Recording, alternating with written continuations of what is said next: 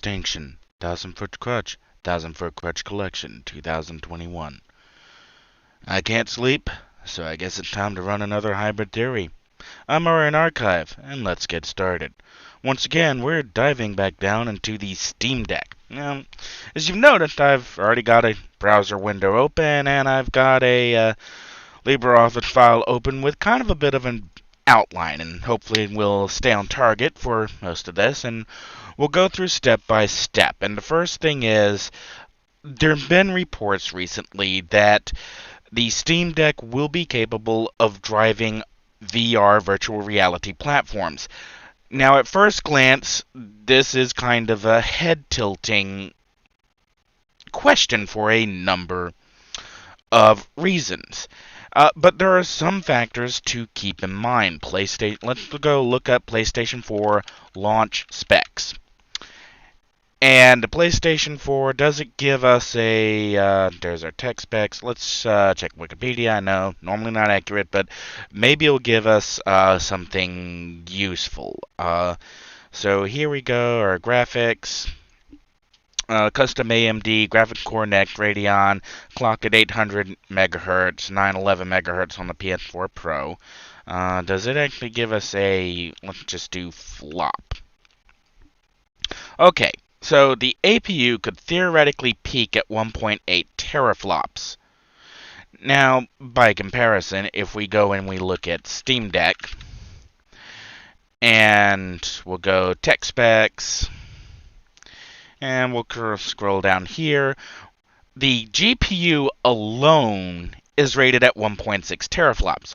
So the GPU in the Steam Deck alone is theoretically faster, or is able to complete more performance than the PlayStation 4. But that's not the entire story, because if we drill down further, and we look at what the GPU of 18 compute units on Graphic Core Next, there's another measurement down here that says 1.84 teraflops.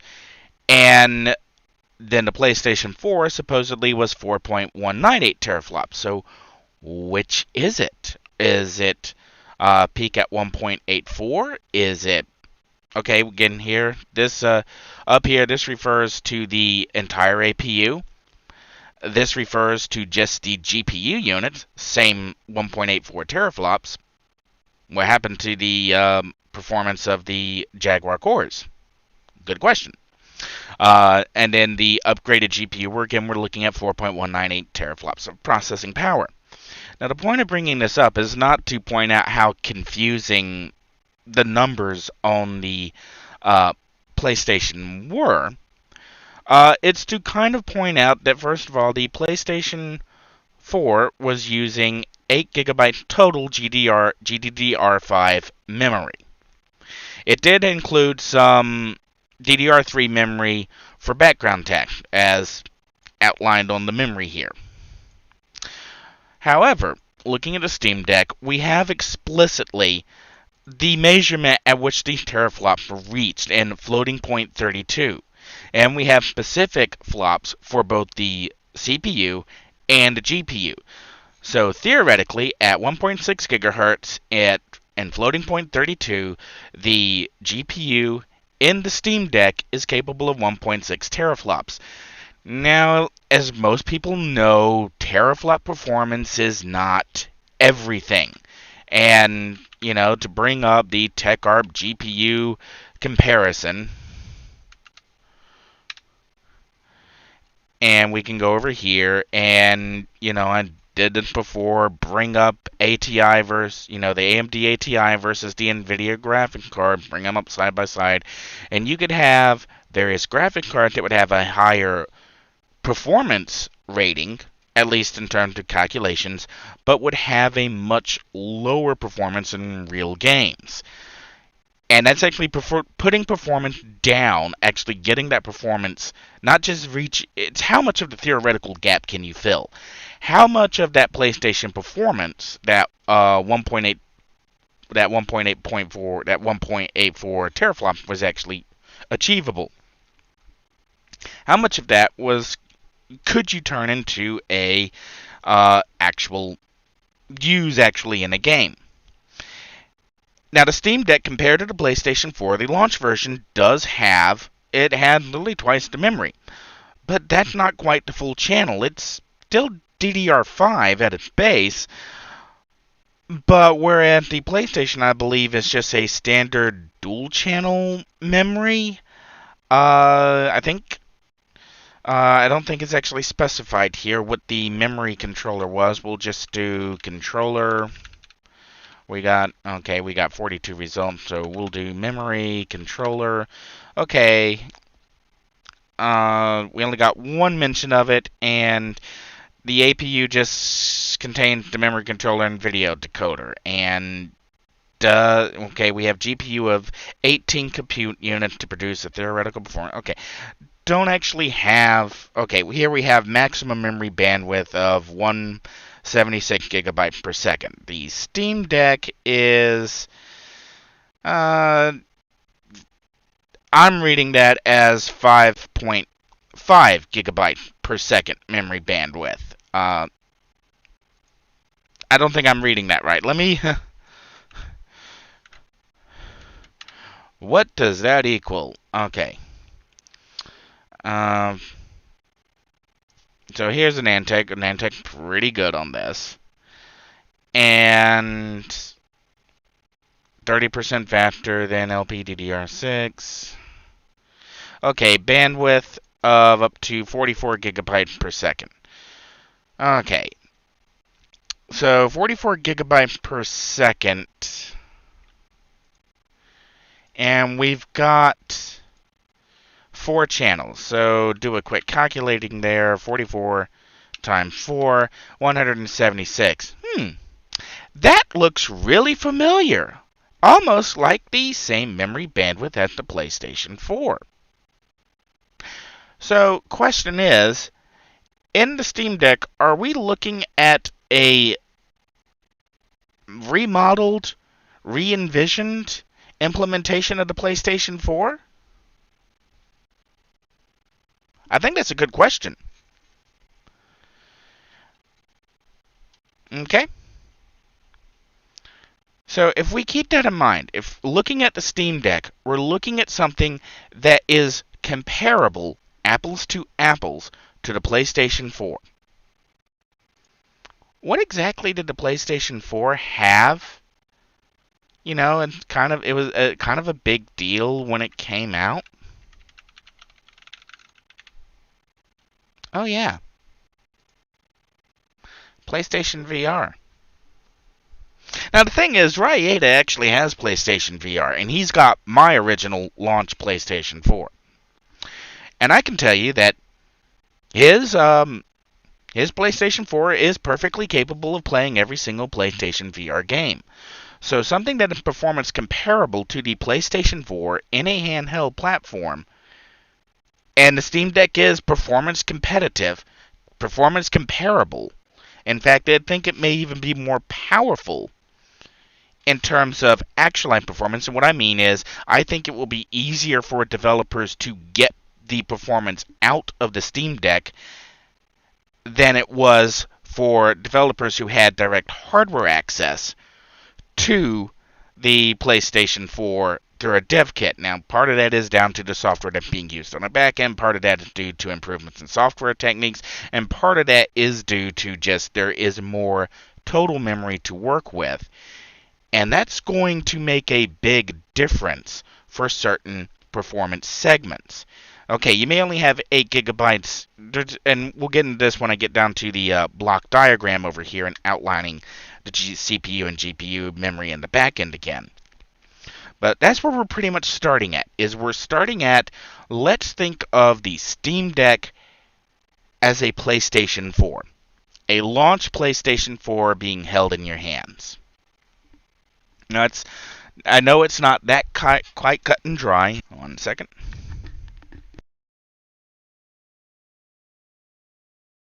Okay. Now that we've established kind of on the numerical value, on looking at the base stats and just doing a quick 5-minute, wait, hang on, that looks familiar. Let's bring up something that was something else. One of the items I started on. Google Cardboard. Google Cardboard debuted, well, according to Wikipedia here, in 2014 and was only discontinued this year, 2021. Now, keep in mind that in 2014, let's look up best-selling Android phone 2014. What does this give us? Okay. Okay, 10 best smartphones at the close of 2014. New Moto X, Android Turbo, Samsung Galaxy Note 4, Google Nexus 6. Okay. Nexus 6 specs. Okay, GSM Arena, LG. Oh, that was the Nexus 5. Huawei Nexus 6. Okay. And here we have 3 gigabytes of RAM on a Snapdragon 810. Okay. What was our performance like on this? Or what do we have to work with? It was, announced 2015, release. Okay. So this was actually 2015, not 2014. Let's go back and look at the LG Nexus 5 now. I actually have one of these. It's still sitting in a box somewhere. Actually, I think it's sitting in a box right next to me. Okay. LG Nexus 5. This was released on 2013 November. So this was one of the flagship Google devices in which Google Cardboard was designed to work with. And what did this actually ship with? A Qualcomm Snapdragon 800, 2.3 GHz Crate 400, and Adreno 330. Do we have performance on Adreno 330 G-flops? Alright, according to this, the Adreno 330 was...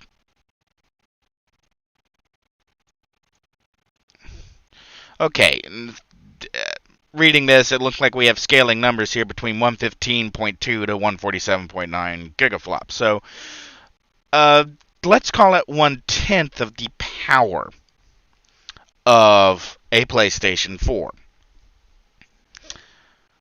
Okay, so 1/10 of the power. And what was her screen refresh? Okay, display, HPSA. Doesn't really tell us, just says True HD IPS Plus. Now, since I actually have one, I'm going to, first of all, find it and then power it back up. It was in these boxes, right?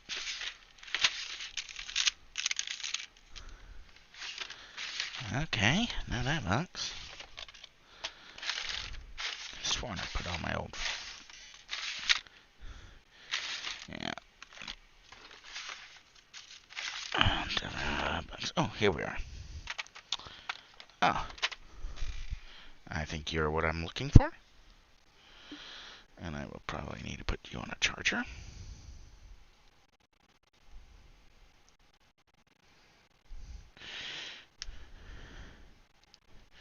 Now, assuming that this loads up,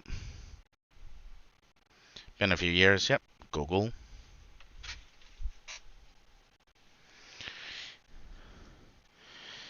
And while we wait for it to come up, launch or whatever it's doing,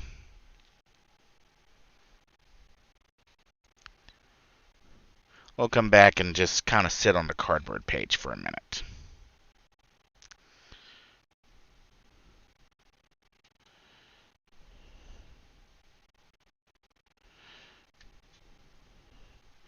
Alright, here we have Google Daydream. But we won't worry about that right now. Okay, Cardboard Viewer.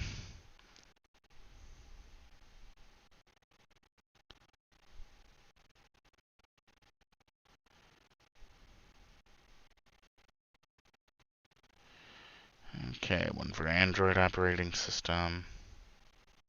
What I'm looking for here is to see if they've got a list of the phones, the actual phones.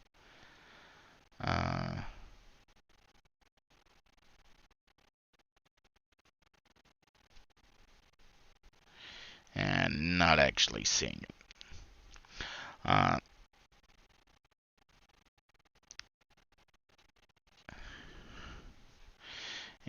apparently I was running Lineage OS on this the last time that I was using it. So this may not be. I'm not sure which version of Android this is actually going to be running, or even if CPU-Z will actually load up and tell me what the screen is doing. Okay. Kind of the point is, the reason why I'm loading up an old phone is, the thing is, if you had Google Cardboard in 2014 with a flagship 2013 phone, you had a very convincing VR experience for certain applications. Now that, if just was looking at I'm not necessarily saying gaming applications. I'm just saying for like viewing an image in virtual reality, augmented reality viewing. If you were like looking at something and you needed to like walk around it, Google Cardboard gave you a pretty convincing point of view if your camera was exposed on the other side of it. I'm looking to see, do we have any pictures of the... Wow, this... that brief moment when you kind of go, wow, I do not remember this phone being that slow. And I'm not even sure if it's even going to load, so... I do have another device, kind of from that era. It's actually still occasionally my go-to. And it is a Leica Max 2. Now, this is actually still updated in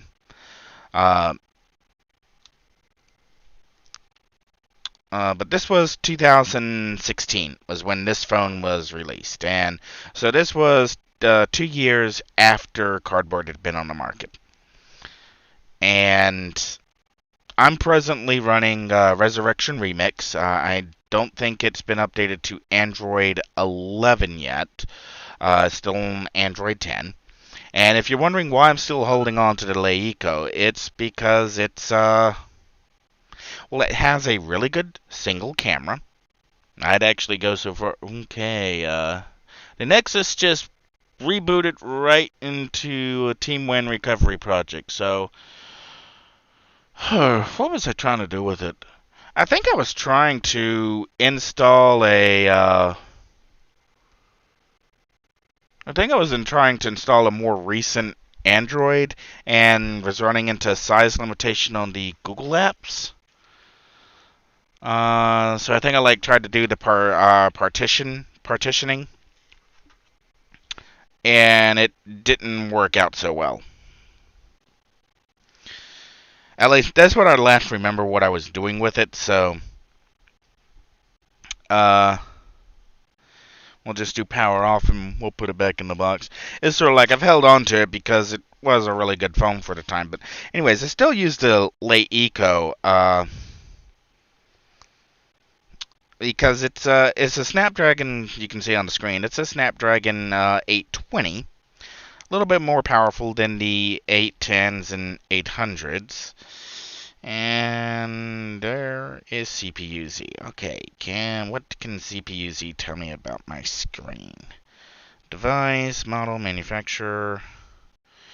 Alright, screen size 5.26, 1440. Doesn't actually give me a refresh rate. Alright. Reason why I'm looking up the refresh rate, that most of these older devices probably only had a refresh rate of 30 to 60 hertz. Now, if you're buying a phone today and it doesn't have a 90 hertz mode, at the bare minimum, you don't need to buy that phone. Just don't. Personal recommendation, once Android Auto gets their act together, the ZTE Nubia Red Magic 6R, great phone. If you need a flagship phone with a great display, it'll do you. Alright, so the whole reason for just going down this whole tangent of the phones I literally have on hand, because I'm like an obsessive pack rat with old tech, is these aren't power. These are really weak phones compared to the Steam Deck and compared to the PlayStation 4. But they could give you a convincing virtual reality experience, even with a limited refresh rate and a limited polygon generation rate. Okay? So, let's talk about gaming for a second, specifically foveated rendering. Now, we'll go ahead and pop down these two windows to the back, our browser window to the back, and we'll bring up Impress. Yes, we are about to do some boxes. And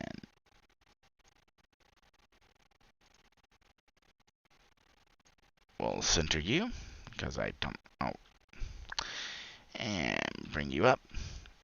And in the middle of this box, we're just going to do...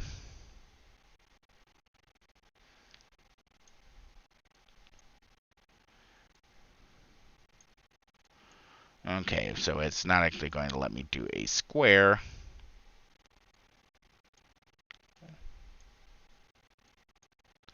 At that size. Okay, there we go. We got roughly a square. And we'll change your color to orange. Move you over. B. Change your color to orange. Move you over. Change your color to orange. Move you over. Change your color to orange. Move you over. Alright, now we'll change your color to halfway between orange and blue. Alright, there's our orange, there's our blue. So we'll go with you. And we'll move you there. V. Move you there. V. Move you there. Oh. Okay. And we'll move you over there. V. Move you over there. V. Move you over there. Alright, now what's halfway between orange, blue, and this? We'll go with this light red here. Alright, V. V. V. Whoa. Change color.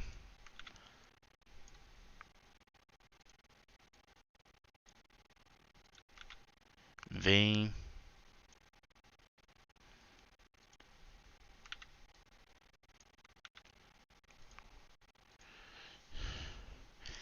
Okay.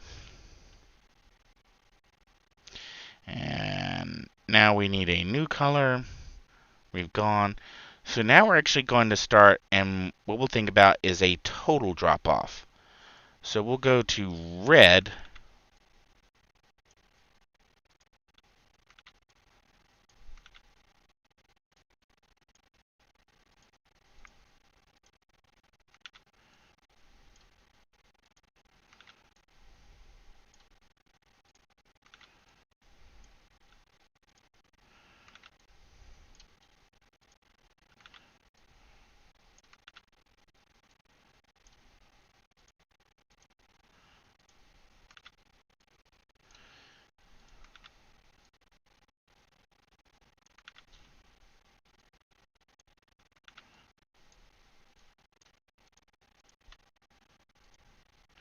Yeah, that would have actually been easier.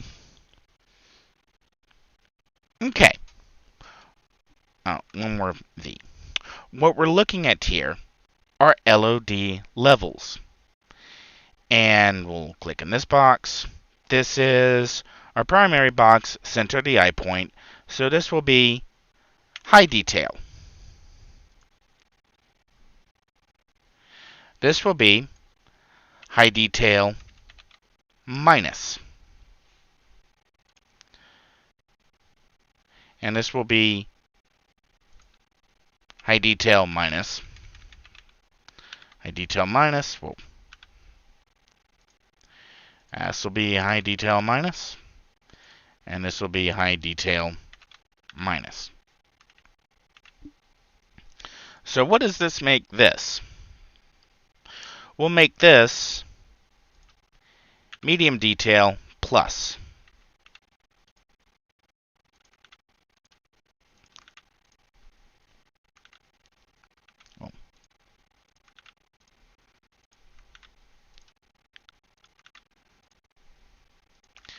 And we'll just go ahead and finish filling out the box. So what does that make this?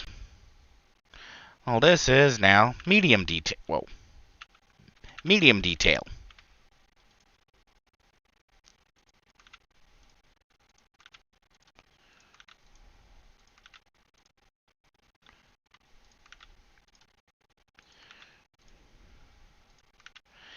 And what are these?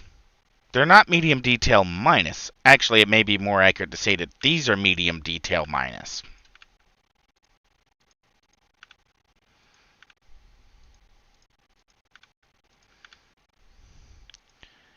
Because these are low detail.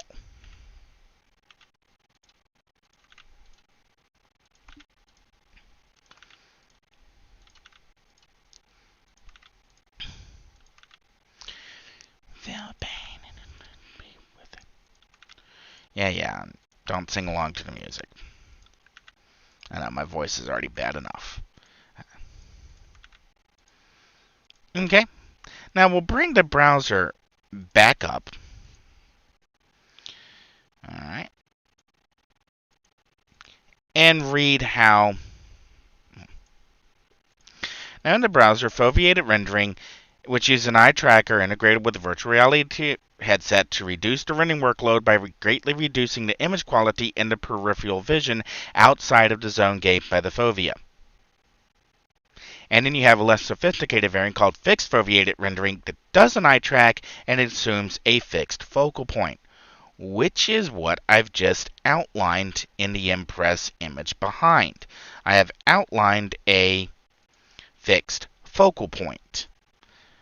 The eye is centered on the center, and then the detail around there is interpolated, extrapolated down, so that these areas out here, the ones the eye is not directly looking at, are performing way less work because the eye is centered on the high detail images here and the medium detail images around it. This is basically the essence of how AMD reached VR capability on the PlayStation 4.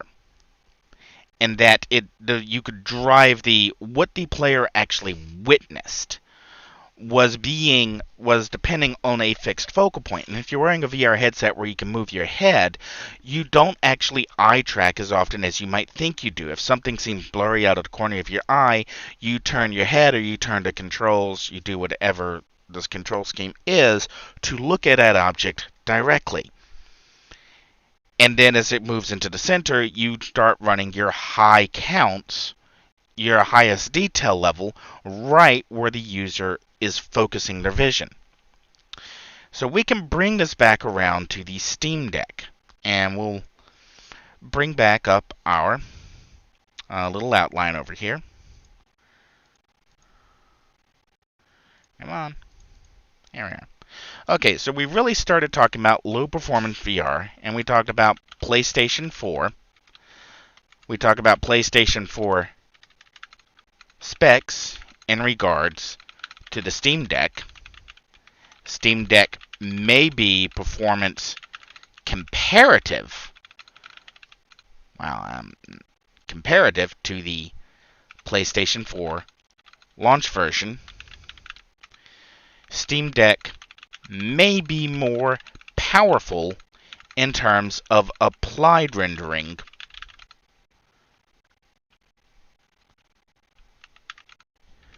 And something else to keep in mind here is that despite reaching the same, like 1.6 teraflop versus 1.84 teraflops, there's only, what is it, 8, bringing back up the browser. And let's go back to the SteamDeck. There's only 8 RDNA 2 compute units. The PlayStation 4 had 18. Literally 10 more, but the GPU and the RDNA is putting out performance comparative numbers. 1.6 teraflops to 1.84, that's not a huge difference. So my opinion is, based on, since we really don't know that much about how these compute units are configured, other than they are RDNA 2 and therefore have a much higher IPC, instruction per clock cycle, compared to the graphics core Next, we also know that they have greater access to memory, and thus we still don't know what the back end of the SteamDeck looks like. Okay, so going back to our, and we'll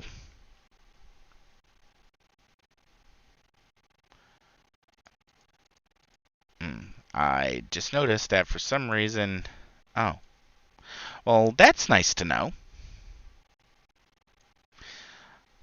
That if you minimize it, it just goes black on this capture. Okay. Things you find out while you're streaming. Okay, so going back here, the SteamDeck may be more powerful in terms of applied rendering, if only due to better memory management and improved system interconnects. Alright, so then we talked about the cardboard and 30 hertz. That's not the right button. Oh, I gotta do... That's not the right button either.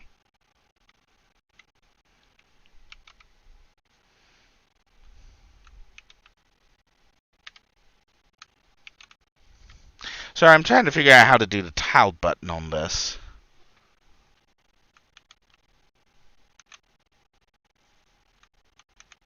No, that's not the right one.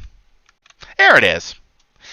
Yeah, sorry, I'm still dealing with this new keyboard. Alright, so we got 30 hertz to 60 hertz refresh.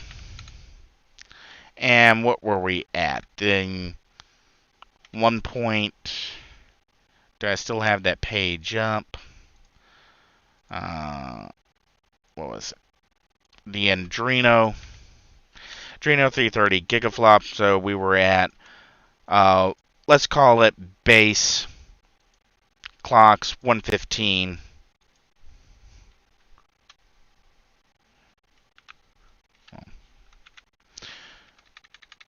To 115.2 gigaflops.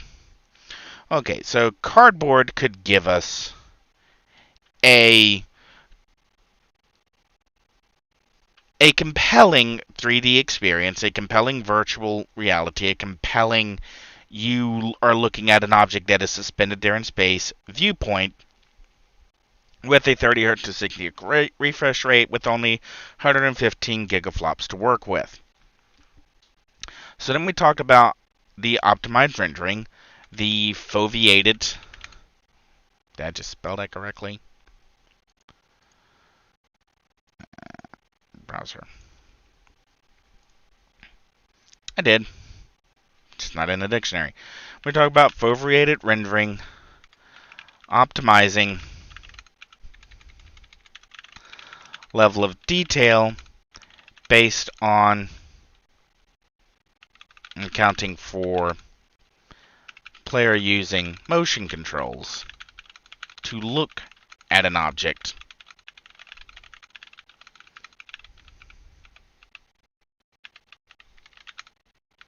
rather than rely on peripheral vision.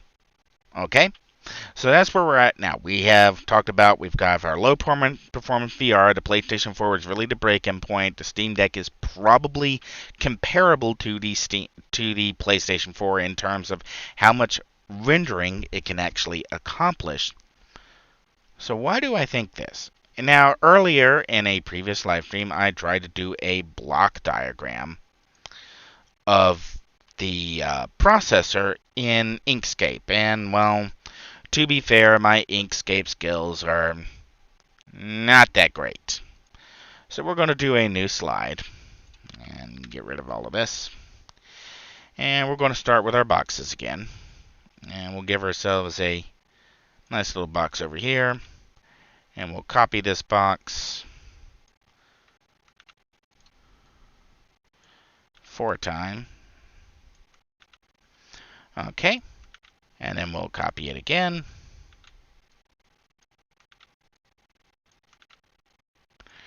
Okay. And now we'll move this grouping kind of here in the middle. And we'll rotate it. Okay. Alright, and we're going to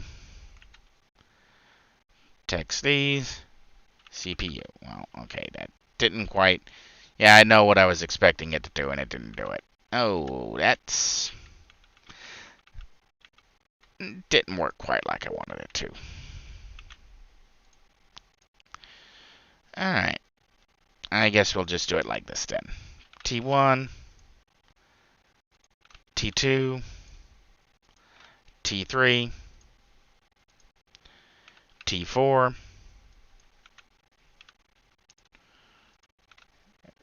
T5,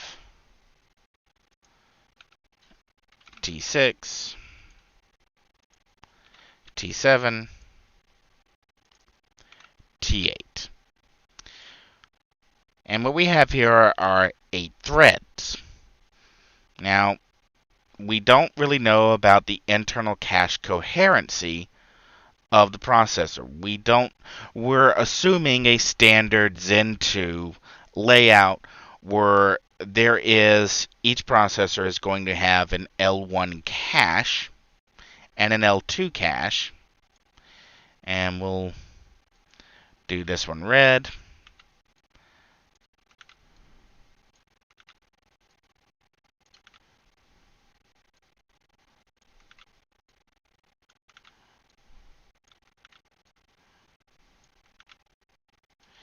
And then they'll have a slightly larger...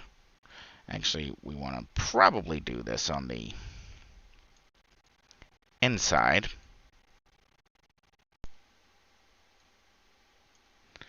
Alright, and we'll select all of them and move them over. And do the same thing here, move you guys in. Oh, that's where you're going to be, so we'll make you a little larger.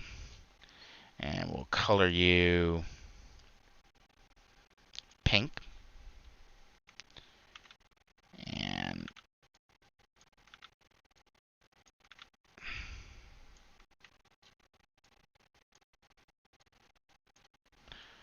move you guys over some.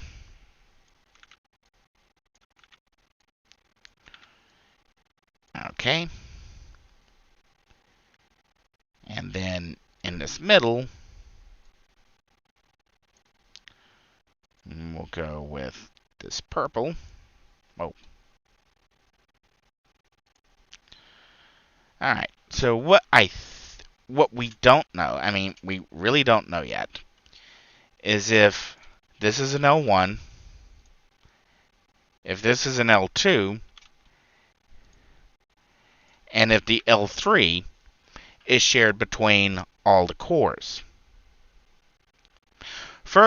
Shared between all the threads. That each thread has its own L1 and L2, and that all threads from all, each of these is a... Let's move our...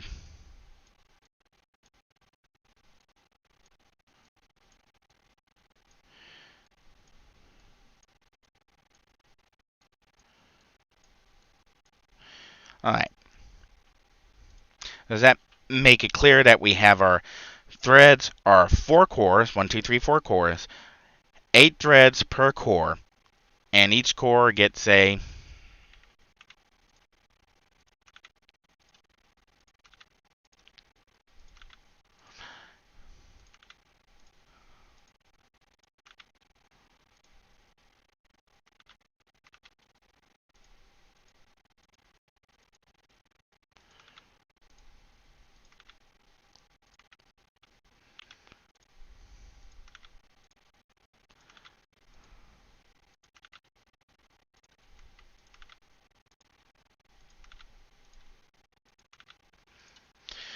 Okay, so here's our potential block diagram.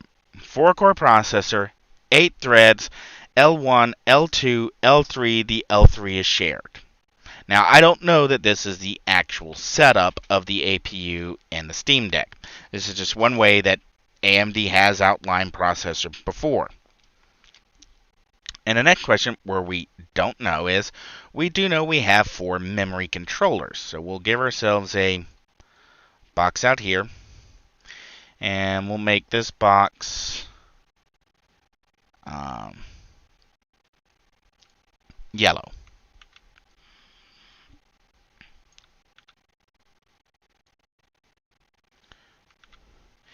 Now, the presumption that's being made is that each core has access to a memory controller.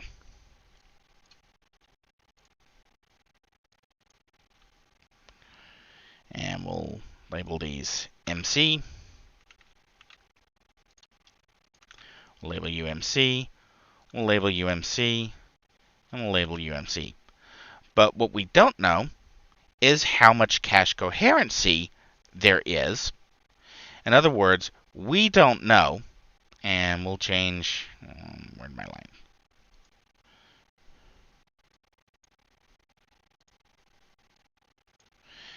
And we'll make this line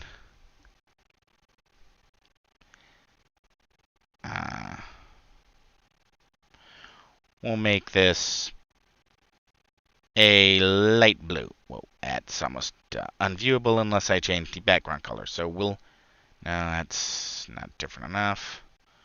We'll go with, no. On-the-fly decisions, doing things live.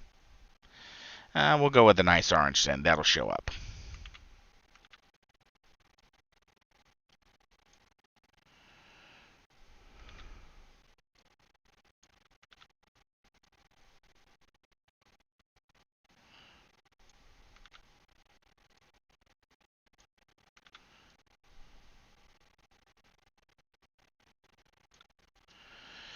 Okay, and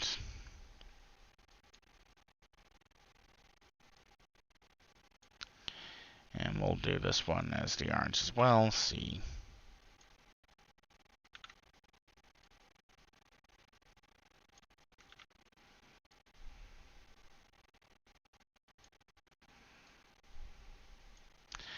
Okay, it's snapping to the grid. So I may have to change something here in a second. Or just move those over.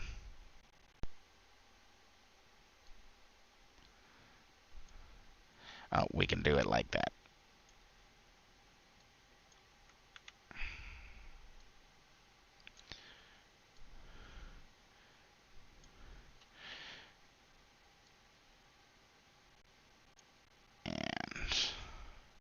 Actually, we'll move this one to the outside edge.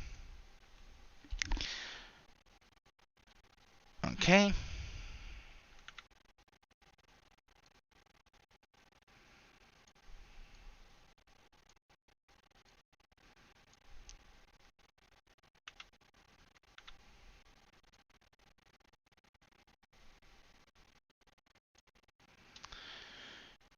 Alright, now we'll draw ourselves a new arrow. Line, C.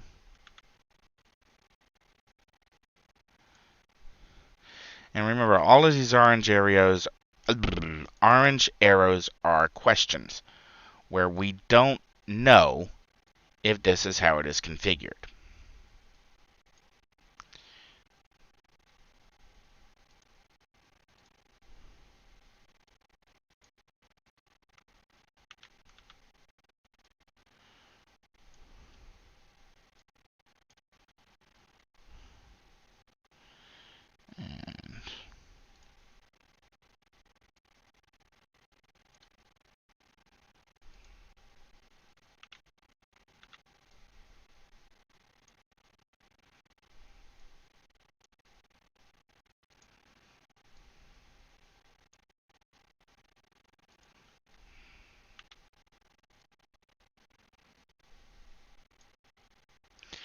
Okay, so what we don't know from this point is are the threads and cores aware of each other? Are the L caches, cache coherent, are they aware of each other?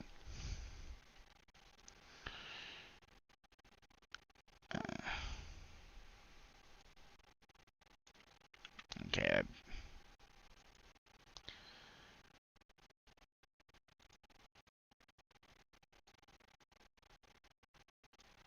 Oh, that's useful, but not for this. Okay.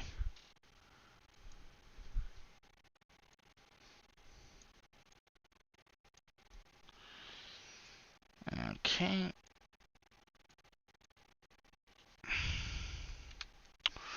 What I want to do is just show that T5 and T1 are aware of each other. Oh, that would have been...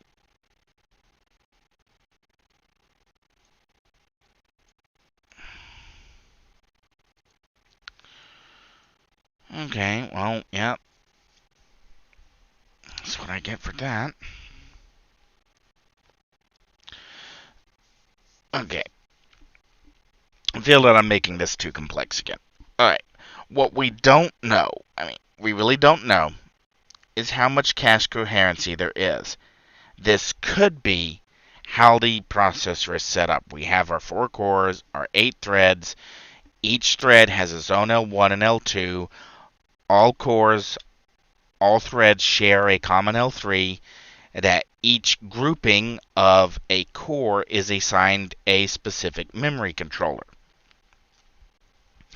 Now, this would give each core access to its own band of memory. In this case, because it's a 32-bit controller, we know that our memory is going to be 4 gigs. And we'll make this a nice green. And we'll do 4 gigabytes. And so we'll do C, C, V, V.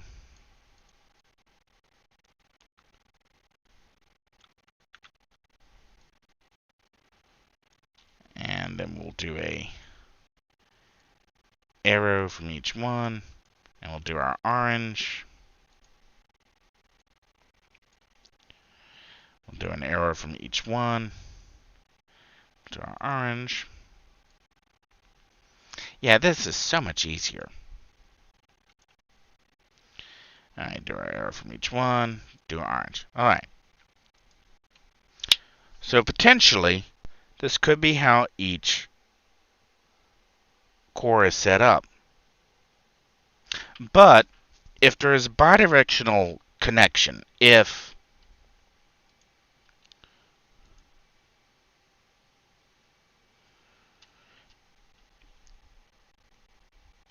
what we don't, again, this is where we don't know. We don't know if these other cores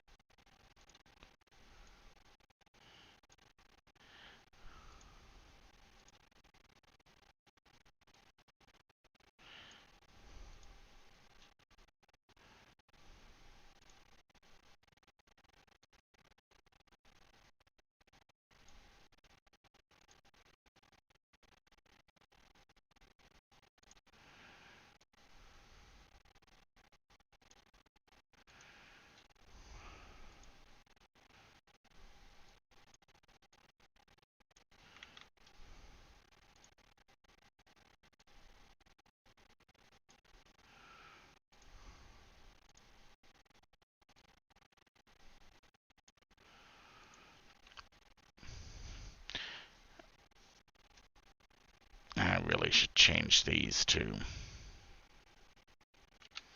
since I can now know how to do bidirectional arrows, let's do bidirectional arrows.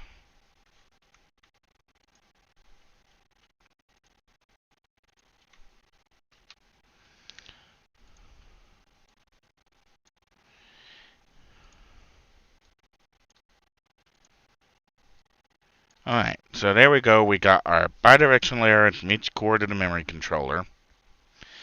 We got core 1 is going to this controller, that controller, that controller. Can it go to the other controller? And this is where things really got ugly last time I tried to do this.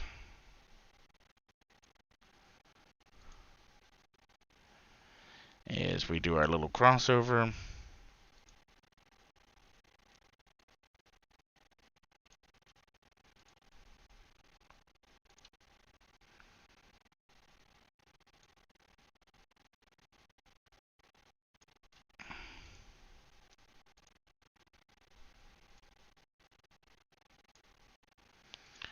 Alright, so now we have our lines crisscrossed where each core is now talking to each controller talks to each 4 gigabytes of memory banks, and the memory controllers can talk to each other.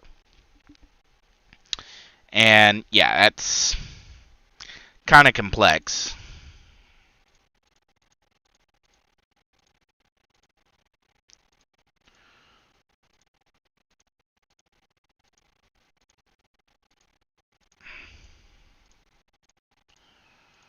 And if I remember how to do this, format text spacing, line text list, align objects, arrange, bring to front. Okay. There we go. That brings our processor core back on top, and now we have the lines crossing underneath. And again, this is just theoretical, that each core is connected to each memory controller, and that each core has its own, each thread has its own separate L1, L2, but they all share an L3. Okay, so how do the graphics fit into here? Well, we know that the graphics are an additional 8 units.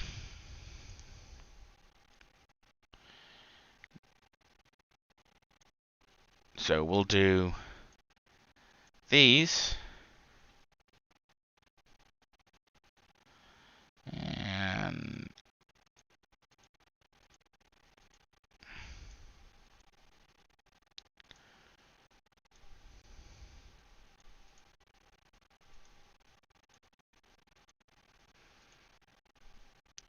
we'll just go with a standard red. And we'll give it a Aurian. No, let's do something a little bit. A purple outline.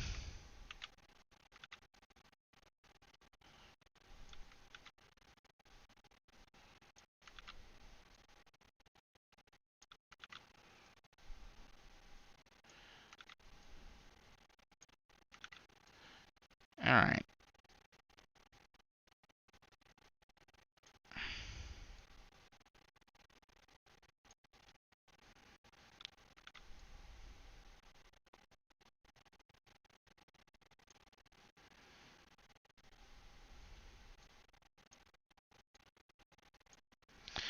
Alright, so here we have our, we'll label this one G1. This one will be G2. This will be G3. This will be G4. This will be G5. This will be G6. And this will be G7. And this will be G8. Okay? Now we're fairly certain that each of the cores, in order to get access to a memory bank, must connect to at least a memory controller. So we'll do these lines in red. Actually, we'll go with that purple.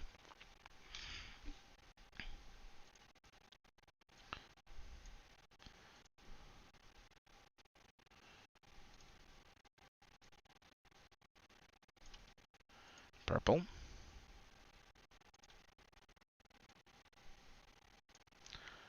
purple,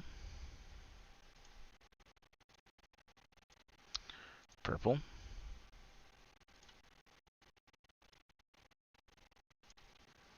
purple,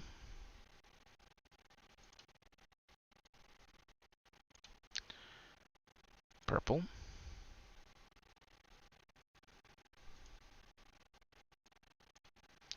purple. Alright. Now this is assuming that each graphic core only has access to one memory controller, and that one memory controller must serve one core and two graphics units. But is that really how it's set up? Or are we looking at something where graphic core 1 can talk to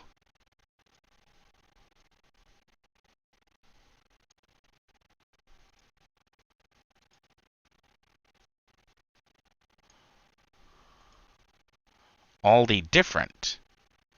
Alright? What if graphic core 2? And now I'll just fill out the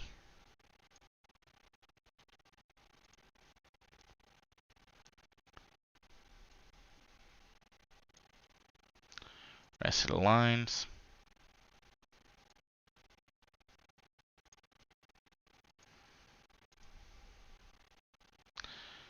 One, two, three, four. 1.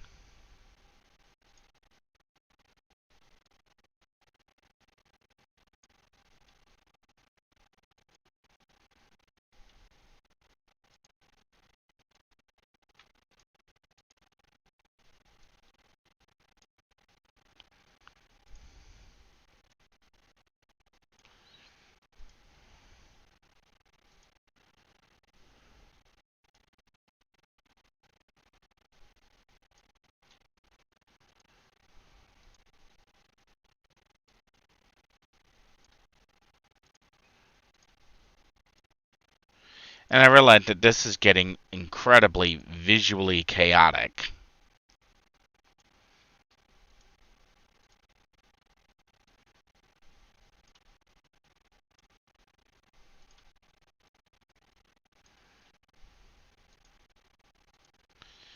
Just imagine being the person who had to set this up to begin with.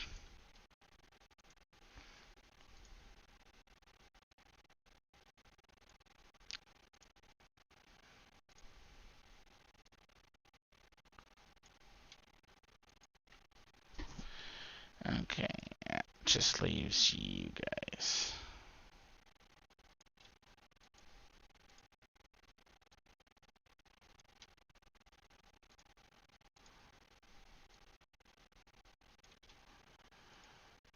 And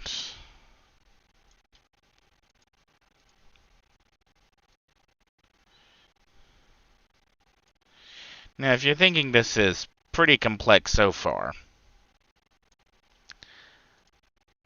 so now what we have is that the graphics units, each of the graphics units can talk to each of the 32-bit memory controllers directly, and that means that G1 and G2 could exclusively use 4 gigabytes of memory controller 1. G3 and G4 could use all 4 gigabytes of memory controller 3. G5 and G6 could use all 4 gigabytes to memory controller 3, and G8 and G7 could use all of memory controller 4, or in some other order. Well, if all of the graphics units are leveraging the the memory controllers to access the system memory, doesn't that mean there's no memory left for the processor? Not necessarily. Now, let's see if I can figure out if I can shrink all of this. Alright, Control A, Format. Actually, we're going to do Copy first, and we're going to do Slide, New Slide. And we're going to do format, arrange, convert.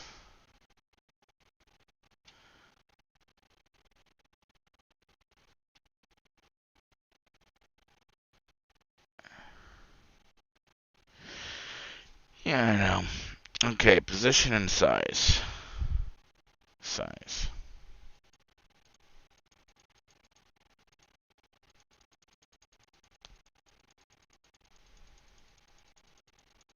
Actually, we'll just take this down to 6.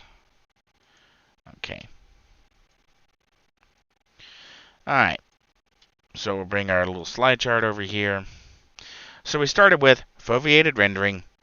We made up a dirty potential block diagram of how this could all be arranged, with each core, each thread having its own L1, L2, shared L3, with there being cache coherency and core coherency from across all cores and all threads, that each graphic unit has access to each memory controller individually, so Unit 1 can talk to any memory controller that it wants to without having to consult with another core.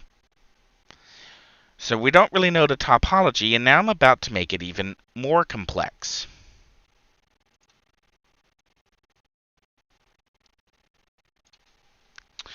Care to guess what I'm going to type into the box?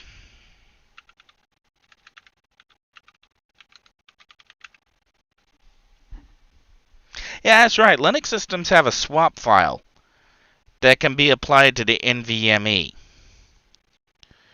Which means that all of this, and we'll start here in the middle of L3, and we'll color this line.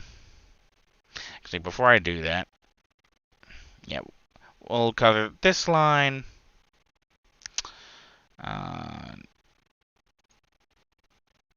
Oh, wait, I want to do sky blue. And to make it stand out, we'll do another box. And we'll color you black. And we'll do arrange, send it back. So our blue line shows up. Okay, so our NVMe swap file, our actual solid state drive itself, could potentially be used as system memory through the APU's controller.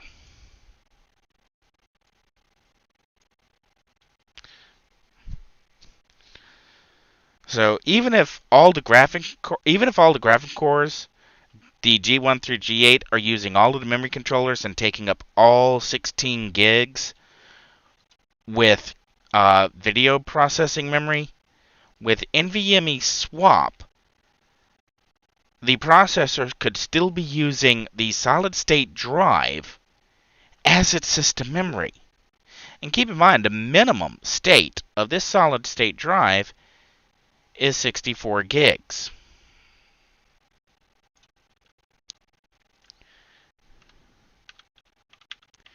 We also know that an average installation of Linux needs only 20 gigs. So if Valve takes only half of that, let's say they take 30 gigs, well, let's do 32 gigs. That gives them 12 gigs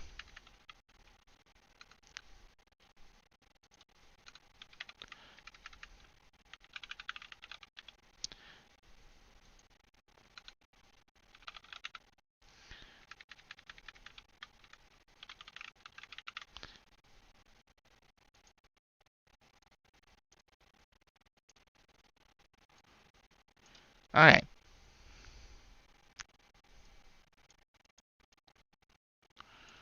So we'll move these boxes over here. Now we do know that the lowest end drive is only eMMC. It's not actually an NVMe drive. but it's still a solid-state drive, and therefore it still is comparable enough that it could possibly be used for this kind of configuration, where you could use the swap drive, and even the swap drive on a standard solid-state drive is still going to be almost as fast. Maybe not as fast, but it's still going to be very, very fast. And this is why I keep saying that the SteamDeck could be more powerful than everyone currently is thinking it is, because Valve does have access to a swap file that is running on a solid-state drive. Valve can turn on the plate, and to go back, we'll bring back up the browser. Come on, browser, come on back up. And we're going to go back to the Wikipedia page on PlayStation 4, and we're going to go back to that memory. Oh, I'm still on the PlayStation VR. Okay, going back to the memory. All models 8 GDDR5. Now keep in mind that 8 gigabit GDDR5 had to be split between all of the game information and the graphics. All of it. You had that DDR3 RAM for the background task for the background operating system. And in the case of the PlayStation 4 Pro, you could dedicate more background tasks and free up more of that 8 gigabytes for your game to use. So the SteamDeck is really more comparable in terms of memory capacity to the PlayStation 4, because the SteamDeck can push all. It can push all of its graphics. All of its graphics could go to just 2.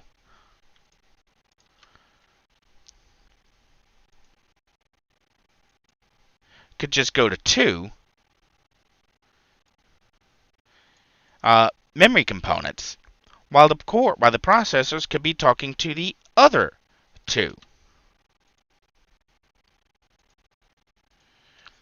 Okay?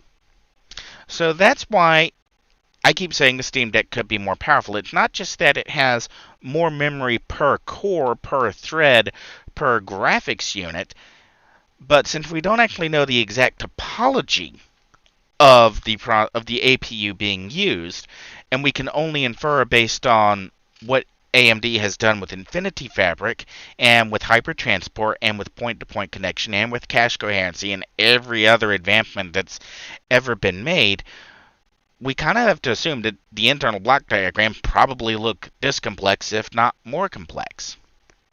Okay? So we've gotten to the point where we've now established that the high-level top-down block view of how this processor could work is not even an entire look at how its memory subsystems could actually work, because the processor will still have a link to, and we'll call this, this is the bus, the south bridge, the north bridge, whatever you want to call it, in the background. And it could still use the NVMe swap as a system RAM, and therefore free up even more space. You could be able to allocate all 16 gigs to the graphics, while all of your system memory is handled on the NVMe swap. It's kind of a big deal, if that's what's going on. I don't know that it is. I'm just saying that theoretically it's possible. But then we have another big unanswered question. And we'll bring back up our writer to get a look at this. Here's a writer. So we've talked about optimized rendering for overrated VRAM. We've talked about the block diagram, the CPU, what are the cache levels? Are those cache coherent? Are the threads coherent? Can each thread independently control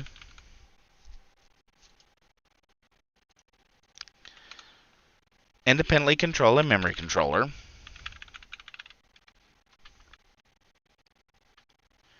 And we go look at the GPU, or the GPUs.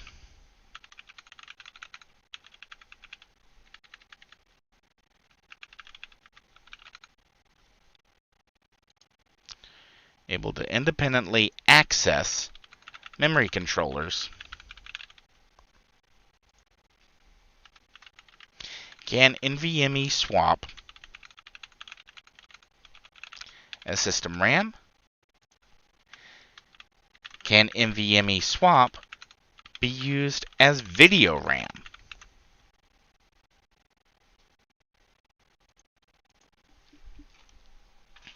So that's going down our block diagram. And again, we'll go back and real quick go over the slides. Our block diagram of how this could be laid out. Yeah, it could be more complex than we think. So, now let's talk about, we talked about the memory, the speed, the performance. So now let's talk about the back end. We have our GPUs. And we'll set this up as, we'll start up here. We'll do CPU, GPU block. And down here, do another box.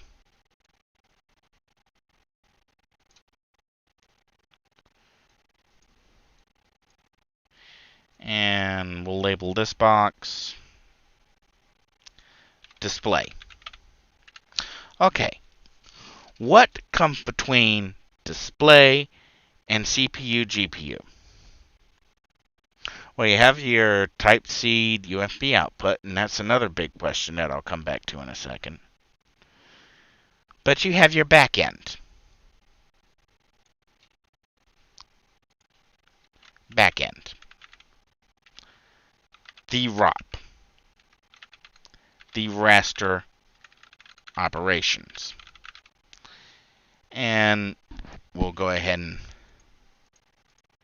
go back and bring up our browser, and we'll do graphic card ROP. It's referred to as render output unit. And here we go, raster operations pipeline, which is what I was typing. And it is described as one of the final steps in rendering. This is what actually rasterizes a 3D image to a 2D image. They also control the anti-aliasing, so any kind of resolution filtering or sample filtering. They do the blending. They do a lot. And all data that has to be rendered has to go through the ROP to be written to the frame buffer. So the ROP is where all the images, all the rendering that you just made, are turned into the actual graphics that you see on screen. So how is SteamDeck set up?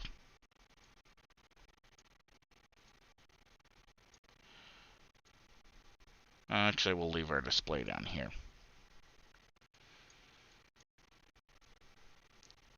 And we'll leave you in the middle too. Okay, so again, how raster operations pipeline. How is it set up? Well, what we know, previously speaking, is that AMD's low-end APUs all used 32-bit or 32 ROP, not necessarily 32-bit, but a 32-unit ROP output. Now, there is a hard limit to how much resolution 32 ROPs can address. And that limit in just about 1080p as 60 FPS. That's about it. Unless you have done a massive back-end reconfiguration, 32 raster operation pipeline units across AMD's previous cards, and this is where we can go back and bring up the TechARP GPU comparison, and we'll go to AMD's note to self: install an ad blocker, like now.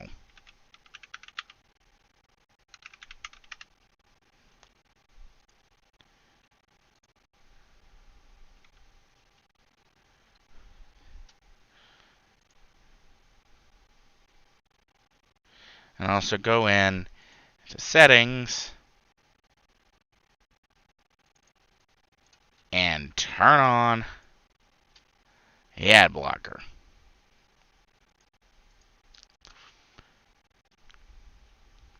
And now we'll just view you in a full screen.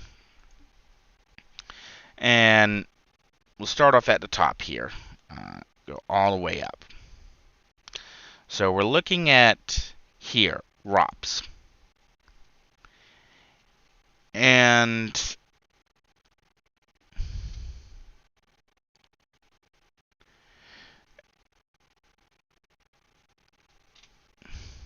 as we go down, we start to get into 32 ROPS around the Radeon HD 46 series.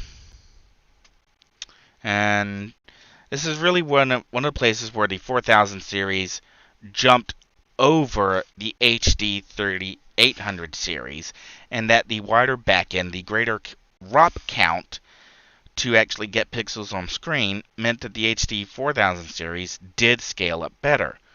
We go down to the 5000 series, and we see that we're actually seeing some fluctuating ROP counts. We're seeing on the 5770, it had 40 ROPS. So that card actually, and I ran them in Crossfire, it actually scaled really well across several resolutions. We come down to the 6000 series, and again, we see we're, even in the mid-range, we're not running 32 ROPS anymore. We're running 36, 40, get down to the HD 770, and we're still at 40 ROPS, it looks like. So we come on down, those were all OEM cards, and we now get into the Polaris series, the R5s, the R7s.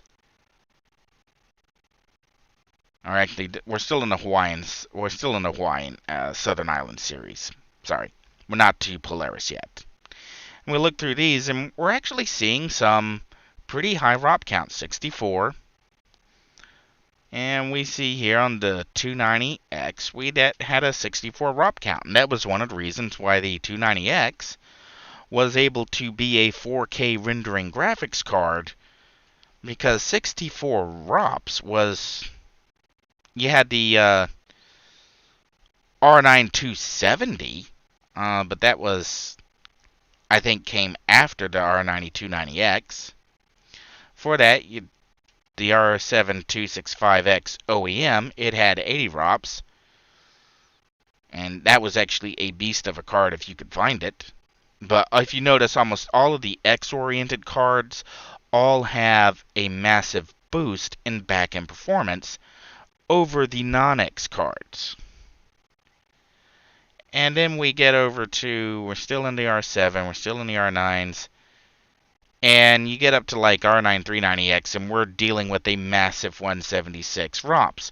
But there's a trade-off. At some point, your backend can be so large that you're not actually gaining any benefit. The R90 390X didn't outrun the R90 290X in most games. It gave you a few frames per second, but if you had bought an R9 290X, you weren't buying an R9 390X. Okay, keep on going down, and now we're here into the RX 400 series. And then we see that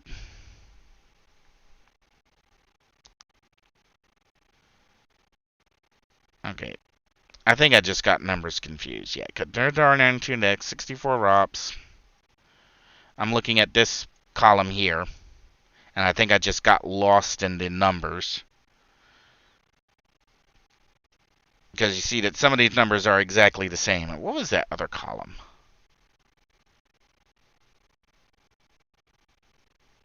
Oh, textures per clock and ROPS. And yeah, for a long while here, you can see that there's actually a hard link between textures per clock and the ROP. And we start breaking that in the... Where exactly do we start breaking that? Way back here in the 4000 series, it looks like. We're really started to get... Okay, yeah. Wow. Okay, the 470s... Ah! I am so tired. I am clicking where I shouldn't be clicking. Oh, this is... Okay. I'm going to take a minute, get something to drink, and come back and try not to let my eyes wander.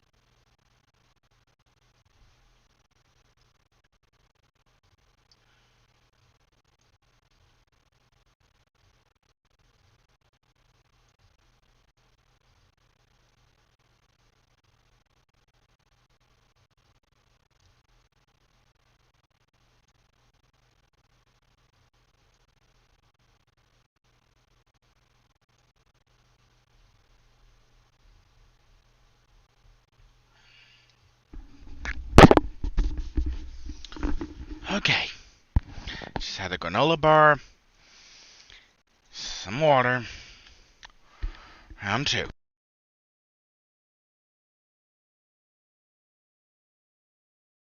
Now what I've done is I've actually moved my music window over and placed it so that I can only see the ROPs and I can't see the textures per clock on the other side. So this will hopefully keep my actually what? No, I don't want to do that. And I'm trying to figure out how to arrange this on OBS to make it clear. Or how about I just move you over here and we'll run Ryder back over this way. Okay. And we'll just turn off Impress for now. What I really need is just a blank window. But this will, for now, so that you can kind of have the same effect that I'm getting, and hopefully make this a little easier to keep eye from swimming and looking at the wrong numbers. So scrolling down, again going back to our, actually we'll bring back Impress and put it on top for a second.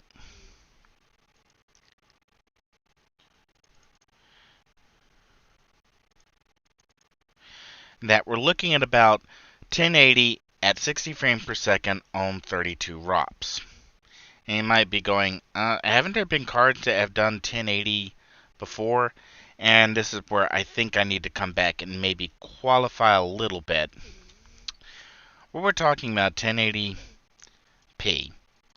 progressive at 60 frames per second is, we're talking about OpenGL 4.x, Vulkan,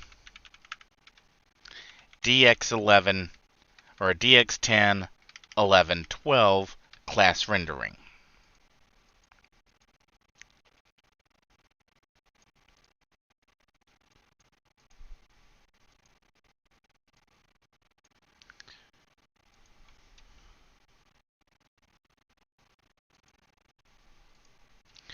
Okay, so 1080p at 60 frames per second, and this is in OpenGL 4.x, Vulkan, or DX10, 11, 12 rendering. So this is a certain expected level of polygon performance, not necessarily what is achievable, because you've been able to run games before at very high refresh rates for several years. Unreal Tournament 99, for example, ran perfectly fine at 120 frames per second on a 120 hertz refresh monitor. Good luck actually. What was that? A Sony Triniton? I'm actually kind of curious. Sony Triniton, CRT refresh rates. Okay, yeah, the Sony Triniton did up to 160 hertz. So you could run 120 frames per second Unreal Tournament 99 on a Sony Triniton at 120 hertz. So one frame for each refresh rate. So if you did the synchronization, it actually would turn out okay. So we'll turn Impress off for a second. And we'll turn off the Sony Triniton page, and now let's make sure we're looking at the same thing.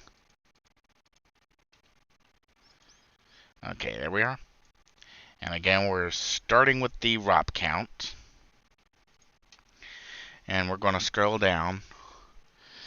Alright, and we see, like with the Radeon 9700 series, we were starting to get into 8 ROPs. And X800 series, we're getting into 16. Go down to the X19 series, still in 16.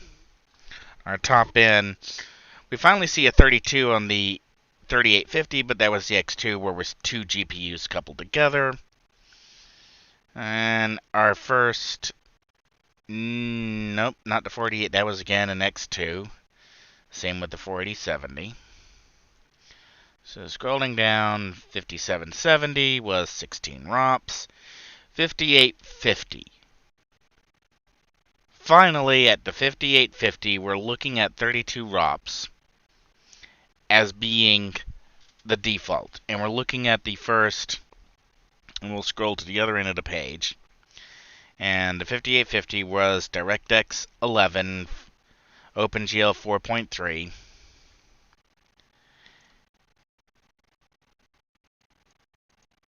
And let's scroll down. And those were double cards.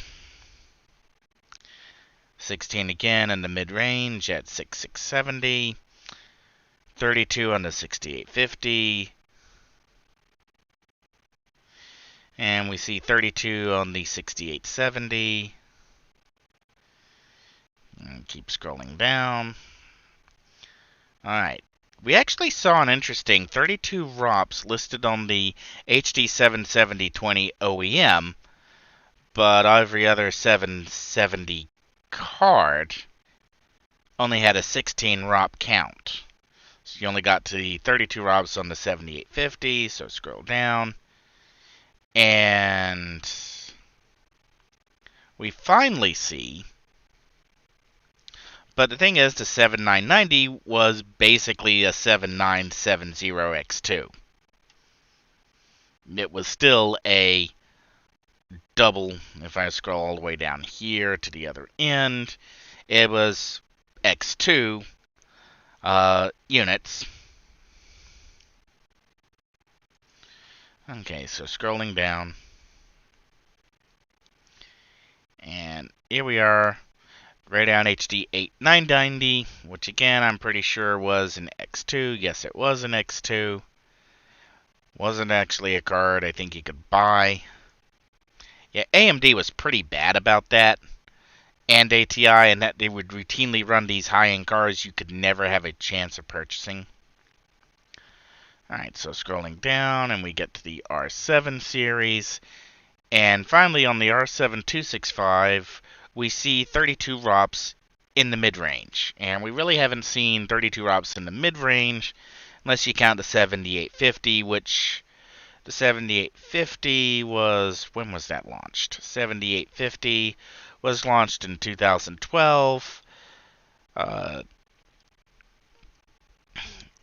little while after the 7770, so far enough away to say that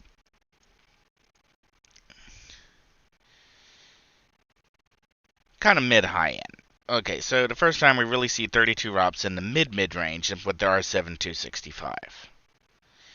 And the first time we see 64 ROPS is in the R9-290 and the R90-290X. Now, it's of note that the R9-290s, that series was the first graphics card to be capable of rendering in 4K. And it was all down to that massive back end. And as we scroll down, we see that for the most part, we have the 390, which still had 64 ROPS. And this is again on earlier in the stream where I got, wait a second, that doesn't sound right. And I realized I'm looking at textures. Yeah, I'm not going to let myself live that one. And then we get to the Fury series, Vega. And we're not really seeing a jump here. I mean, the R9 Fury actually is a decrease on the back end. Kind of an odd choice for a high-end card. So scroll down and okay, the RX 470, 480 only had 32 ROPS. At RX 580 only had 32 ROPS. Now we're into Vega with Vega 56 and Vega 64. And again, we're looking at 64. So these were actually really powerful cards. They just really weren't that much more powerful in real games than the R92X and the R92 R9 and the R9 390X. I mean, if you had one of those previous cards, you could probably safely skip Vega because it just wasn't an upgrade. Then you had the Radeon 7, which I really feel sorry for Dr. Lisa Suka. She got hung out to dry. And then you have the RX 590, 32 ROPS. It's not until we get to the RX 5700 that we're back in the 64 ROPS. And it's not until we actually get to the 5600, which came way later and pretty much has never been available in the retail market, where we started seeing 64 ROPS in the mid-range.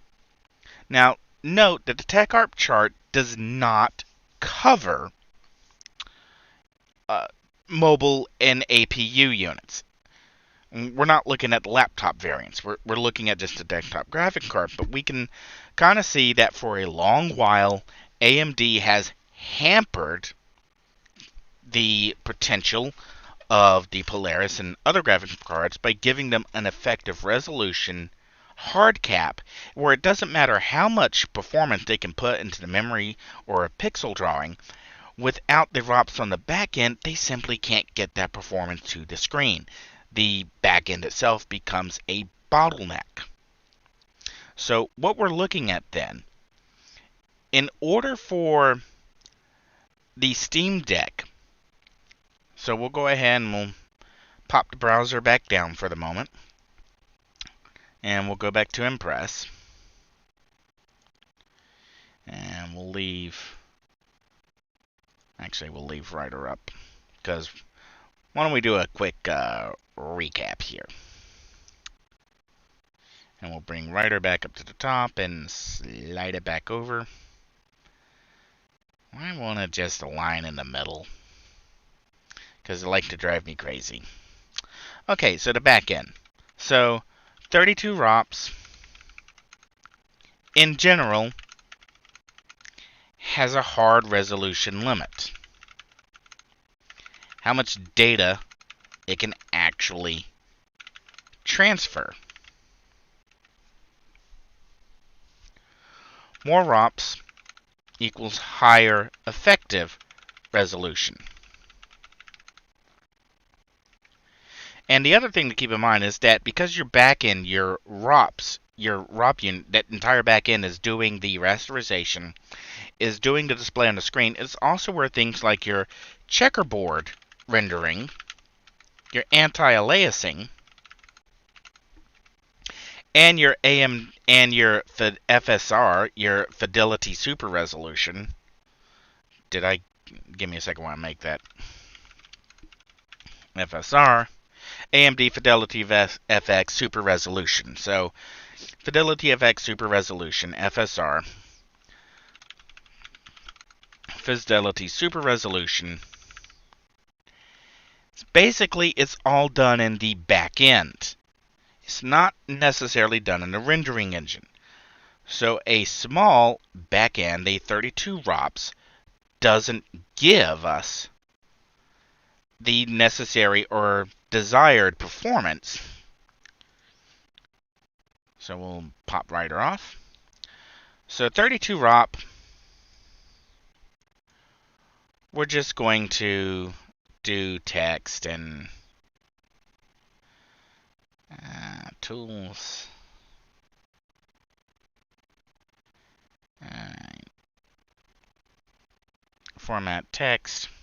Strike through. 32 ROP, no good. It's just not, no. What we really want for VR, and we'll move our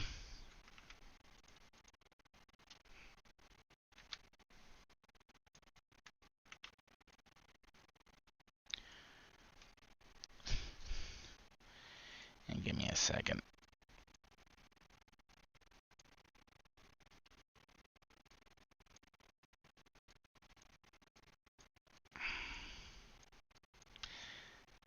I'm trying to figure out how to get my music player back over here, because I'm gonna swap it up to I Built the Sky. Okay. So what do we actually need then? what's going to give us our widest range. And we'll do this. Actually, we'll do this in a purple. What we really want is 64 ROPS. This gives us our... Excuse me for a second.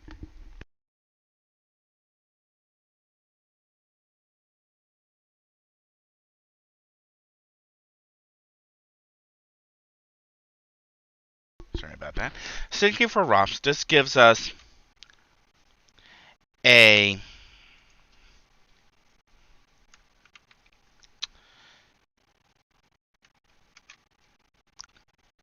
...4K scaling.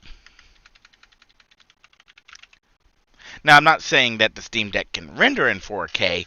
I'm just saying that it can output a native resolution without problems over a 4K connection. And that if it has a wide backend, it can do a much better job of scaling that display up and giving you a better scaling effect. And everyone's doing variable resolution these days. Everyone's doing dynamic scaling. So if you have a wide backend that can handle scaling to higher resolutions, you'll get better performance as a desktop, even if you are pushing lower resolutions. And then you have AMD's checkerboard pattern rendering that they perfected in the PlayStation 4 for 4K rendering. And checkerboard. Okay. So what we're looking at, if we desirable, we want 64 ROPS. But I think we're looking at something a little different. What do I mean by different? Well, here's what I mean by different. Because a little company called ArtX did this one before.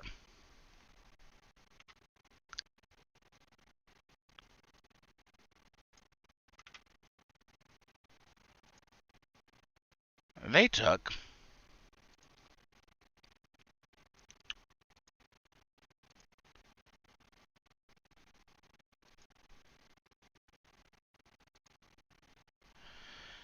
alright.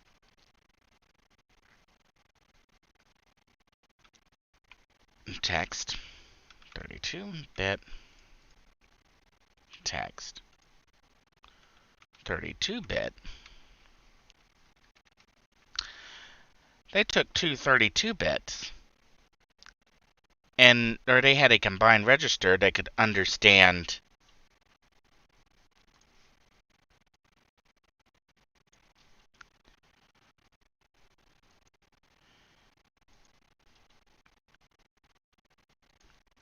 (64-bit), or it could understand 32-bit or 32-bit. Now, what if you apply that to ROPS? What if you had 64 ROP that could go 32 ROP and 32 ROP? So, like, if you're dealing with one big screen, you have a big fat pipeline that you can do all sorts of your anti-aliasing, scaling, your other effects in. But if you're dealing with two smaller screens, say in a VR device, you have two 32 ROPs. This same backend can run as two 32-bit or two 32 unit ROPs. Give me a minute here. Every time I say 32, I keep wanting to say bit, and it's not bits, it's ROPs. It's the raster operations. And this is what I think Valve has actually done. Because coming back here, looking at our potential block diagrams of what, and we'll come back up here to our first slide, and we'll do a copy on you, and we'll come down here, and we'll do new slide, and get rid of you, and format, what was it?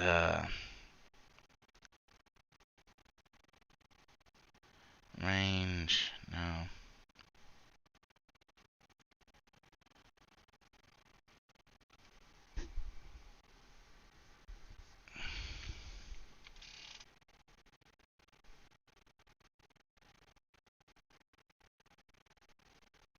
So, like, just looking at it. Insert file, edit view. Format, spacing.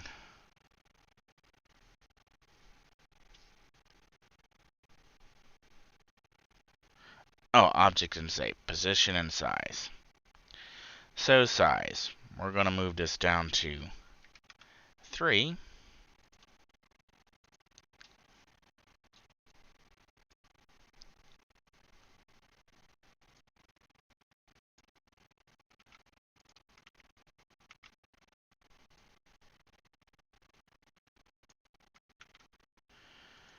What does this look like now that I've shrunk it down and put two of them side by side? Would it help if I put a little connector bar right here?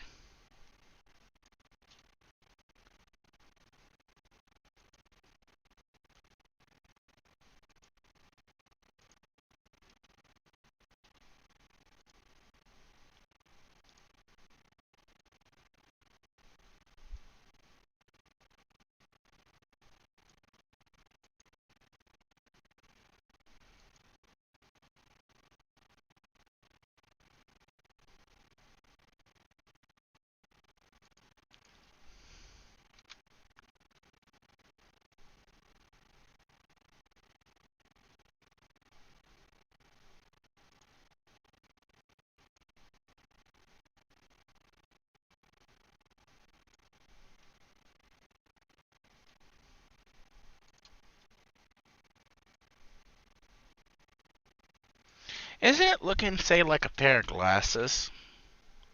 Yeah, that's kind of the point. What we're looking at is really two pairs of a pair of glasses, a pair of LCD display glasses or a pair of VR glasses. I know, that was kind of silly, but to make the point. So what happens if we take our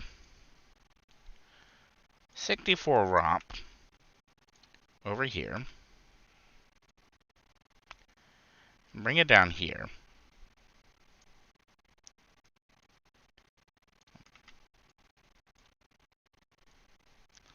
smooth you down,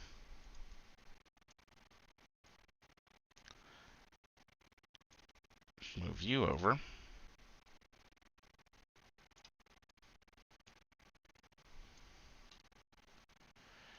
okay, I think that's about equidistant. Now we can go grab our display from here.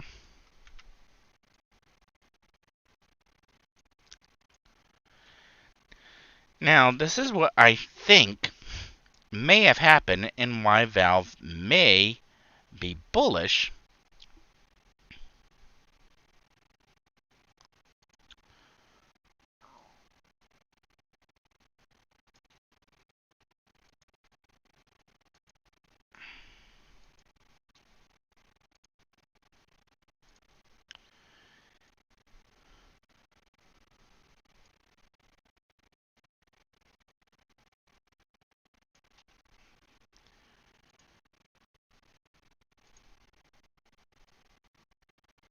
that what we could be looking at is that if you are connected to a single display, you have a 64 ROP output. But if you are connected to a VR display, you have 32 ROPs. Okay? So now let's take this, and we'll do a new slide.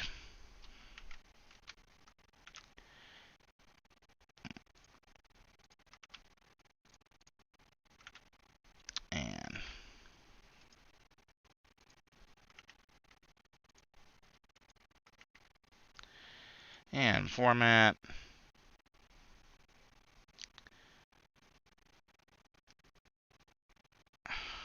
range.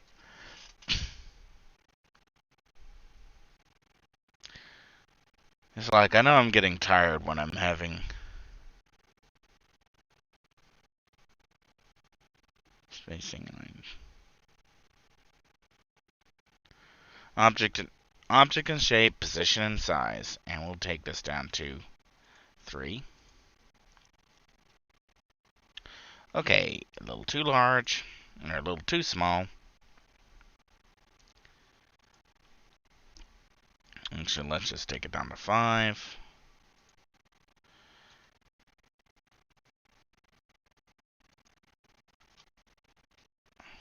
And I think we'll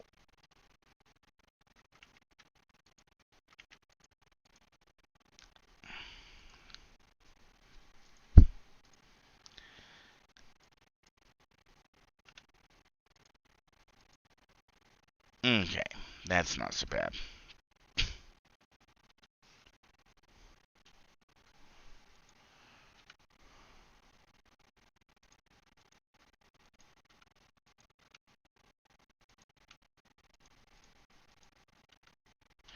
Alright.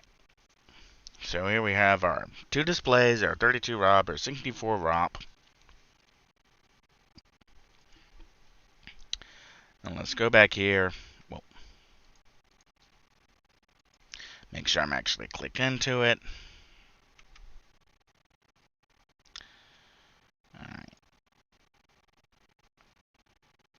Now, keeping this in mind, and keeping our shrunk version here in mind,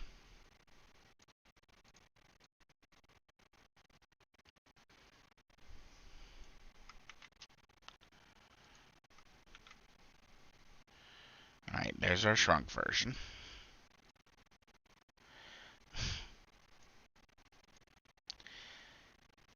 How these are configured.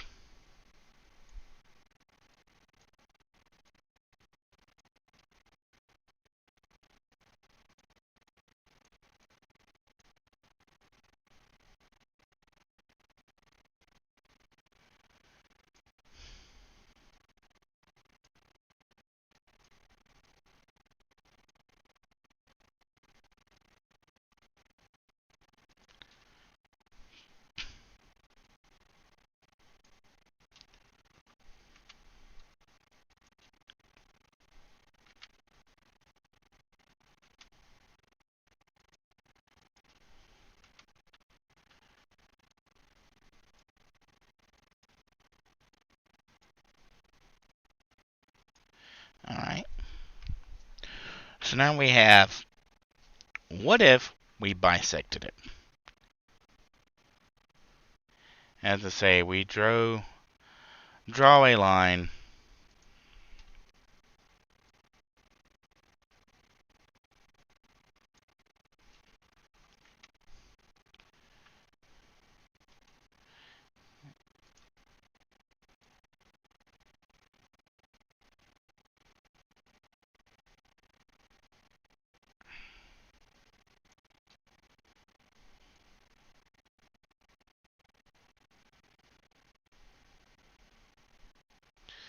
that goes right through our process. Well, that's about as clear as mud, actually.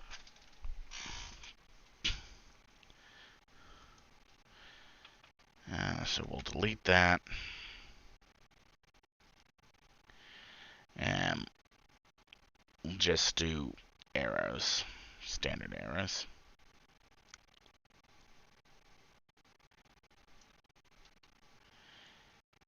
And you dedicate 4 graphics units. Let's go with G1 and G2.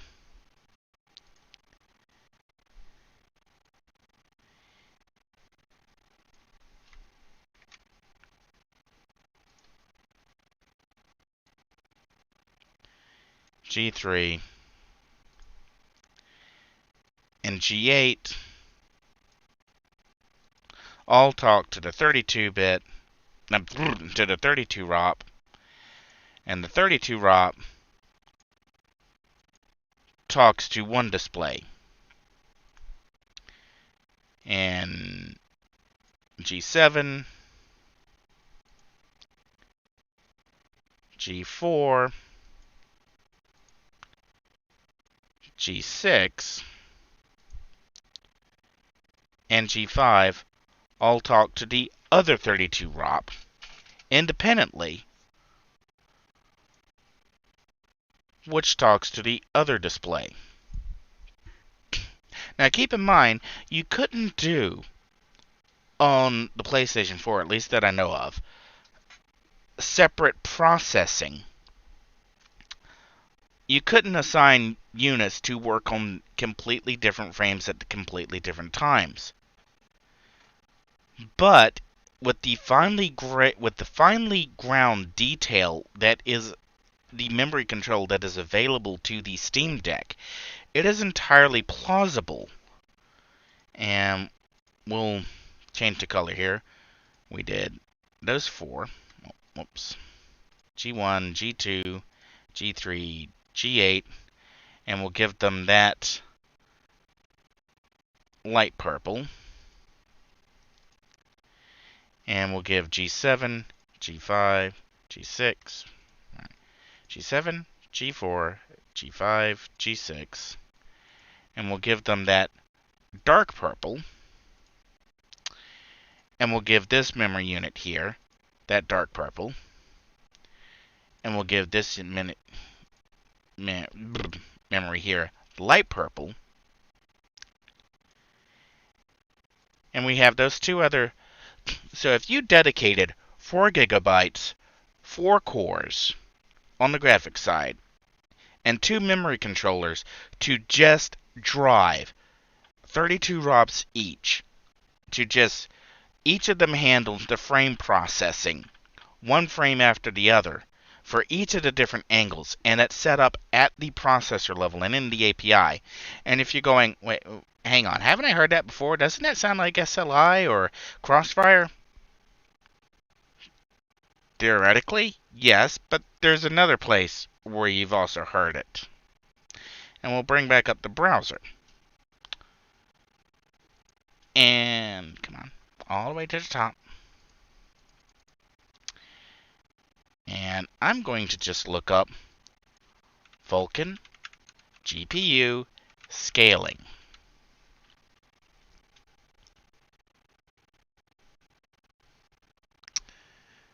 Imagination Tech, 2015.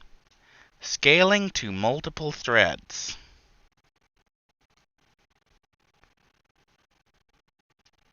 Now, doesn't this seem familiar to what we just went through here? Using all of the cores, multi-threading,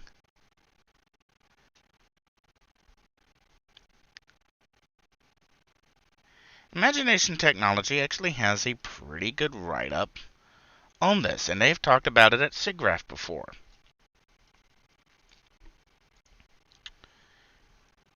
And what else we're going to look up? Vulkan multi-GPU.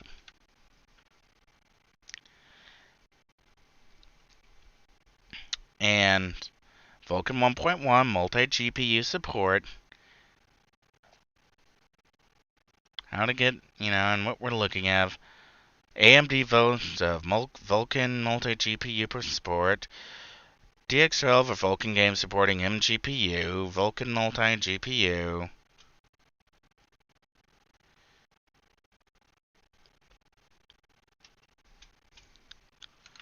Let's add a modifier here, mobile. Alright, let's go to Wikipedia and do multi.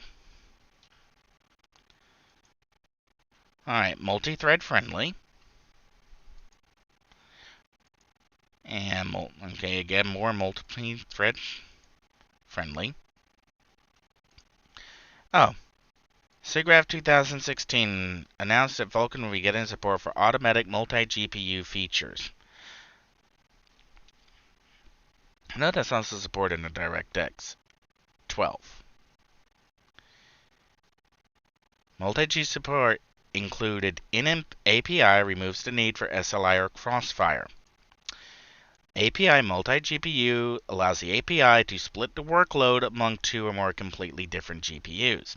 Now, there's a big point to having multi-GPU, an equation here. Let's go back to Impress, because now I'm going to take something out of the equation. I'm going to take, and actually we'll just do Control A, we'll copy all, and we'll do new slide, and we'll paste. And we're going to take the line from G8 out, and we're going to take the line from G4 out, and we're going to change these to, say, this orange. Alright, now what are we going to have these do? Some of you may already know what I'm going to put in this orange box.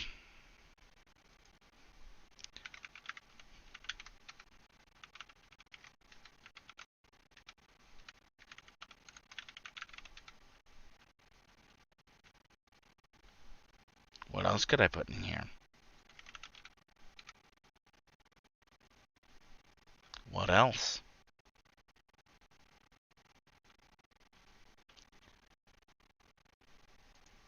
I'm sure we'll think of something. And we'll just expand our box here to account for it. Oh, right. Floating point.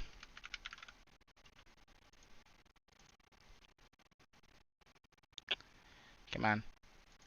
Resize for me. Alright, and now we'll do arrows. From G4. And we'll do, actually since we've already done an orange arrow, we'll do a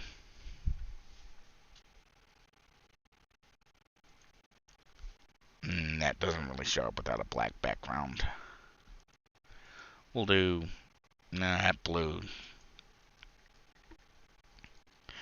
Nah, I've already used purple. Problem with being color conscious. What do you use to stand out that's visible without can I change the background? Format text speak. That would actually be an interesting. Can I change the background?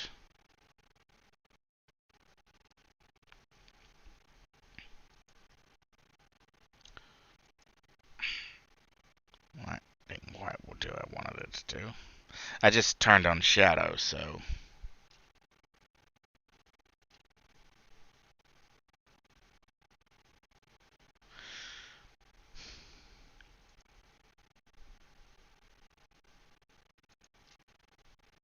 Tools.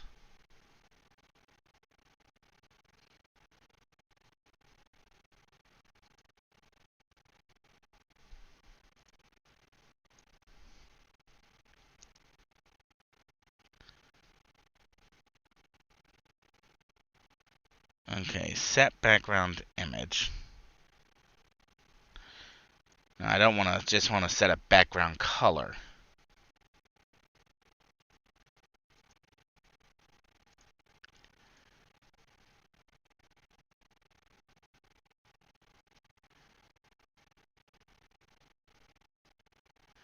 Actually, that's an interesting question. Give me 1 second while I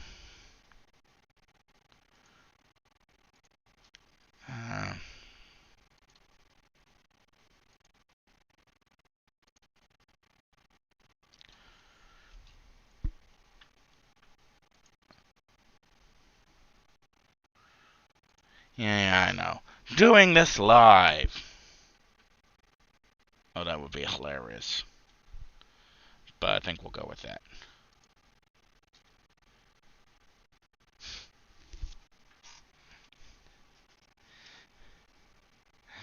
Wow, that worked worse than I expected it to.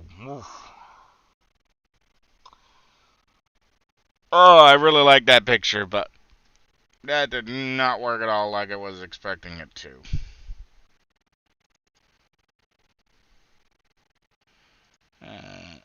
Let me get something no, it's not a good option either.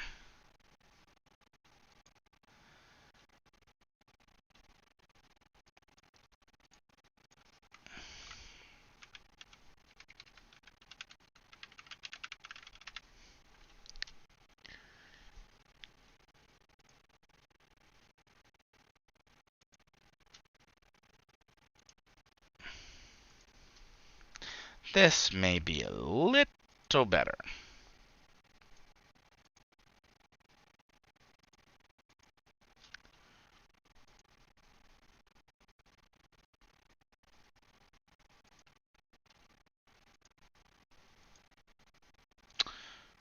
Nope.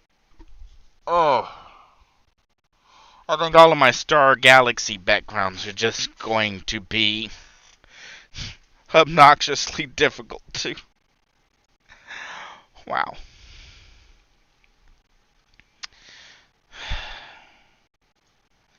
Uh, cancel. Alright, how do I get background? Oh, color.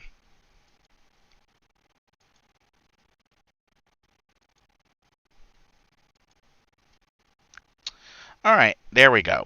Just a plain black background with our grid on it. Alright, and now we can do that in a yellow.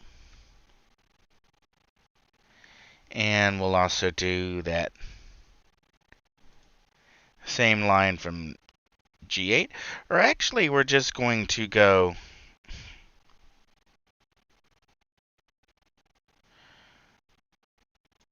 We're actually going to go there. No, what?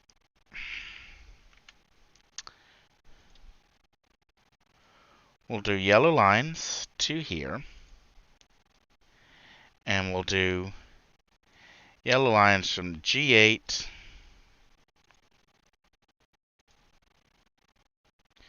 and G4 to our 4 gigabytes here.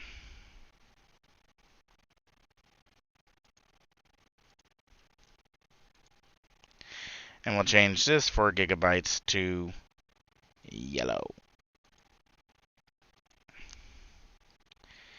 And we'll change our memory controllers here. Okay, we'll change them to a slightly darker, say, gold.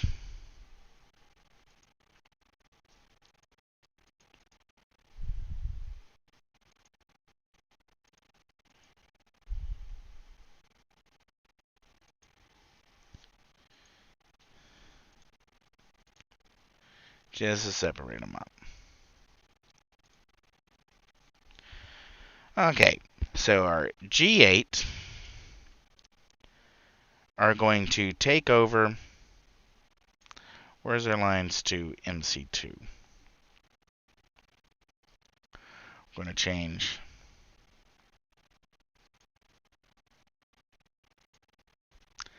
that line to yellow. And a line here to yellow. Change that line to yellow. Now we'll follow this in. We had blue lines going there. So we'll activate this. We'll do it as that blue.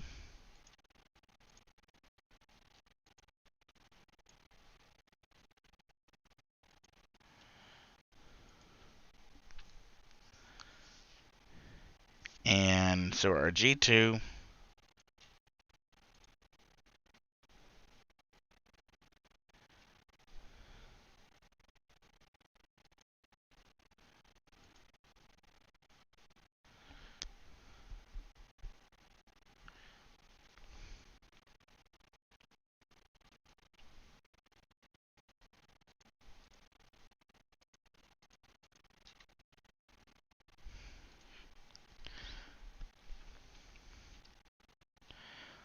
and since that G1 is not doing anything, we'll delete that one. Since that G2 is not doing anything, we'll delete that one.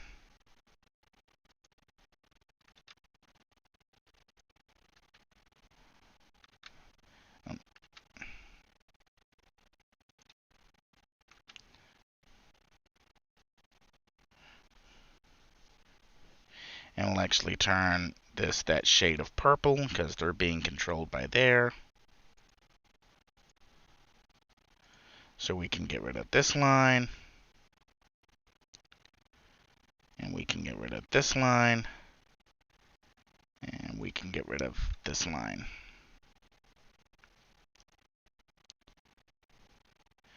Alright, since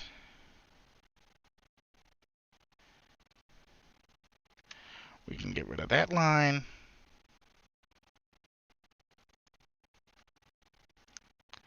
We can get rid of that line.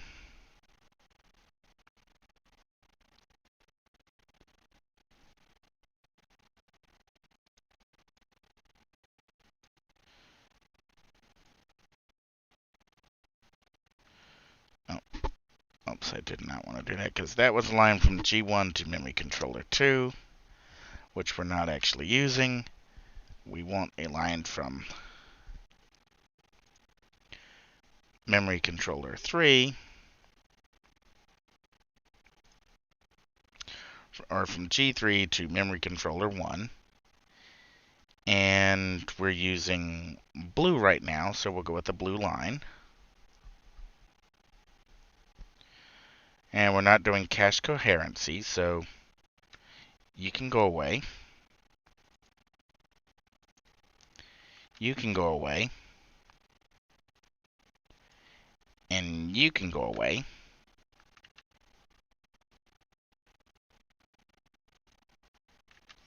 And I think you'll see what's happening as I slowly get rid of all of the interconnects that could be active, but aren't actually active.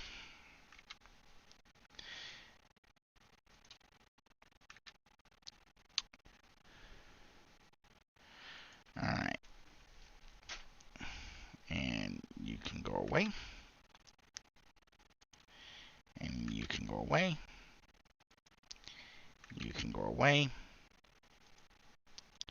You can go away.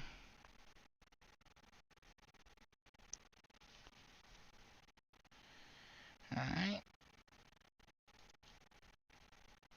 You can go away. Alright. So right now we have G8 and G4 are talking to memory controller 2. And we'll turn memory controller 2 yellow to make it better stand out that it's the one they're talking to.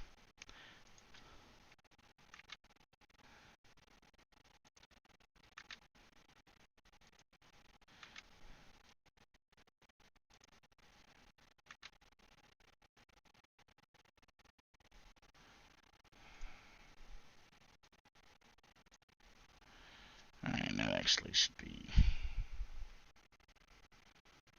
orange. Which was that orange, I think.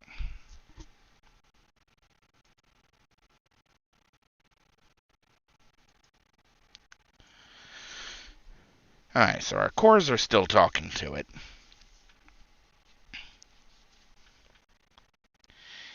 And now all these lines are going to be dark purple, dark purple,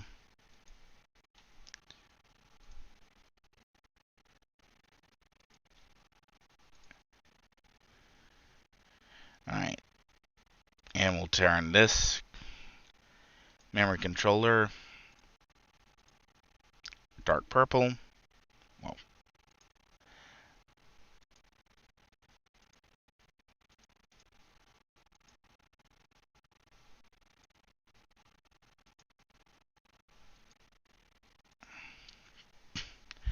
Alright, so memory controller 4 is talking to 4 gigabytes of memory.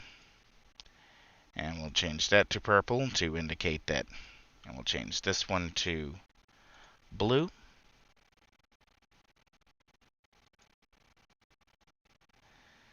Alright, actually we need to...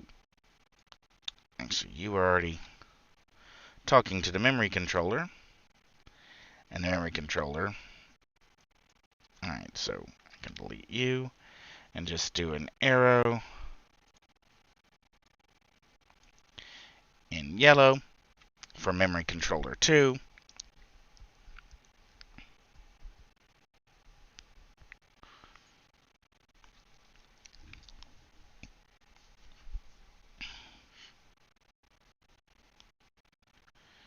Actually, what we'll do to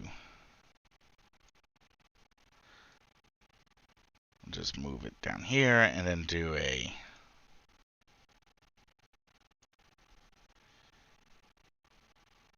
and we'll do you in blue. Actually, I should change this to that light colored purple. Either that or change the colors over here. Make it sync up. Because I have orange, yellow, blue. We'll do these as a green. Oh, light aqua blue will do just nicely. So we'll change those. So our graphics cores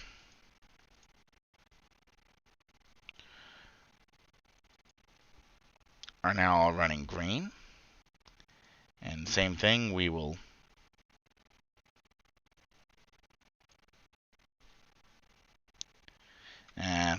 we'll leave it like that. Green, green, green, green, green. Alright, graphics cord 7 is no longer talking to memory controller 3. Graphics core 8 is no longer talking to memory core 4. Nor is it talking to memory core 3. Memory core 4 is not presently talking to graphics core 4. Graphics core 4 is talking to MC2. So we can X that out. And graphics core 5 and 4 are not talking to memory controller 3, so we can X those lines out. Okay, and now we've simplified down our immediate diagram, where we now have our graphics cores are directly talking to memory controller. The memory controller is now directly talking to... Actually, I may need to change some of these.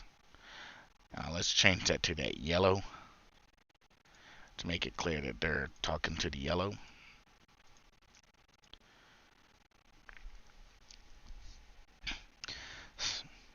And now we'll change these to that green, that lime green. That was what, this color? What color green was this?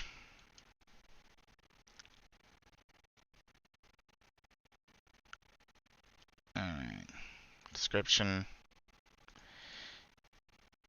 You know, it's sort of like...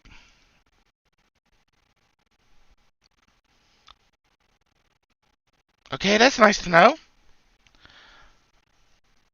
Is there a color picker? Tools. Format.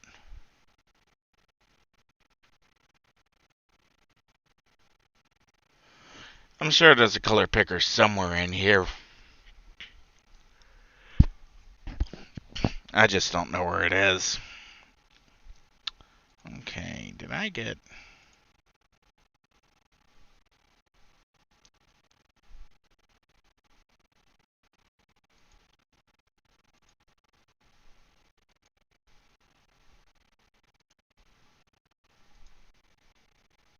Okay, that is that green. Okay, so At this point, what we have is graphics core 7, 5, and 6 are all talking to memory controller 4 directly. They're using 4 gigabytes of RAM on MC4 to drive 32 ROPs to drive one display. And they're using multi-threading to pull this off under Vulkan. MC1 is talking directly to graphics core 1, 2, and 3, is using its 4 gigabytes of RAM, and is controlling the other 32 ROPs to drive the other display, thus leaving memory controller 3 and 4 gigabytes of memory to be used by the processor. Or alternatively, the processor can access both graphics cores 8 and 4 to do OpenCL, to do CUDA style operations. Now, okay, you can't do CUDA on unless you have a CUDA core, but still, the point kind of stands. This is the kind of operation we're talking about, and some people, when you say OpenCL, they tilt their head and you say, "Oh," and you say CUDA, and they go, "Oh, I know what that is." One moment. You could also assign that 4 gigs of memory to be used for ray tracing. You could use these as floating point computations to augment your central processor. So a host of different things that you could do with these different graphic cores. You still have 6 units total that are doing nothing but producing the graphics. Each of them can control a ROP unit individually, so each of them can alternate back and forth between which frame is getting displayed to a VR device. And now you're suddenly looking again where I go, this is technically more powerful than PlayStation 4 because it gives you, assuming this is how AMD and Valve have configured this gives you a significant amount of flexibility over what the PlayStation 4 could do on graphics core next. And again, we just don't have enough information. And then you still have the option of those two 32 bits coming back to this screen. Those two 32, I know I keep calling them 32-bit, but that ROP unit, that backend unit, if it's a 64 ROP unit, those two 32 units can just act as a 64 ROP, and you can drive a high resolution display with a high refresh rate without a problem. And then there's one last question that has to be asked. So we'll go ahead and bring up Ryder again, and we'll just recap what we think we know, or the questions that we have. Okay, so the back end. The back end, part 2.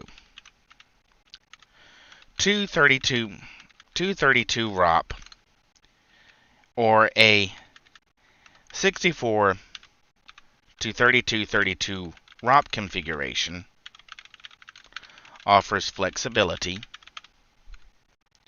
and performance. We still don't know what backend there is. And that brings up an interesting question.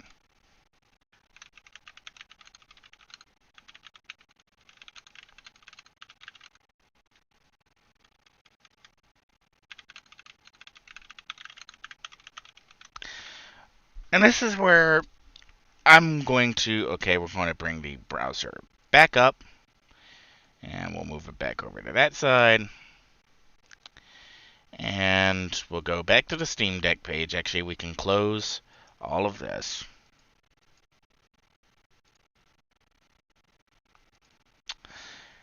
And, well, it tells us what the APU is. It tells us what the speed of the system memory is. It tells us a little bit about the solid-state drives that are being used. It tells us about the haptics and the aspect of the onboard display. And we get down here, and we get the audio, and then we get the power, and we get the expansion, and we get USB-C with DisplayPort 1.4 alt mode support. And it says it's, USB 3.2 Gen 2. Well, what does USB 3.0 Gen 2 mean? What's that equivalent to? Well, let's look it up. USB. Okay. There's Kingston, OwnLogic, and USB 3.2. Well, it's from 2017. It's not exactly new. And we could be looking at 20 gigabits per second over 2 lanes using 128B, 132B encoding.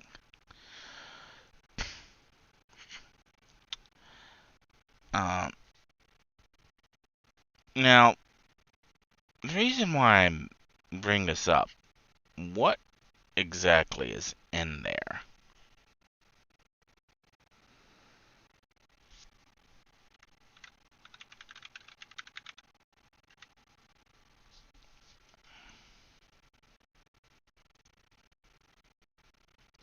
And this was developed with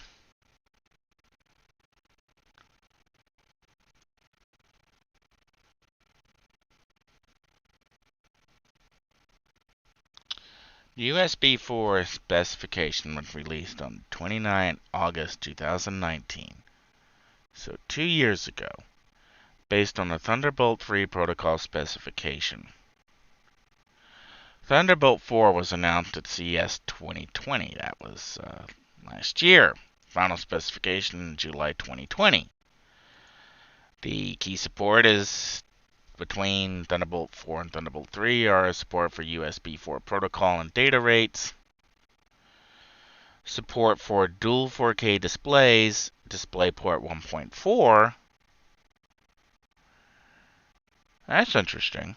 Thunderbolt 4 requires DisplayPort 1.4, so for running DisplayPort 1.4 support, are we really confident that that's just a USB 3.2 controller in the SteamDeck? Are we? Let me write that down. Is that really a USB 3.x class controller to begin with? Or in Valve playing cute like they did with the memory controller numbers? The thing is, let's make sure that's visible. We already know that the first specifications did not specify a quad 32-bit channel for the onboard memory. Valve updated this after somebody went, hang on, those numbers aren't adding up. And I'm kind of having the same thing here. I'm kind of looking at this USB-C with DisplayPort 1.4 alt mode, 4K at 120 Hz, and it says USB 3.2 Gen 2, and I'm not so sure. And it would be really awkward, I think, for AMD to knowingly ship any new system still using USB 3.2. In fact, let's just look at X570. And okay, wow, that was incredibly unhelpful, DuckDuckGo. X500 specs. Let's see if that gives us. Alright, so USB on the MSI X5070A Pro is 4x USB 3.1, USB 3.2. Okay, here's an interesting question. AMD USB 4.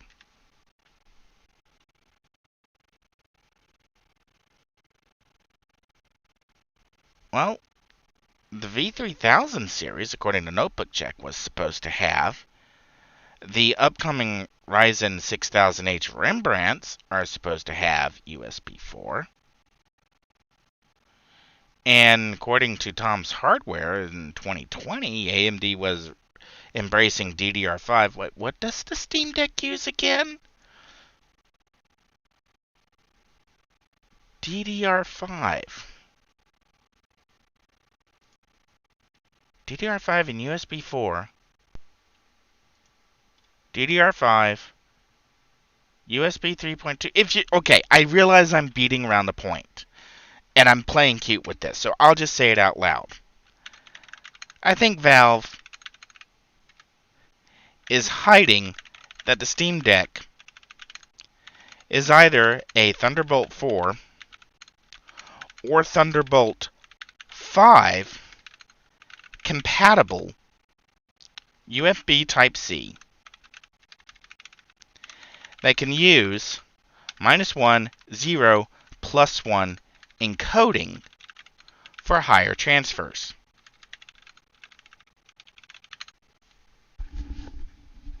Okay, so there it is. I just said it out loud.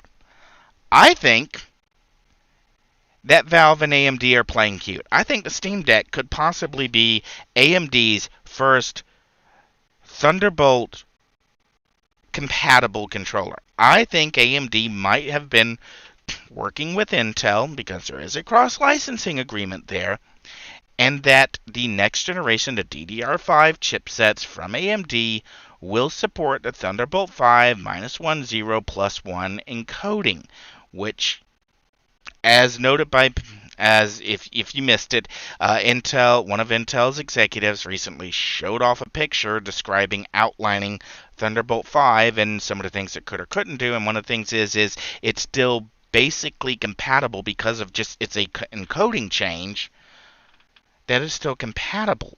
Let me see if I'm pretty sure it was on an Antec. Okay, yeah. Let's see if we can actually. Okay, Intel executive posts Thunderbolt 5 photo, then deletes it.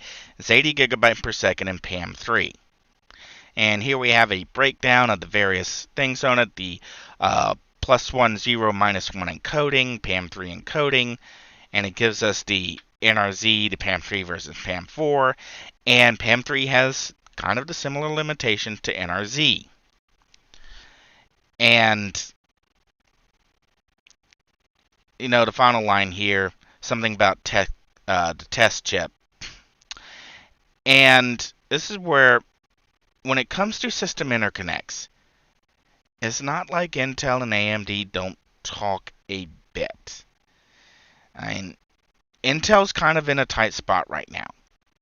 They really are.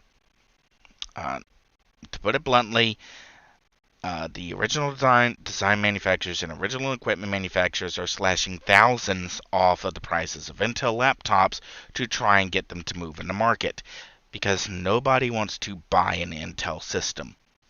It's just that simple. So what we really don't know here is we don't know if the Steam Deck is Thunderbolt 4 compatible, if it's actually AMD's Thunderbolt 5 implementation, if it's the I/O in here is a little bit more insane than Valve is leading us to believe. And I think this is backed up by the way that we already know that Valve was playing cute once on the memory. We know they came in and changed the memory. Yeah, okay, you're right. It is a quad channel DDR5. This is how we actually are getting these numbers. And I think that's the same thing looking at the USB expansion. USB-C with DisplayPort Alt4 mode with a DDR5 memory controller doesn't say X570. It says this is based probably on the X670 framework, which we really don't know anything about. I mean, just go ahead and look it up, AMD X670. And we have rumors. We have details that were released in May. And all we really know, and this is coming from WCCF Tech, and okay,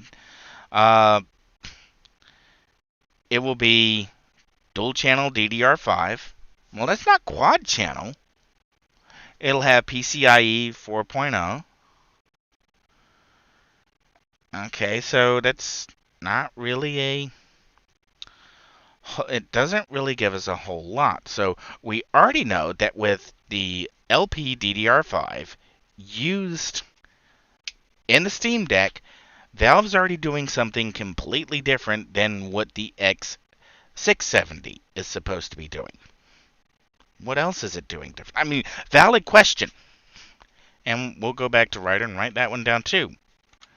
We already know Valve is doing the memory controller differently from X670 leaks. What else is Valve doing differently? Slash semi-custom. Now, the reason I'm bringing this up is because I think there's two other approaches to go here, and one of them I brought up before. And we'll try and make this the last slide. And we'll move our little lines and arrangements over there, or redock it.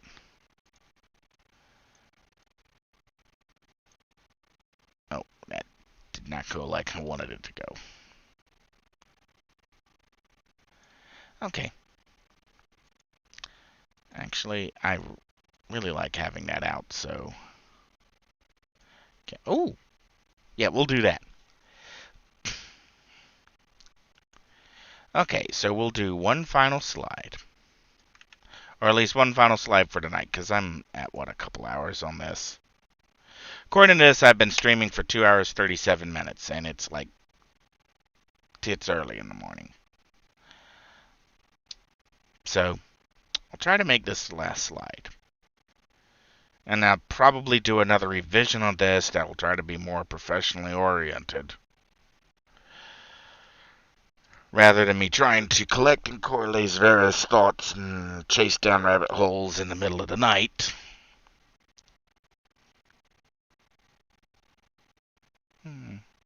There's a moth on my screen. Hi, moth. You really like that bright white light, don't you? Okay. So we have, and we'll do 3 boxes to start with.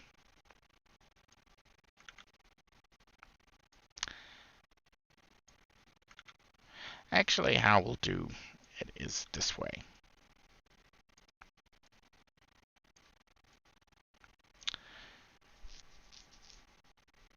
And we'll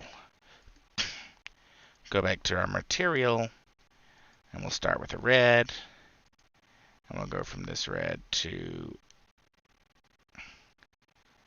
next red, and we'll go from this red to the next one, and then we'll go that way for you, and we'll go that way for you. Now, what do you think I'm going to type in this box?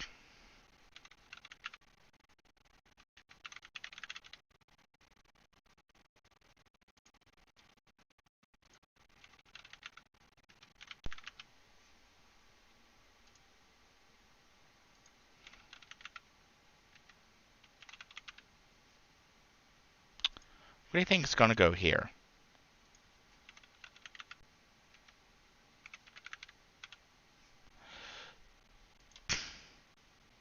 Okay. What do you think I'm going to put here?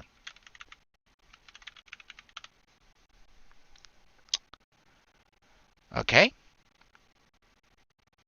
Let's go through these real quick.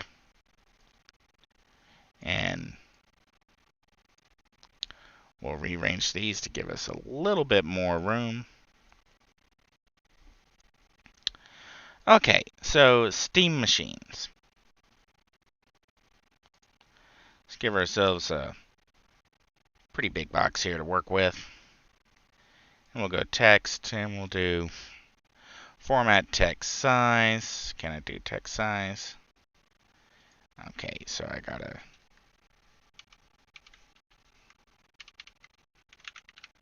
Okay, that's how I do it. Learning as I go. Steam machines. What went wrong? Bad faith, ODM, bad faith, OEM, hostile upstream, downstream,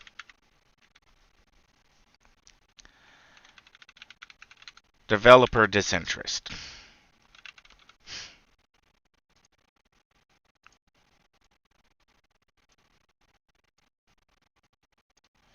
Okay, sound like a fair assumption? And actually, we will go with a orange arrow, and we'll do the same thing we did before. Format.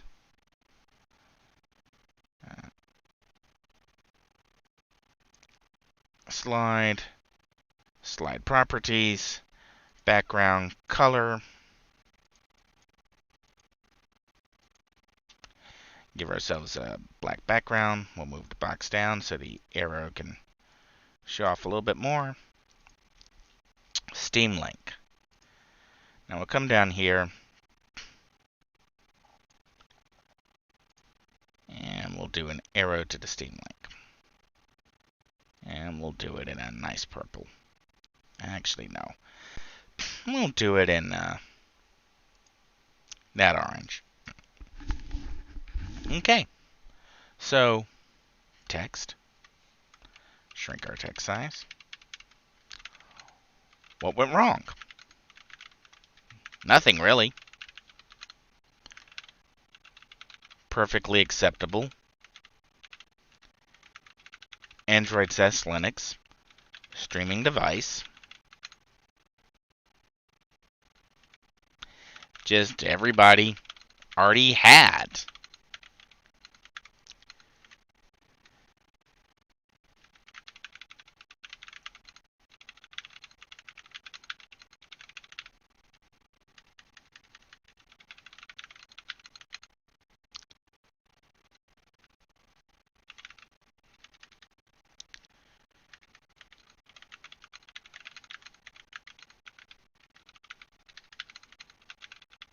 And that was the biggest problem with the Steam Link. Nothing was wrong with it. It was a perfectly acceptable casting client. It's one of the only casting clients I know that gives me, like I was sitting at the desktop, access to my desktop. So I can do Control-Alt-F1, and if I'm on a Linux system, get to my other shell terminals, and I could do that on a Steam Link. I could drop to my root prompt and do things as root that other systems wouldn't do. The Steam Link just handled being a remote client significantly better than most remote clients. But the ultimate problem is that everybody already had a game console, or a tablet, or a laptop computer. Everyone already had devices that were capable of hooking up to larger displays with a keyboard, a mouse, or a gamepad, and streaming the content. If you're going to stream. So Steam Link, the device, gave way to Steam Share. Hey, pretty good movement there. You can now stream on your phone. You can stream on your tablet. You can stream to your laptops. So good. It was a good move.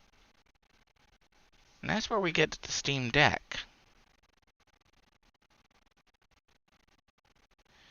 And we'll give ourselves another box.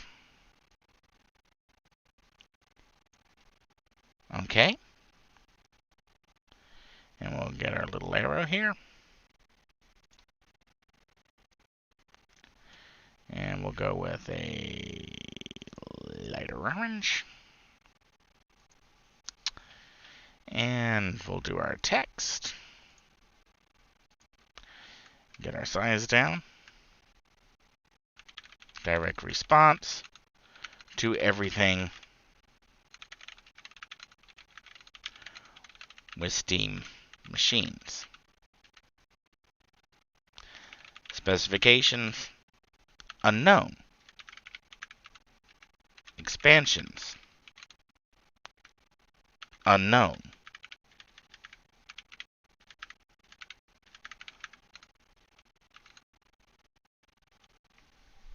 We'll come back to that.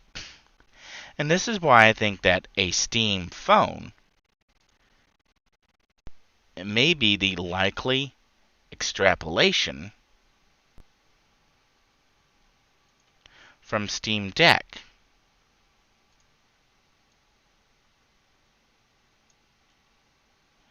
Now, what do I think a Steam phone will contain? Well, we're probably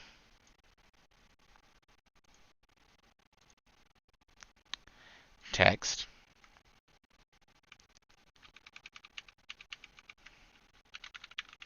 logical expansion of KDE mobile, KDE phone, and it goes to Plasma Mobile,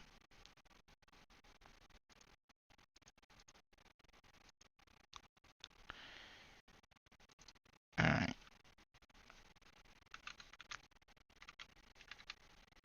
or logical expansion into KDE Mobile, retaining SteamDeck interface for external gamepad,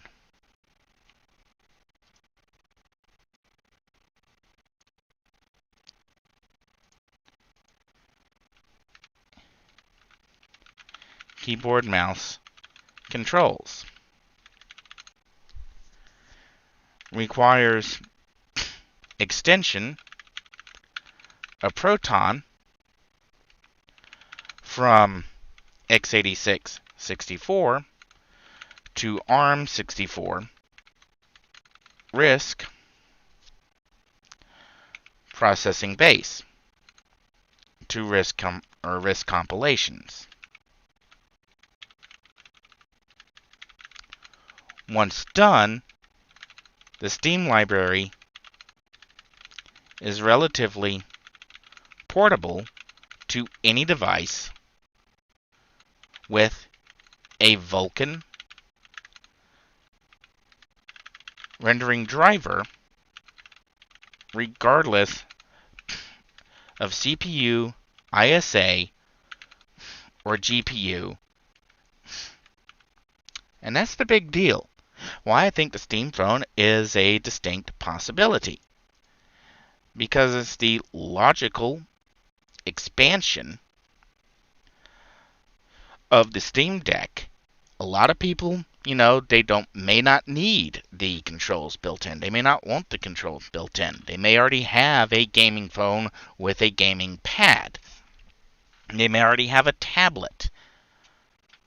Well, if you're going to the point of you've gotten developers who are either optimizing their games, and we'll do another block down here, and we'll color this one, say, that blue.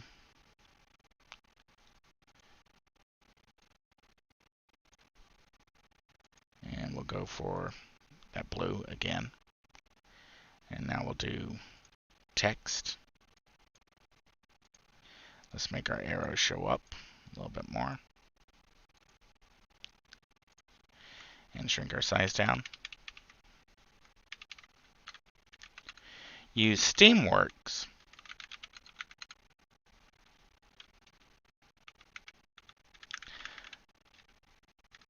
to help developers build and test their game clients in dual build, e.g. Windows/Linux environments, thus increasing native ports,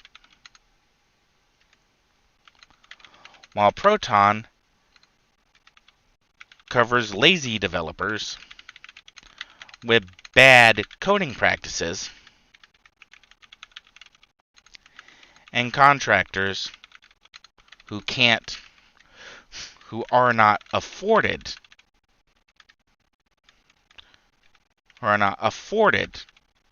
time for good practices.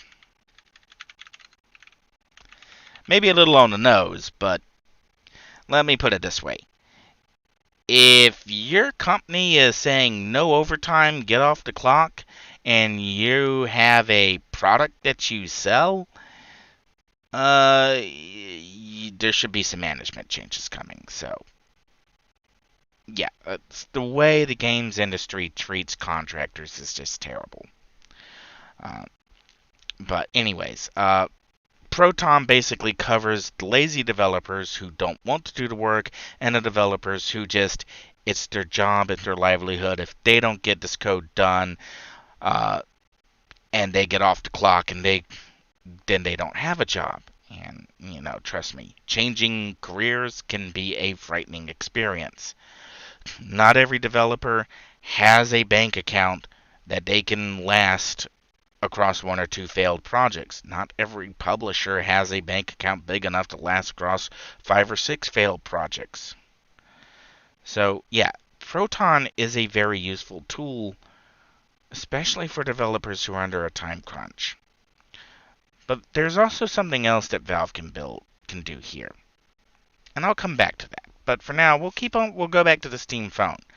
And again, I think this is just the logic expansion, is once you've got a KDE desktop, people can use it, and then you can start looking at Platform Mobile. At that point, you can probably start talking about Proton on ARM, Proton on RISC, and once you've got Proton set up where it'll still run that same, it'll translate that code from one processor architecture to another, now you have a realistic possibility of being able to fit the SteamDeck Proton. And if you've got developers already building natively into Linux, already using the Linux build systems, using the tools that are available, then cross-porting to ARM is, unless you've done something incredibly stupid, which, well, for some developers, that's quite easy. I'm looking at EA on this one. Unless you do something that's incredibly stupid from a code practicing standpoint, a good case in point here is Debian. And we'll bring up the browser real quick. I know, I'm trying to end this, and I just keep going and going. Okay! Okay, yeah, I think I'll be redoing the stream with the slides already pre-made and just walk through them. Because I just realized that for the last however long I've been doing this, nobody's been able to see it because I still had Impress and Opera on top. Alright, so yeah, I'm going to try and finish the stream out. Just get her done. And then I'll have the slides. And then I can just do a shorter stream, more focused. Leave the tab. Oh, I closed all of the tabs, but okay. I have the notes and the recap. So, frickin'. Oh, that is so embarrassing. Right now, I'm really glad.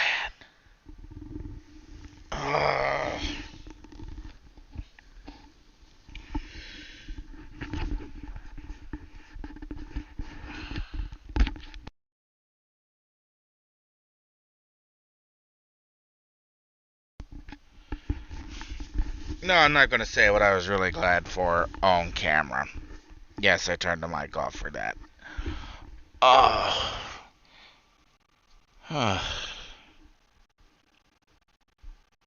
Anything else embarrassing I want to share tonight? Yeah, I only have one kidney. Apparently I was only born with one.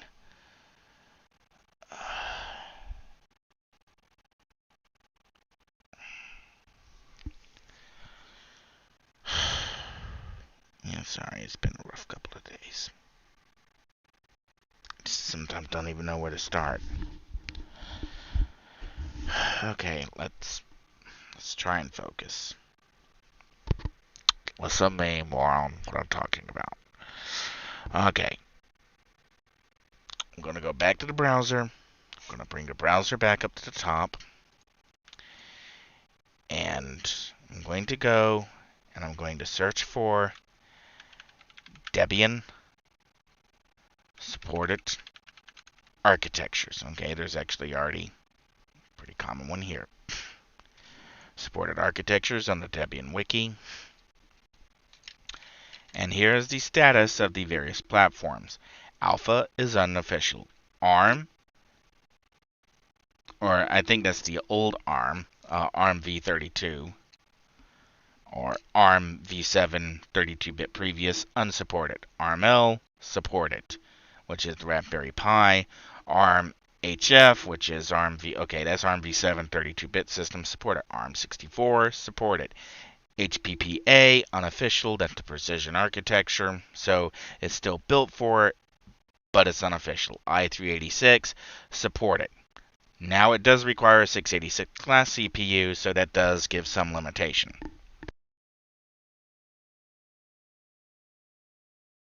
AMD 64, supported, known as EMT 64X 8664. IA 64, unofficial, Itanium. Now that's going to be going unsupported pretty soon. M68K, Freescale, unofficial. Yeah, you can run modern Debian. You can build it for some Sun 3 hardware. MIPS, supported. Only through Buster. And that's Big Indian 32-bit. MIPS-L, supported. Little Indian 32-bit. MIPS 64, Little Indian 64-bit. PowerPC, unofficial. Old Macintoshes. PowerPC 64, unofficial. IBM Power System. PowerPC 64EL, supported. Power 8, Power 9. RISC V 64, unofficial. S390, unsupported. S390X, still supported. SH4, Hitachi, Renesas, unofficial. Spark 64, unofficial. X32, which is an X32-bit IB. The 32-bit ABI, using an x86-64 ISA, unofficial.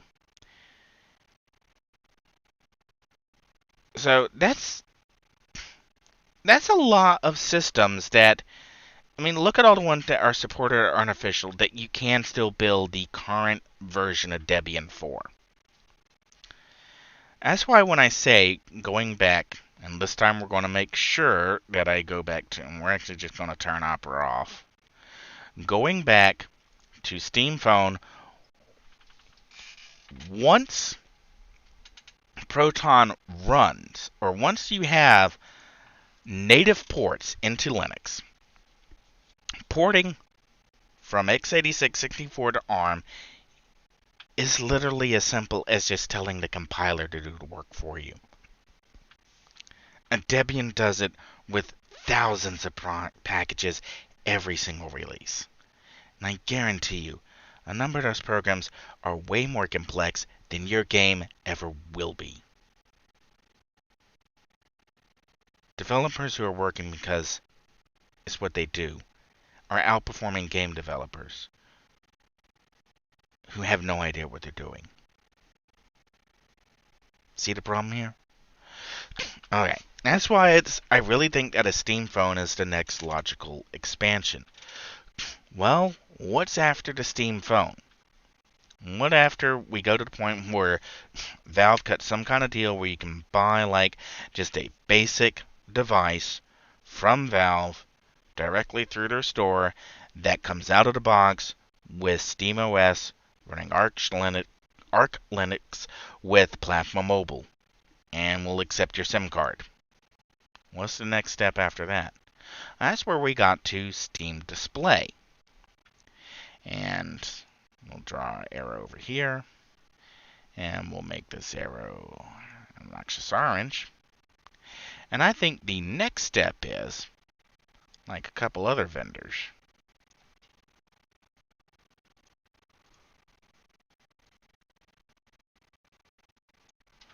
we'll see, and we'll go with that blue from earlier, and we'll do our text, and we'll get our text shrunk.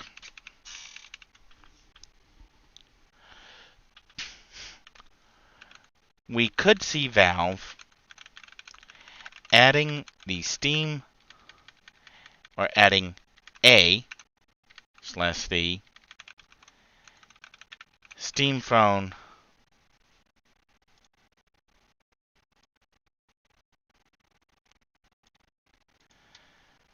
system to a display, to a big screen,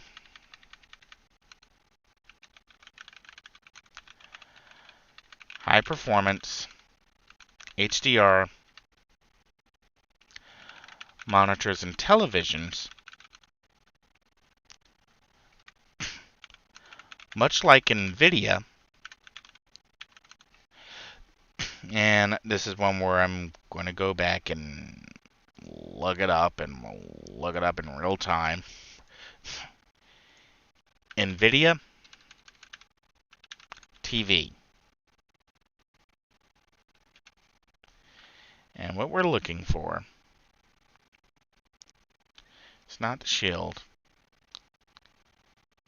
We're looking for NVIDIA big format gaming display. Big format gaming displays. Now these were NVIDIA designed displays for big format gaming starting at 48 inches. And you can see that they partnered with Asus for Rogue, they partnered with HP, they partnered with LG. So why do we think that Valve won't do that? Why would we think that Valve did with BFG? Work with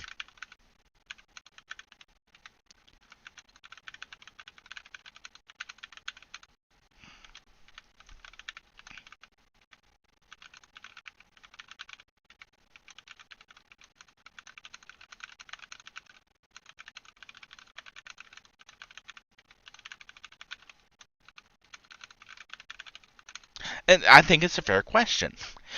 If you were Valve and you could work with other manufacturers, or if you had your own manufacturing facilities and you could buy the same panels that everybody else is using and you could make your own frames and you're already doing all of this work, Valve already, with the Steam Deck, has experience in sourcing display panels. If they can do that, and they can get Proton and working across ARM, RISC, x86-64, then Valve is in a position to bring...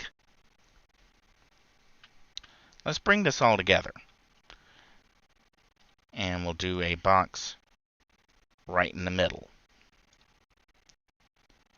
And we'll make this box, we'll give it a nice red. And we'll do an arrow from here, which we'll do in that nice red as well. And we'll do an arrow from here, which we'll do in that nice red. And one more arrow. I keep forgetting that I got the box over there. Well, since this has now turned into me trying to figure things out, I'm not so sure I like it there. I did kind of shrink my vertical working space. Can I move the slides to the other side? That's a good question.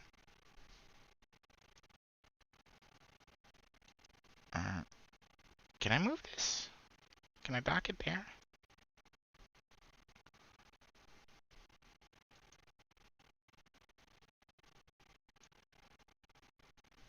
You know, if I put it over here, I keep forgetting about it. Or I can...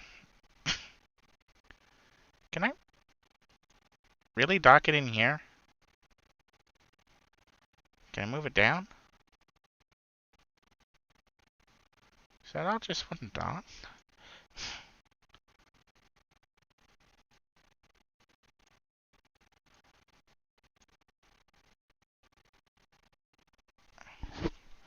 Okay, we're going to try it right there. See how that works? Okay. Now we'll come over to this box and do text.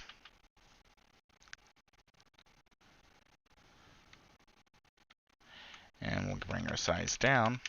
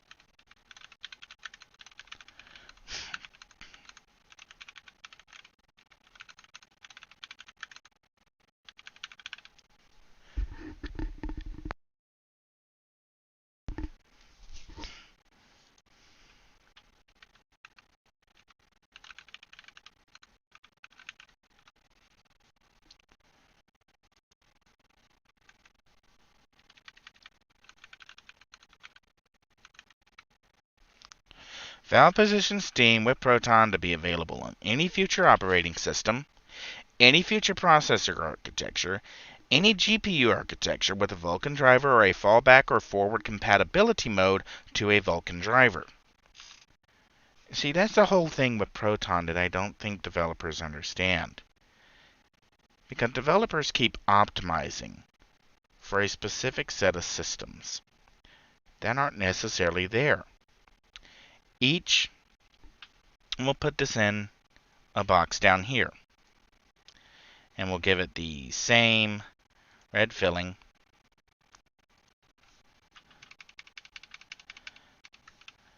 Developers and publishers keep optimizing their game releases as separate SKUs with separate budgets, separate sales expectations. Looks like we'll have to make this window larger. Separate sales expectations.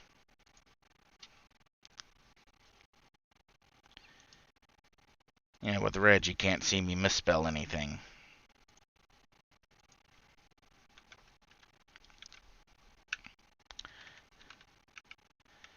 Separate development staff and or porting staff, separate source trees, separate asset trees, no source repository or main trunk of development,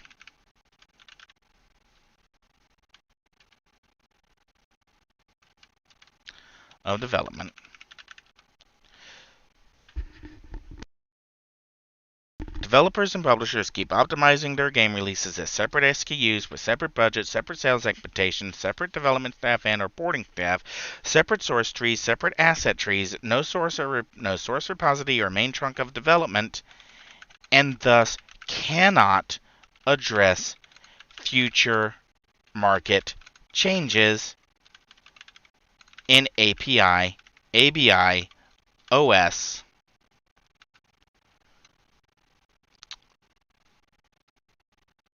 okay. So what that means is developers rely on new versions of DirectX, and we'll do an arrow, and we'll do this one in red, and we'll go with a slightly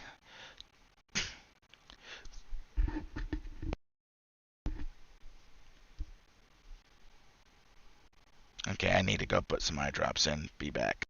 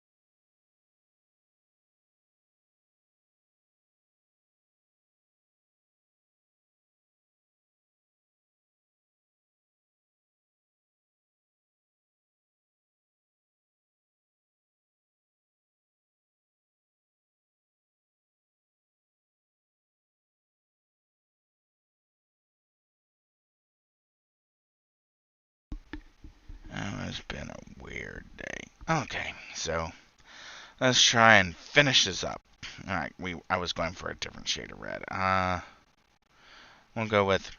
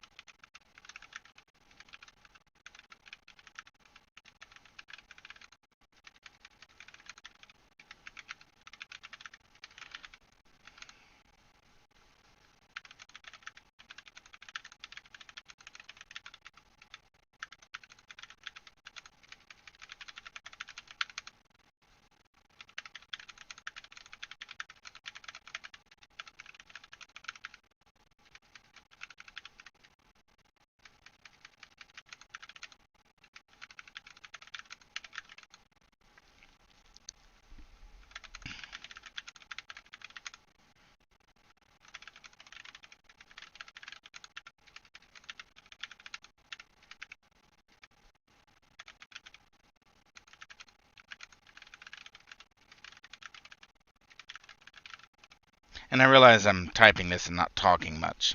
Sorry. I'm trying to think of how I want to say this, because this may be torching a few people who might not be too happy about being torched. Oops.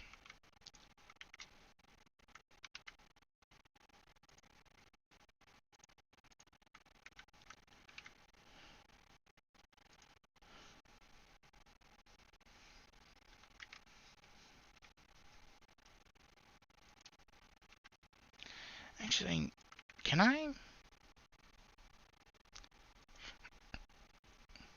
align text?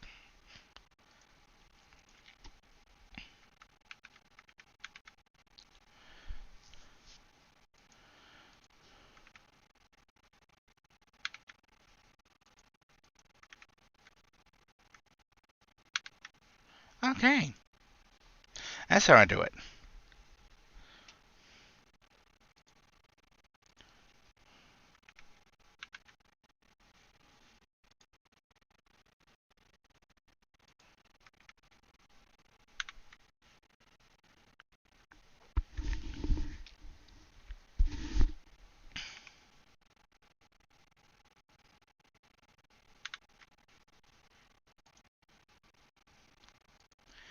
Alright. You know, think about it.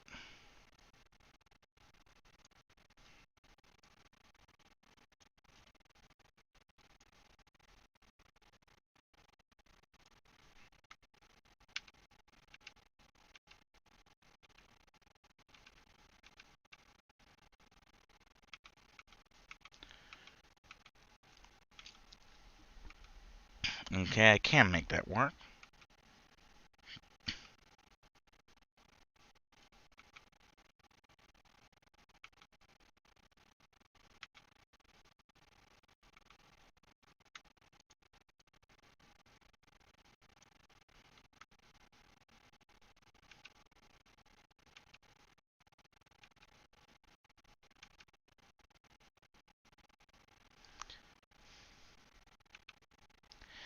Since I intend on doing another live stream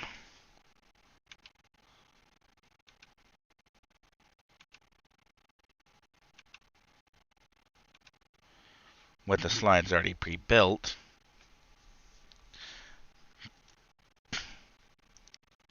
it's like, yes, I can in fact do exactly that.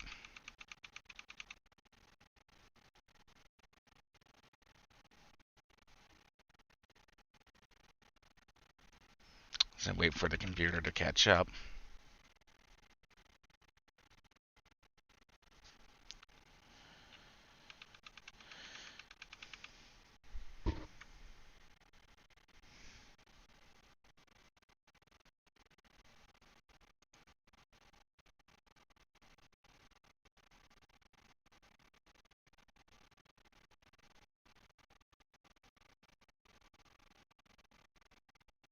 Whoa, it just caught up.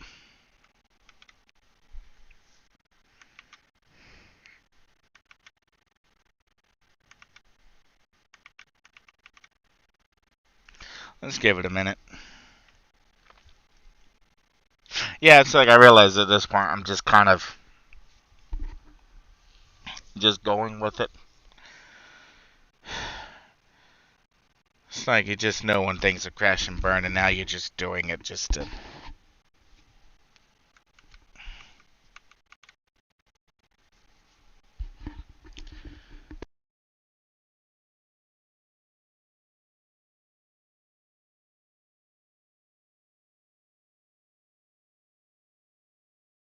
And it's not like I ever really claimed to be good at this whole live streaming thing. I just prefer the kind of pressure that it puts somebody under.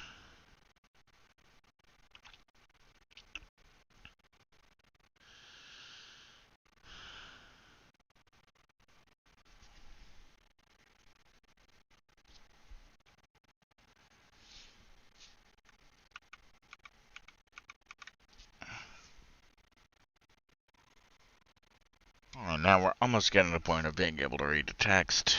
Give it a couple seconds to catch up.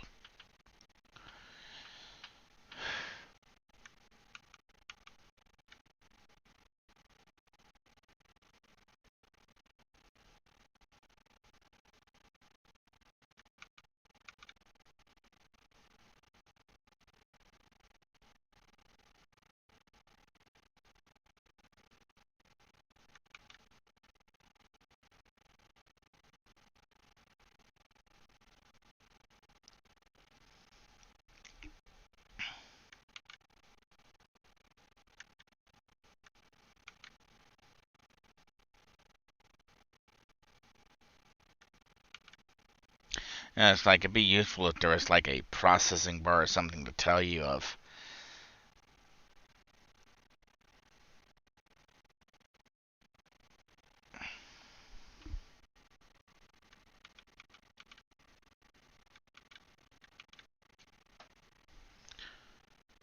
Okay, we're almost there.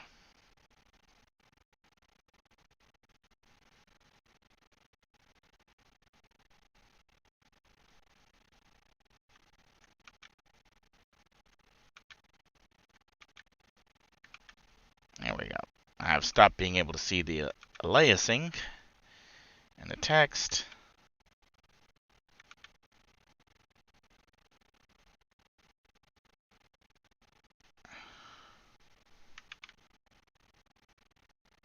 Alright, and we'll leave it there.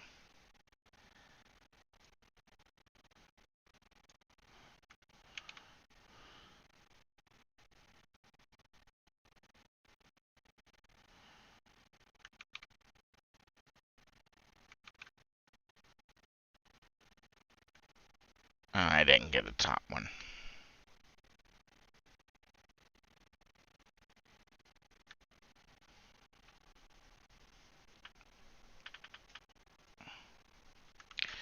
I feel like the female changing from DS9. Ah, it's so imprecise.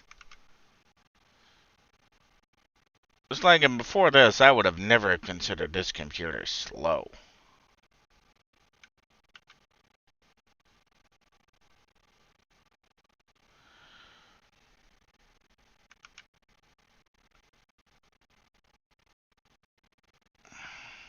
Okay, I think we're all at the.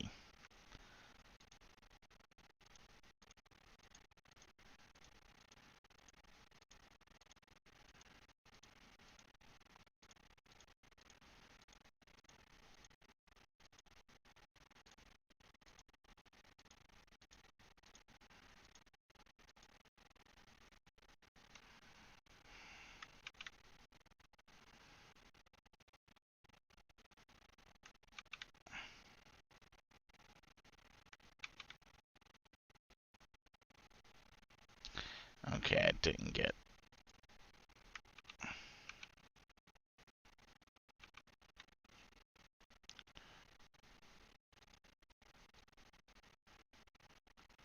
Let's get all of them again.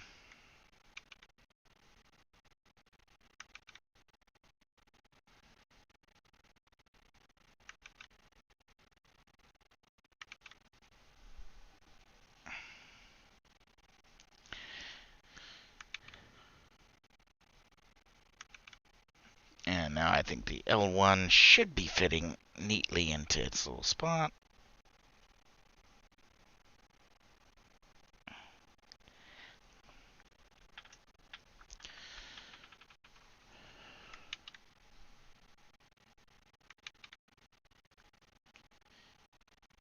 Okay, yep, there we go. So now we can do the same thing with MC1, with MC2, with MC3, and MC4. And now that we know what we're doing,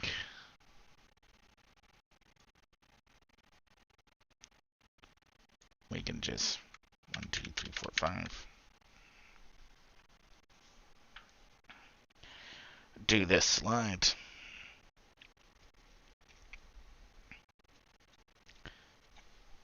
Alright, 1, 2, 3.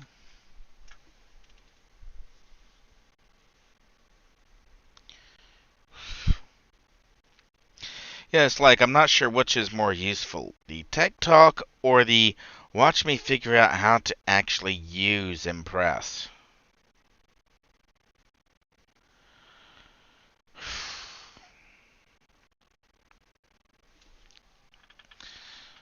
One, two.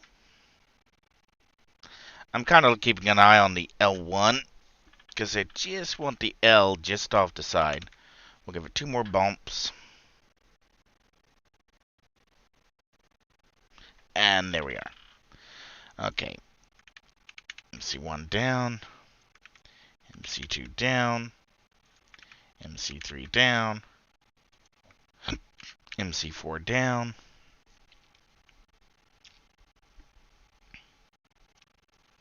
And 1, 2, 3, 4, 5.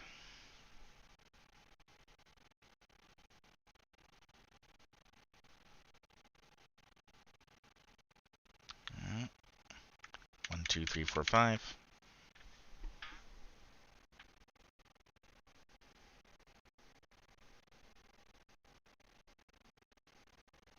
Okay. So look like 10 will just about do it. 1, 2, 3, 4, 5, 6, 7, 8, 9, 10.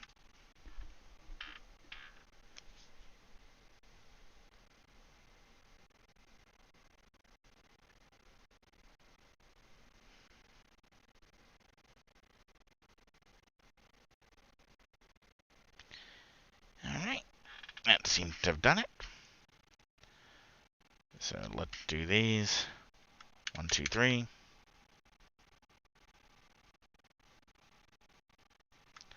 1, 2. Alright. Do these. 1, 2, 3, 4, 5. So much easier to read.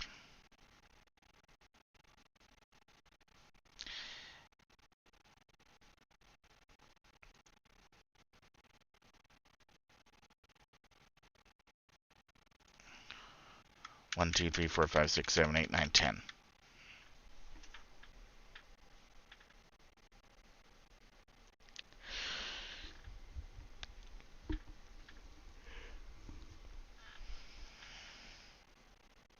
Alright, and ones.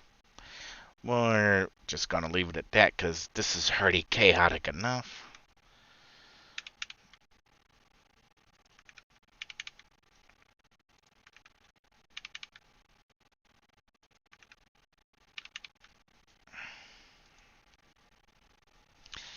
Alright, and now for this one, we're just going to do 1, 2.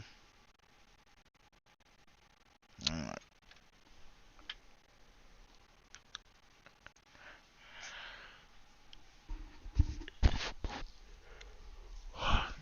Okay, so all the way back down to slide 8. Supporting to new DirectX, OpenGL, Vulkan, whatever, is problematic. OS changes can break a game. No viable method to build a new client.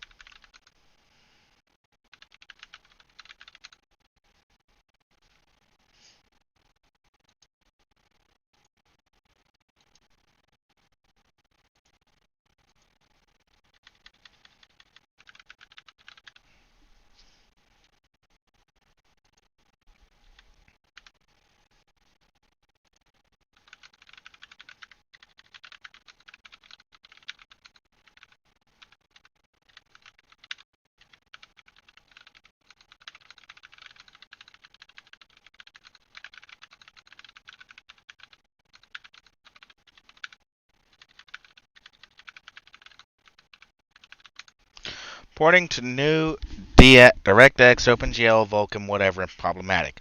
Operating system changes can break a game, e.g. Windows 10, Fallout 4. No viable method to build a new client with a new toolchain using the original source. Games require injected hacks, e.g. somebody comes up with a hack that breaks a pre-existing precompiled, and or reverse engineering of the compiled executable to implement just basic API ABI updates that should be addressed through a recompile of the source code. So what is Valve's answer to this going to be? And we'll color this, and if we started going on with a yellow, we'll color this a brighter yellow, because it's a bright, bright, sunshiny day. And we'll run this as a red arrow, and we'll call this one Steam Build.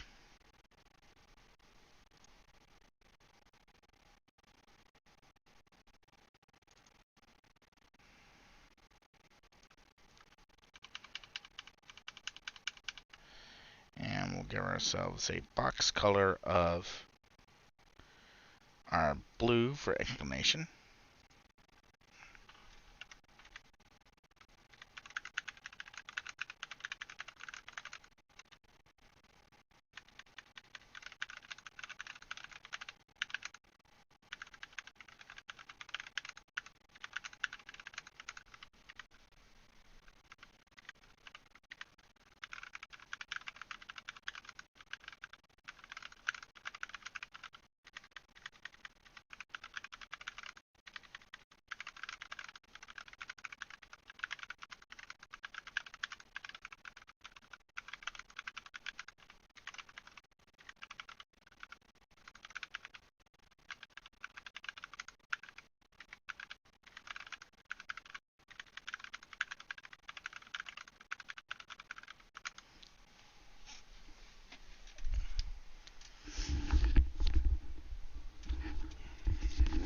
One second.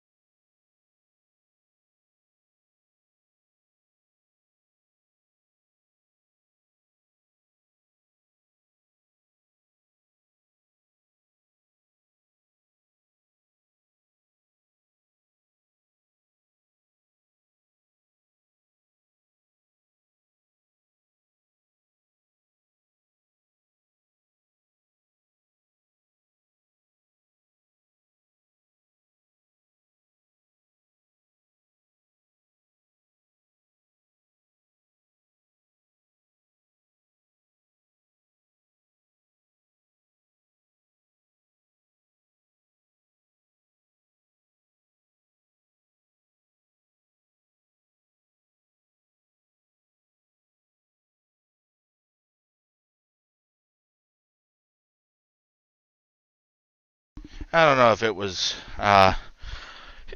audible over the microphone, but a kitty cat going meow, meow, meow, meow was just faintly audible. And so my cat had decided that it is breakfast, so he wants to come in and get his breakfast.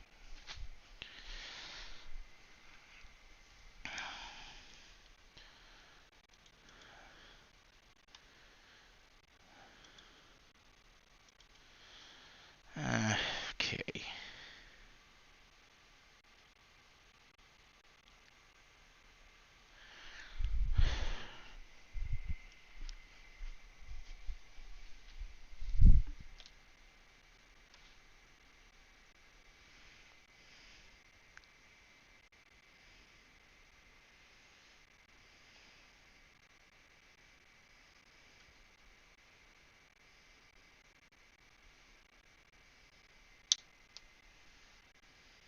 Meow. You gonna meow for the camera? Gonna meow for the camera? Meow, meow. Alright, kitty has been fed. Let's try and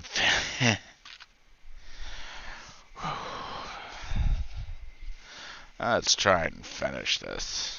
We're going on 3 hours. Probably. I do not want to look at the runtime.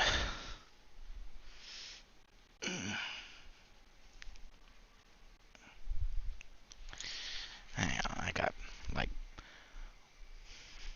sticky on my hands.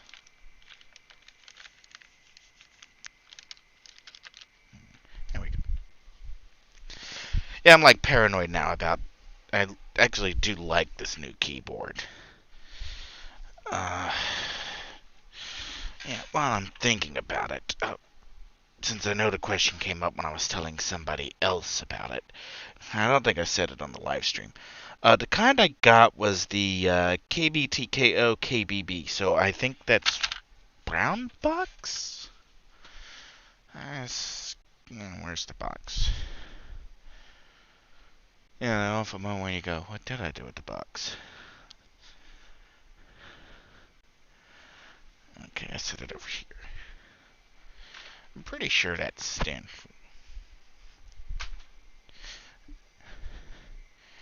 And you gotta pick up your phone and hit the flashlight on your phone, and you realize your phone only has 10% battery left, and you really need to get it on a charger.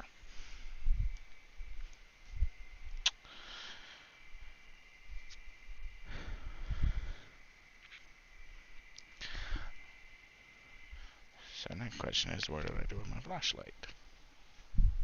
There it is.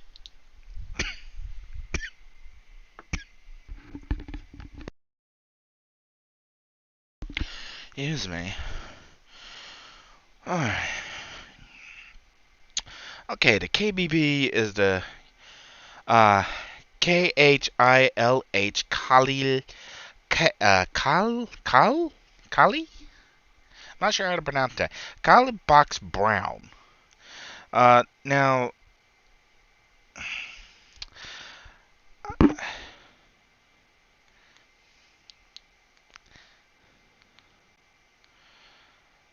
so I'm trying to remember if they were described as they were supposed to be linear or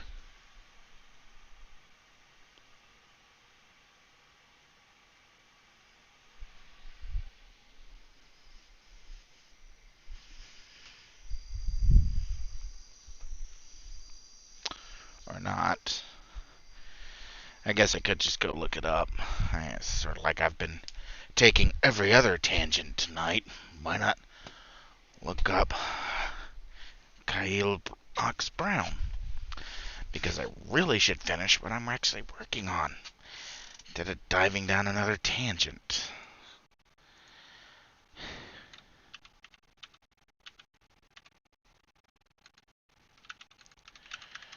Alright, Kyle Box Brown.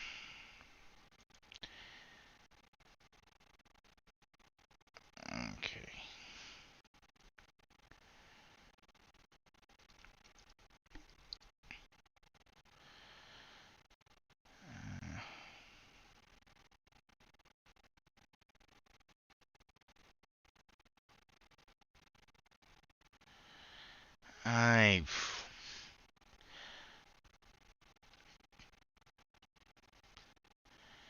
Actually, why don't I just look up and see how Drop described them? Yeah, that'd be useful.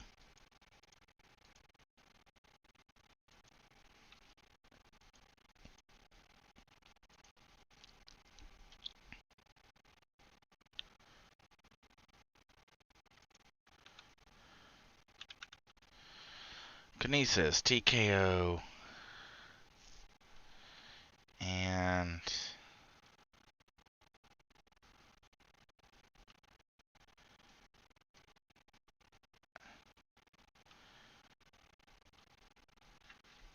I may have, well, the Smart Set engine can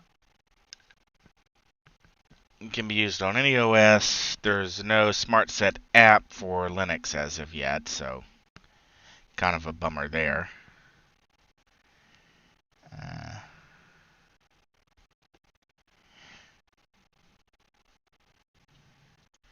See details.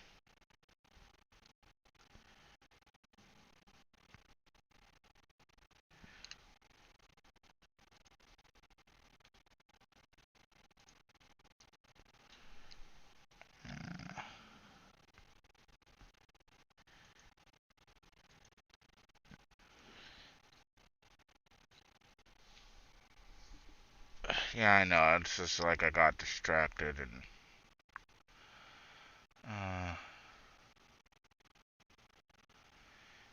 And this did actually include a full-size keyboard if I wanted to swap back to it. And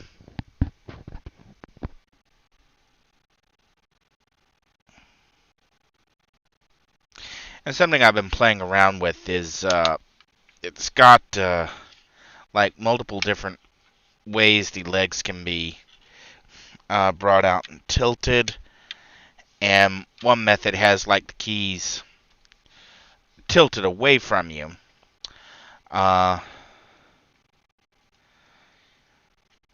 Which is actually kind of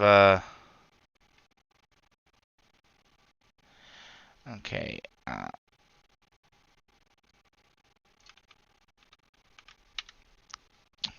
Why don't I just look up the TKO itself? Actually, I wonder if I could run the Smart Set app through Proton. That would be interesting.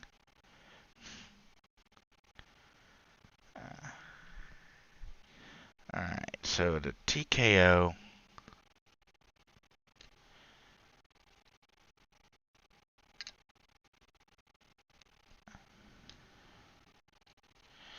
Yeah, the thing is, they say that if you do a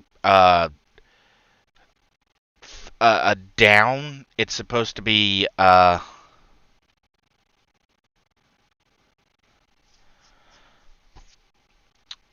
less strain. I'm not sure about that, at least not with something else here. I've kind of fallen in love with the Varmillo desk mats.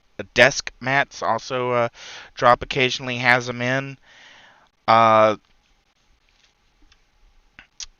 And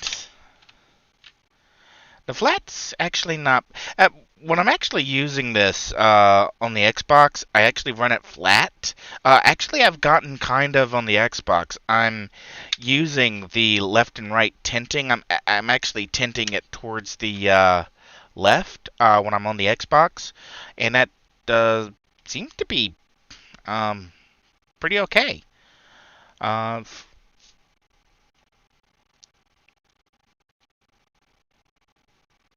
it's like there's some, like some of the things I'm like running into problems with, like the it doesn't have like an arrow keys or some of those functions like the tiled key. I have to do like function shift escape instead of just like shift escape or whatever. But I've been doing the tinting when playing on the Xbox, and when I've been doing couple of the, like when I was playing Wolfenstein, I had it tinted, and that actually was working okay. It's they say it's like increased stamina, and I realize I don't actually have this up on the stream. I'm just kind of reading off here. Uh, and okay, okay. This is the box brown, which was low force tactile feedback. Now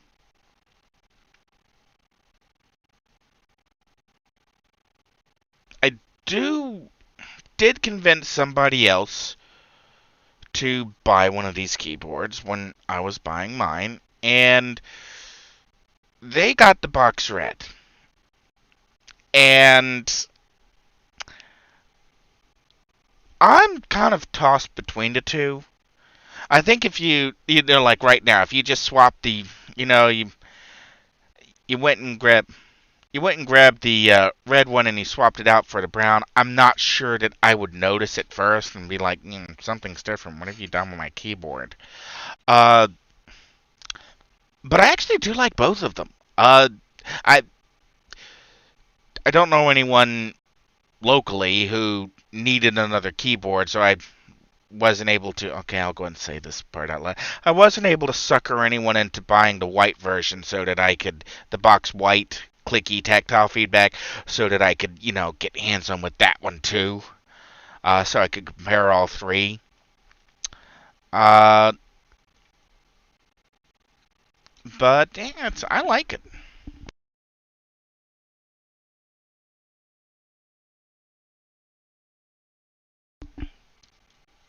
And it's sort of like there's so many different things in this keyboard that I just haven't gotten to yet. The onboard programming, and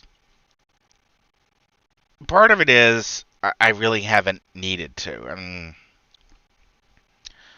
I'm a good enough gamer to begin with that I don't have to remap keys to kick people's butts.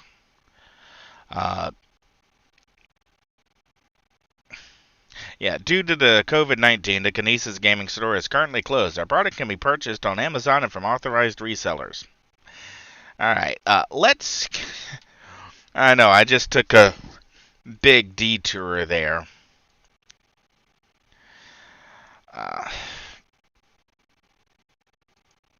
Okay, no, Ryada wasn't the one who bought it. This was someone whose computer I work on all too frequently.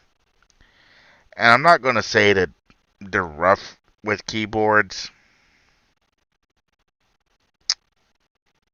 Actually, yeah, I'm going to say that. They've killed more keyboards than I have. Yeah, that's actually a lot of keyboards. I think they're on like their... Well, part of it is they were like buying Logitechs, and Logitechs have like the build quality of, well, a Logitech, so not much.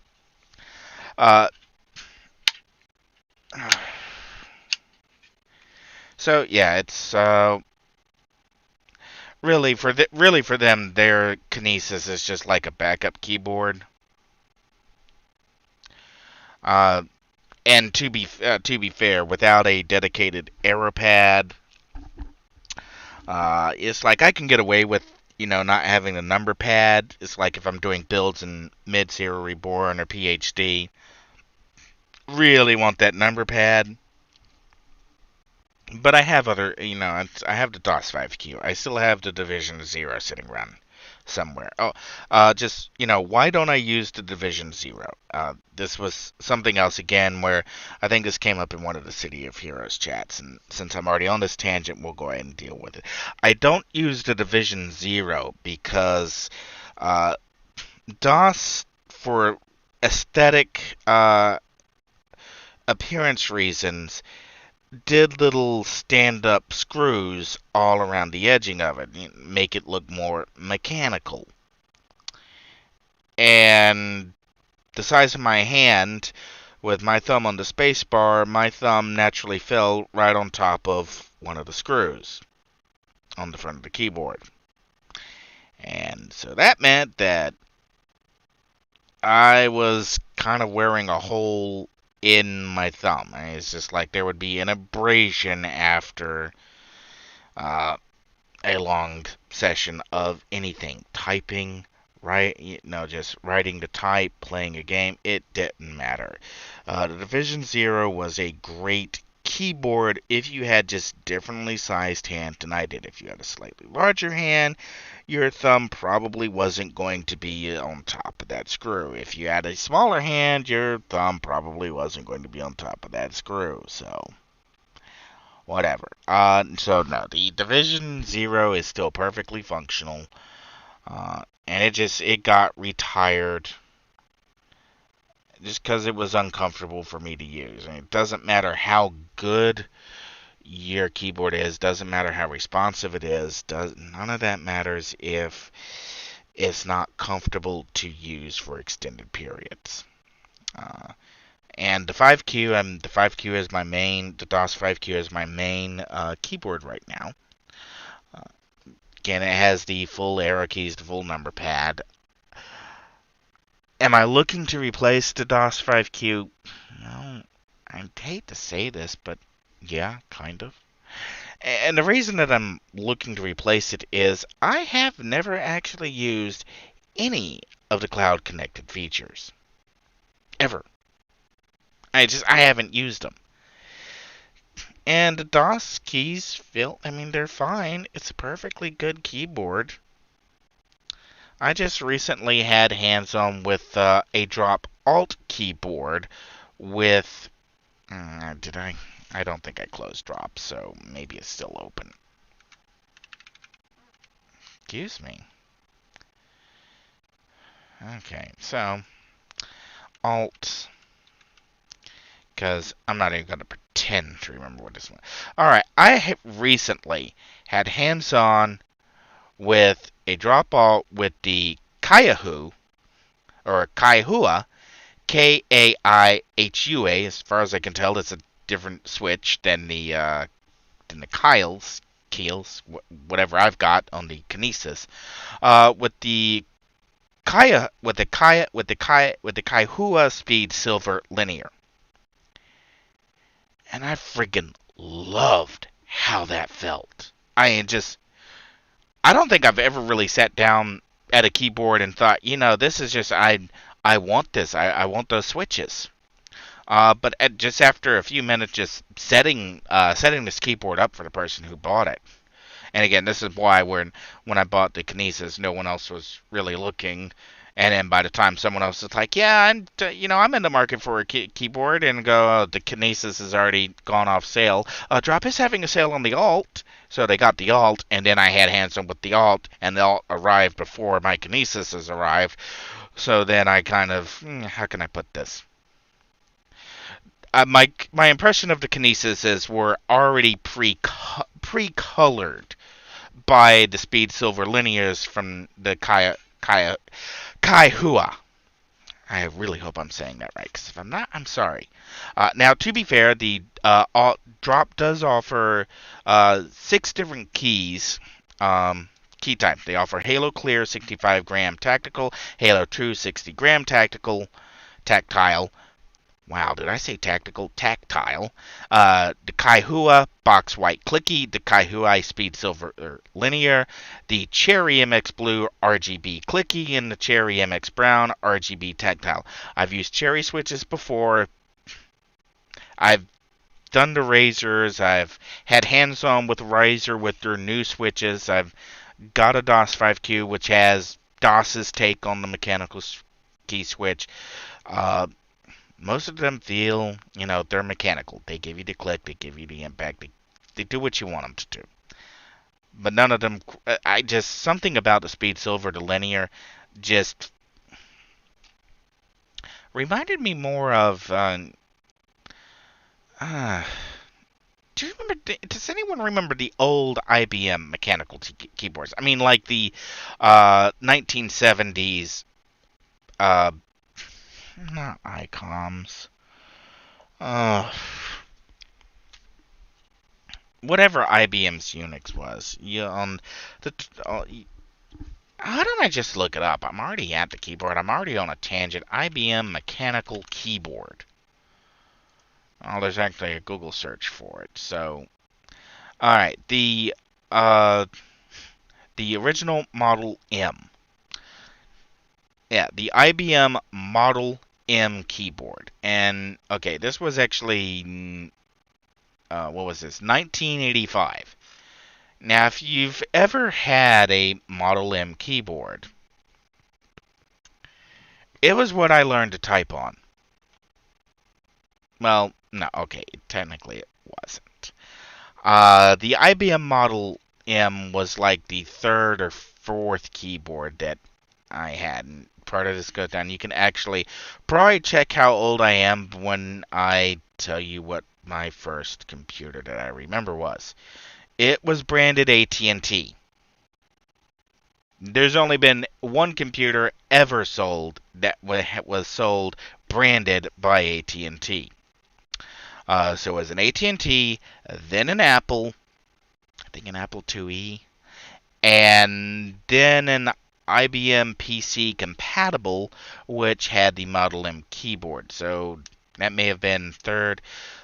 All I can really remember is the PS2, or it was either PS. Was it old enough to have been an AT? It was an AT. Yeah, it was a DIN 5-pin AT connector, huge sucker of a thing.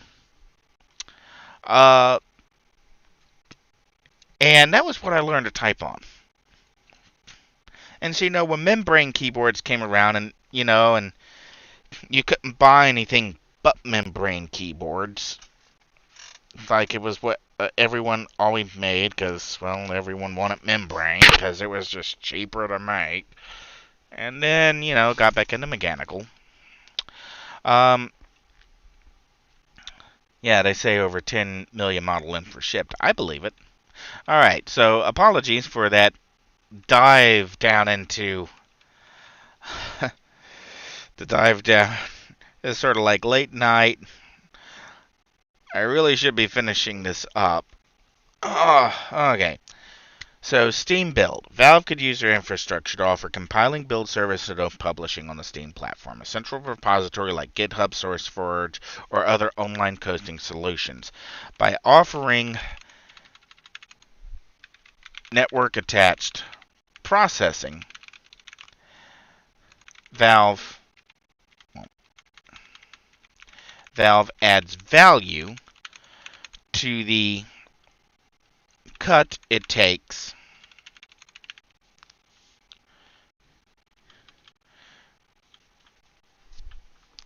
since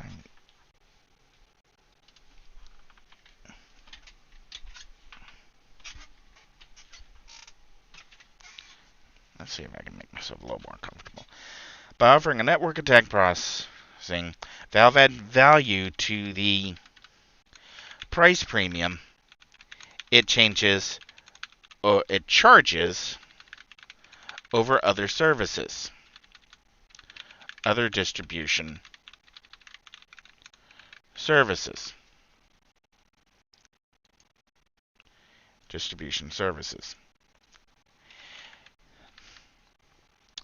Making Windows SteamOS dual build, or making Windows Linux dual builds mandatory for Steam Build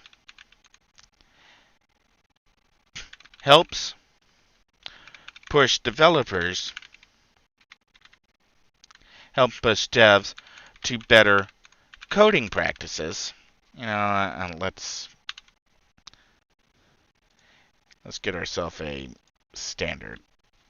Help push devs to better coding practices.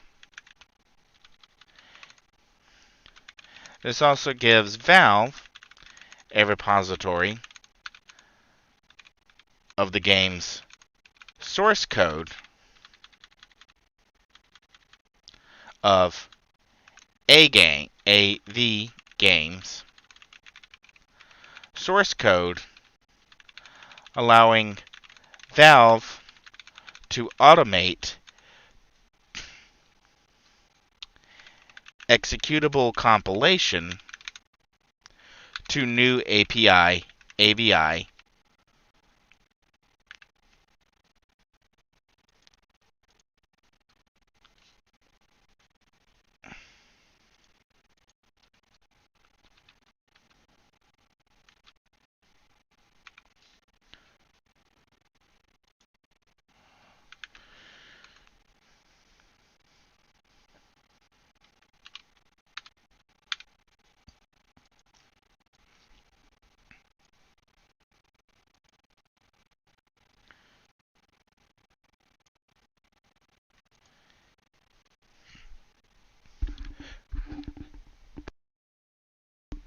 By offering network attack processing, Valve add value to the price premium charges over other distribution services, making Windows and Linux dual build mandatory for STEM builds, help push dev to better coding practices. This also gives Valve a repository of AD game source code, allowing Valve to automate executable compilation to a new API or ABI,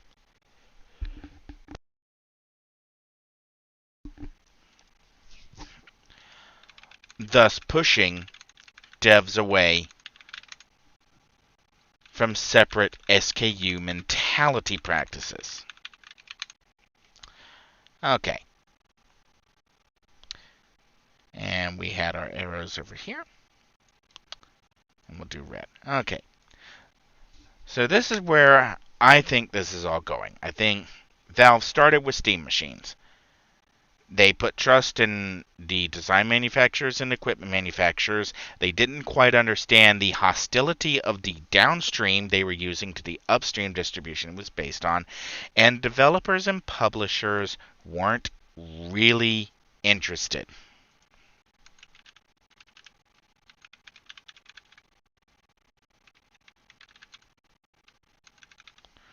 We're not interested.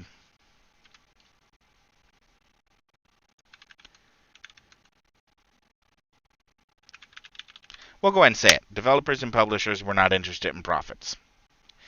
Yeah, the more platforms you can put your game on, the more people you can sell your game to.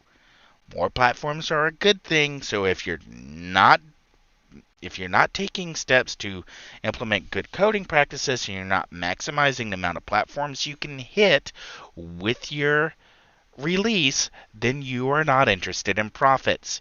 I don't know what you're interested in, but obviously it's not making money and paying your employees.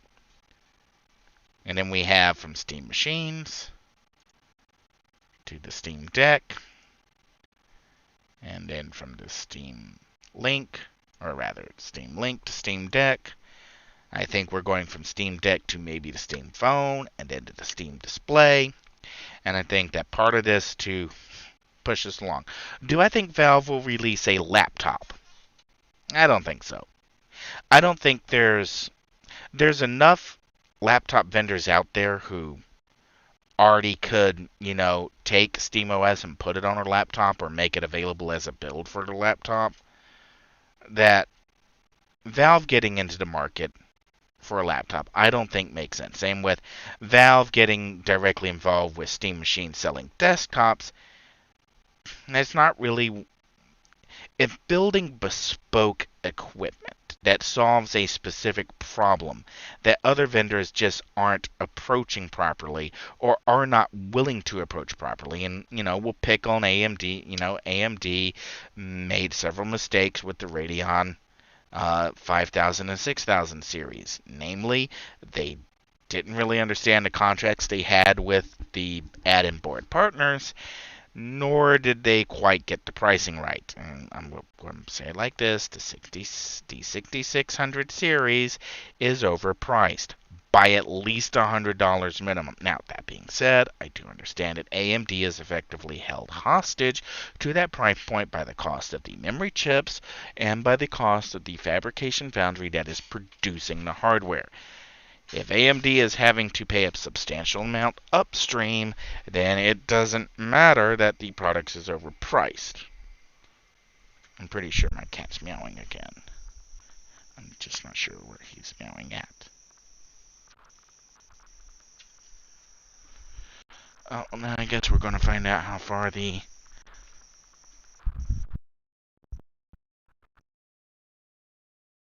question. Not very far outside the door. Well, I don't see my cat. I'm not hearing him now.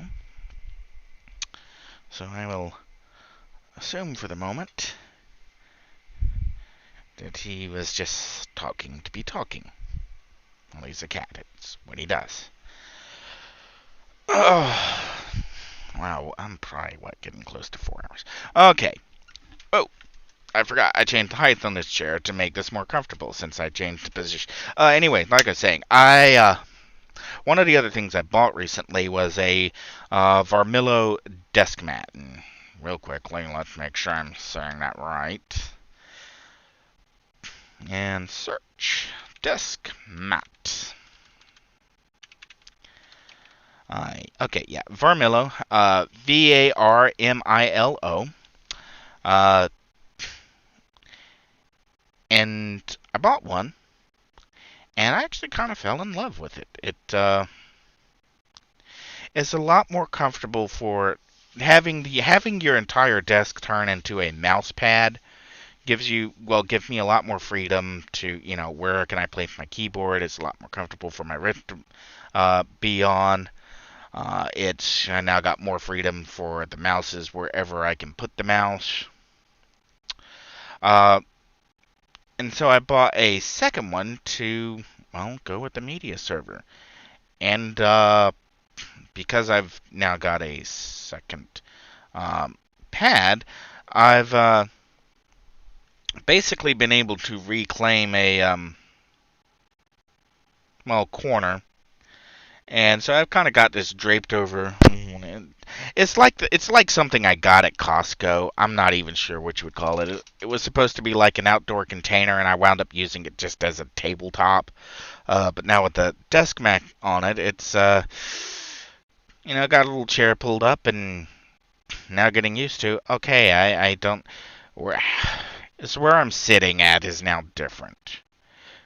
I mean, it's a little bit easier to work off of the desk mat on. What is this? It's not a futon. I don't know. I'm not. It's not really a table. It's not really an end table. It's just a thing. It's like if I saw another one, I'd probably buy it again. I mean, it's from Costco, and it's sort of like they're going to sell it again at some point. I just don't know when. So anyways, yeah, that's kind of a little update on the ergonomics there. I'm not actually flopped back in the easy chair with the lap board across my lap right now. A little bit more of a little bit more of a couch style leaning over. I mean, it's not uncomfortable. Well, then again, neither was in the easy chair. So, yeah, and if you're wondering why in the world am I punishing myself like that, other than just to try out a new desk mat, short version, I'm pretty sure if I went and was trying to do this in the easy chair, I'd have conked out and been snoring on a live stream. Yeah. Kind of not looking forward to that. Alright, okay, so I can already hear the question being asked now. Well, if you don't have a second desk, why did you go ahead and buy a desk mat? Well, to be blunt, I do have a second desk. It's just got stuff on it. Yes, it has all my drones on it. Well, to be fair, it's more like I turned one of my decks into like a drone charging station. So it's like there. How did he put it? Not Alex Steele did. Martin Wintergarden. Martin Wintergarden commented once that any horizontal space is just ask for something to be put there. So in my case, it wound up with all of the equipment I picked up for the DJI Mavic Air that I fly, and then I just when the Skydio came, I just made room for that. So yeah, I've been I know it's need to reorganize badly, but reorganization takes a little bit of money that I just don't have right now. You just spent $20 on a desk mat. Yeah. $20 I can afford. What is it? $160 a pop for steel shelving. That kind of adds up. And a little bit of tidbit here. When I first moved into, what would you call this? A bomb shelter? To furnish it, I raided an old warehouse that had restaurant supply equipment. So all of my shelving has basically been iron shelving that used to be in KFC's, Burger King's, or Pizza Hut. And some of this is not what you would call standardized shelving. I mean, like the diameter of the pole doesn't match as anything Lowe's or Home Depot carries. Okay, I know it's. Why are you going down this path on talking about desk mat, desk, and furniture? What's the point? What's related to the Steam Deck? And this is where I'm going to give me a minute here. Is I do long logic trains. The reason that I'm going down and talking about shelving and talking about organization is because this is something that a lot of people don't think about when it actually comes. And we'll start back here. It's not something a lot of people think about when it comes to actually manufacturing a gaming system or manufacturing a device that people want. Not only do you have to ask yourself, where are they going to use it? You need to ask yourself, how are they going to use it? What are they going to use it on? What technologies do we need to support that? So we'll go ahead and we'll bring Ryder back up here. And we'll fling Ryder up to the front. And we're going to come down here and we'll do, I think I'm close to a new page. If not, okay.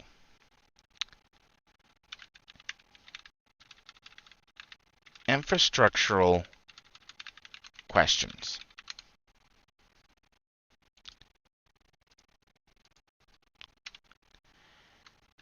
And we'll do ourselves a little, oh, come on, I found it before.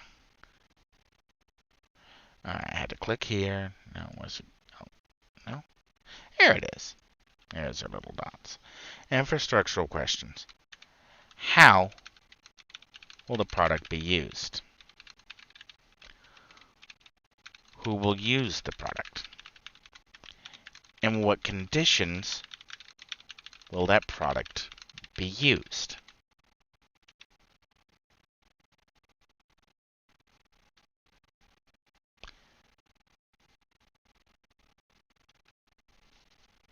And we're going to pick on Nintendo here for a moment. The Wii and the Wii U, actually, yes, the Wii was in the same time as the PS3 and Xbox 360 and B360. The Wii targeted 480. PS3, Xbox 360 targeted 1080. Nintendo wouldn't actually field a 1080p system until the Wii U. Why? Well, according to Nintendo, when they did their market research, they found that very few of their customers, their actual customers, people who were buying the games, had high-definition television sets. Most of their customers still either had CRTs or simply had low-end 480 panels, the basic LCD TV of the time. So the PS3 and the Xbox 360, although they supported a much higher resolution, they were targeted at markets that necessarily weren't there to support them. So keeping in mind who's going to be using the product, what conditions are they going to be using it in, who is Valve selling to? Who is Valve selling to? Well, Steam users, potential Steam users. That's who Valve is selling to. On what conditions will this product be used? Mobile gaming, desktop gaming, better option,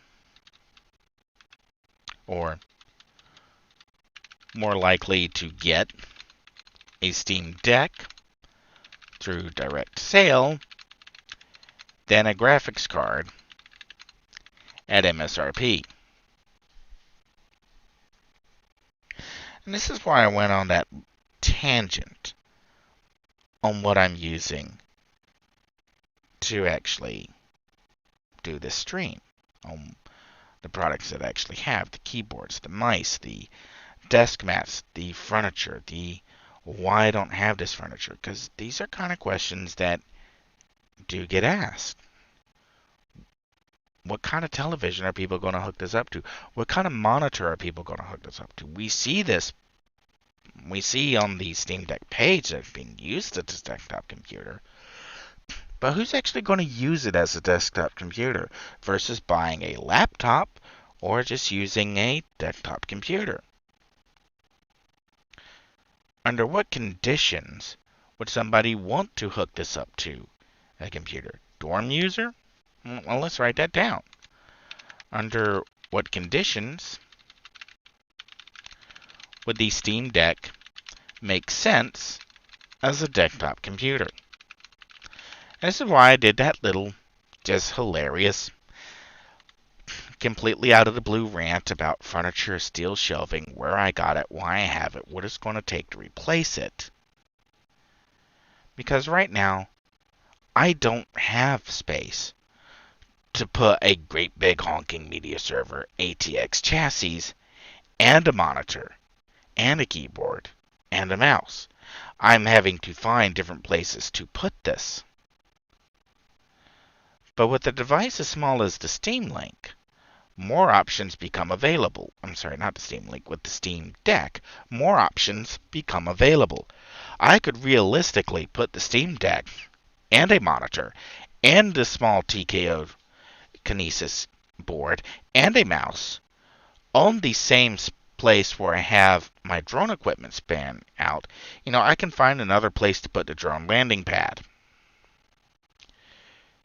And no, I'm not entirely convinced it was the worst purchase I ever made, but I think I can count on one hand the number of times I've ever that I ever actually used it.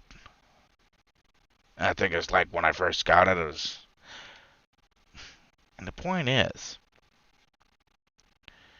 the Steam Deck fits into more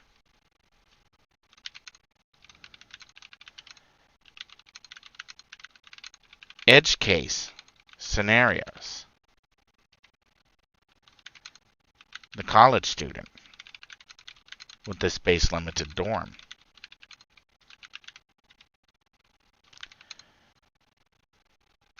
The part-time employee in a pandemic state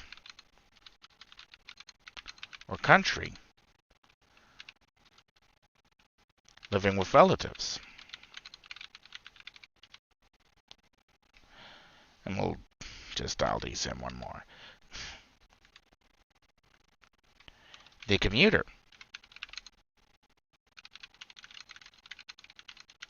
Work.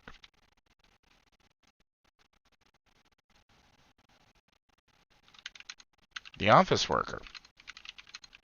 During lunch. Being able to take your games with you. The way the Steam Deck is presented, it directly goes after edge cases. And me, I'm an edge case. I live in a bomb shelter. I mean, like, literally, I'm surrounded by concrete walls. I don't have a lot of space because everything I have is stuffed in here with me. I'm the edge case. I'm the person who, I look at a Steam Deck and I go, that's the perfect form factor to give me an extra computer. as the perfect form factor to take my games with me, and I can play the same games I play on my desktop. I can play elsewhere, and that's the big difference between the Steam Deck and the Steam Switch. Or, I'm sorry, the Nintendo Switch.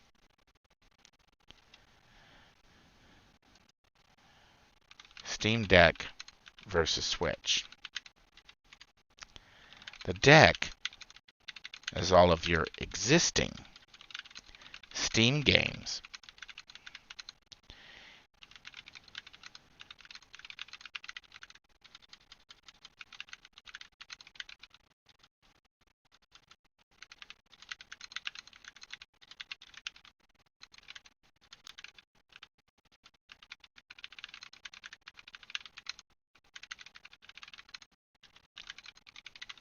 The Switch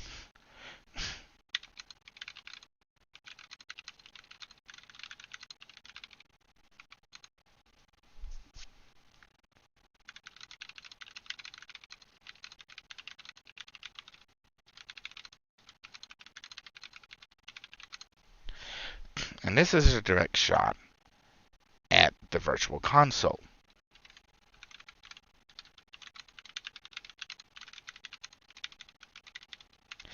Nintendo blew it when they didn't carry over Virtual Console to the Switch. They just did.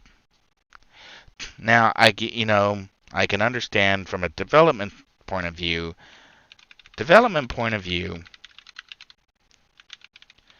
PowerPC or power architecture to ARM is hard. It's not that hard.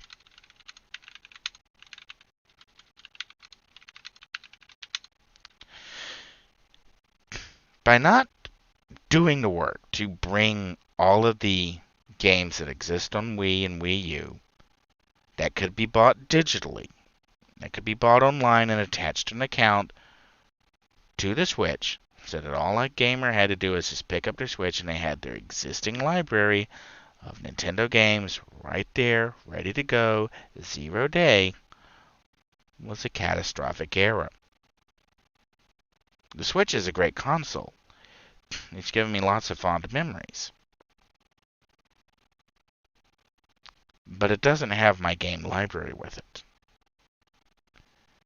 And yet, there's a quasi-advantage.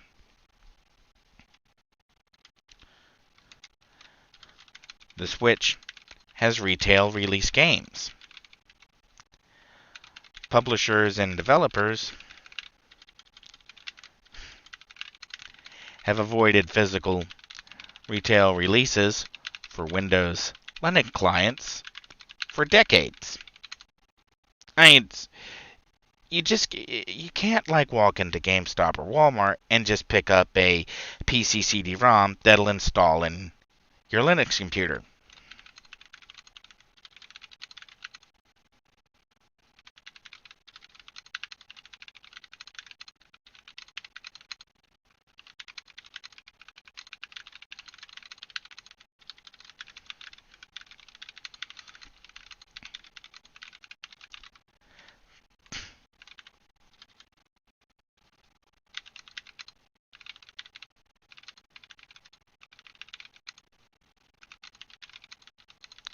And a big caveat here, a lot of retailers aren't carrying PC games at all.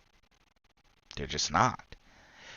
You can walk into a Walmart and you'll get Xbox, PlayStation, Switch.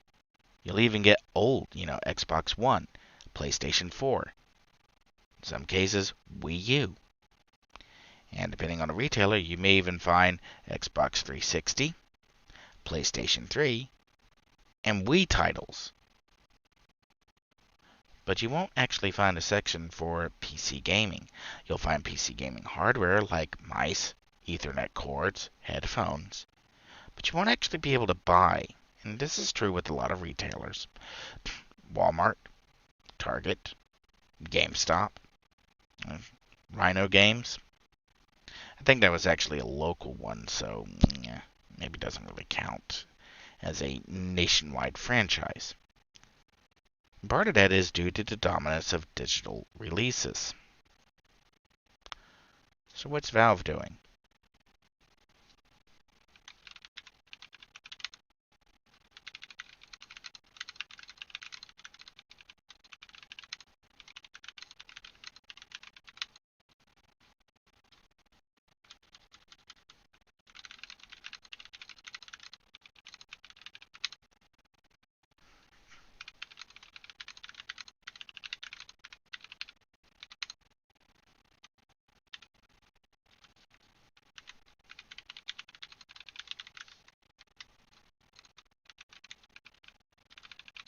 Here's the thing.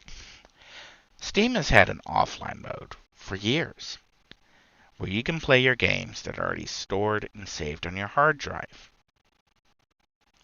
Steam, Valve have worked to ensure that games that are bought on Steam are still available for users to download and install even after the game is removed. In a previous live stream, I showed Advent Rising, which, as far as I know, can't actually be bought, because I'm pretty sure both the publisher and the developer went under or were bought out, or they don't exist as the same entity in any remote description. But I can still download and install Advent Rising. And there's other games that are like that. Once you buy them, they're on the network, you can continue to download and install them. So what SteamDeck does with Proton and with saving to an SD card is it does give gamers a physical backup, an actual backup of the game they legally bought. And that's kind of a big deal, because Valve is doing what the publishers and developers don't want to do. It's putting a physical product that gamers can actually take care of and make sure is still viable for use. And one that the publishers and developers just can't say, oh, no, you can't play that anymore, we're deleting it. And that's a big fear. We've seen it happen with the Amazon Kindle, where someone at Amazon decided, oh, you can't read that book anymore, and then they delete that book on your Kindle. The fear of someone, a publisher or a developer, reaching out and just deleting content is a realistic fear. It really is. But no one's ever really done anything about it. No one's ever really done anything. And we'll bring Empress back up here, all the way to the top. No one has done anything about developers and publishers that treat releases as separate SKUs entirely, where they treat the PlayStation release as fundamentally different from the Xbox release, and that both have separate profit expectations, both have separate sales expectations. They may even have separate development staff, and they'll even have separate porting staff. There won't be any main source tree. You work on one project. When you're done, you seal the source code off, and then you work on the second project. When you're done, you seal the source code off. There are separate asset trees. One asset tree for PlayStation, one asset tree for Xbox. And no amount of upstream engine work from Unreal, UniEngine, Valve Source, or insert your favorite engine here has changed that. It hasn't changed the publisher and developer approach that good coding practice is bad, terrible coding practice is acceptable. And how many games have just stopped working because Microsoft updated something? How many games have stopped working because there's a new driver? How many games have stopped working because you don't have the graphics card that they work with anymore? That's a lot of them. And Valve's the only one who's actually doing something about it. They're the only ones who are coming up with, how do we make this work? How do we get these games? How do we get these products into users' hands?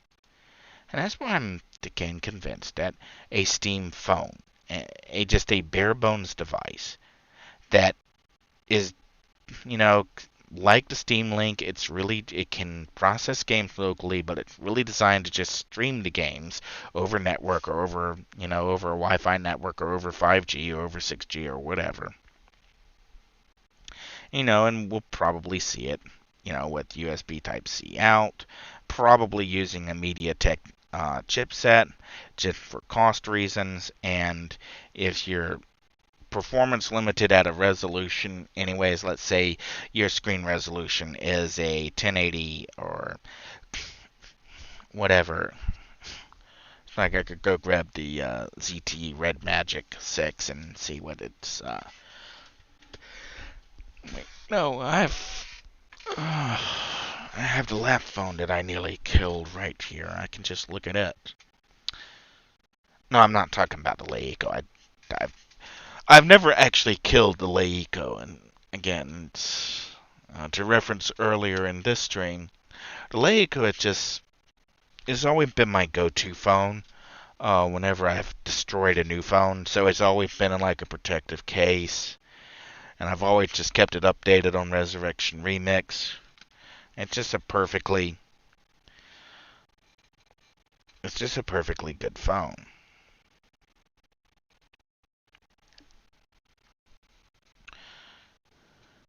Okay. CPU-Z. And the phone that I'm actually looking at is the Umidigi Bison. I talked about that before.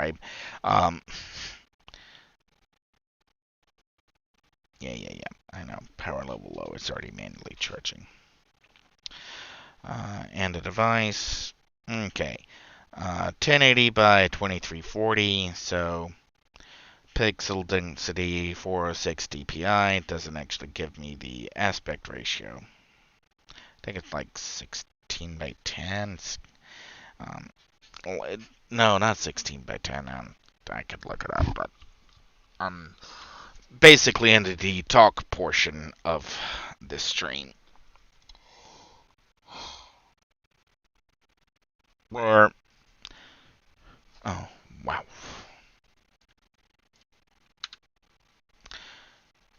And I think it's a logical expansion for where the Steam Deck is and how to merge the functionality of the Steam Link with the Steam Deck. Because you could do the same functionality with the USB hub and a just bare bones MediaTek phone. Not loaded with Android, but loaded with Plasma Mobile, running for the phone interface and running Steam Deck for the applications. And that would be a perfectly good answer. That addresses even the infrastructure that people already have, the game controllers they already bought for their phones.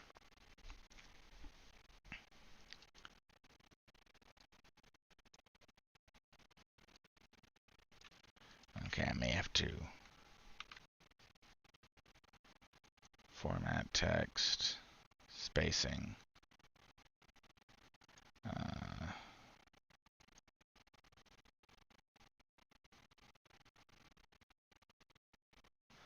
Line to O, center is Control E. Valve position Steam with Proton to be available on any future operating system, any future processor architecture, any GPU architecture with a Vulkan driver or a fallback forward compatibility mode to a Vulkan driver. There's already bridges to translate DirectX into Vulkan. There's already bridges to translate OpenGL into Vulkan. So anything that's using those previous APIs can already be directed into Vulkan. Doesn't really matter their age. Doesn't matter if it's OpenGL 1.0. Doesn't matter if it's, technically, you could even make a 3DFX Voodoo Glide to Vulkan wrapper and run glide code straight through Vulkan. Now, I don't know that anyone's actually doing that, but that would be interesting to see old glide optimized games running on a Vulkan layer. I would just think that'd be interesting. But going into it,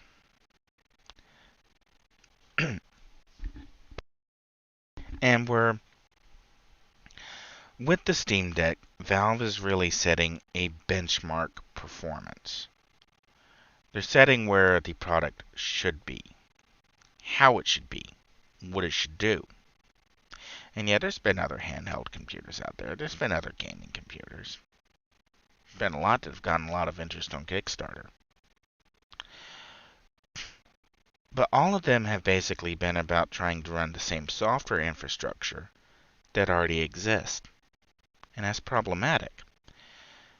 Because if you're running a Win, and we'll pick on the GP Win. Let me make sure I got that right. GP Win.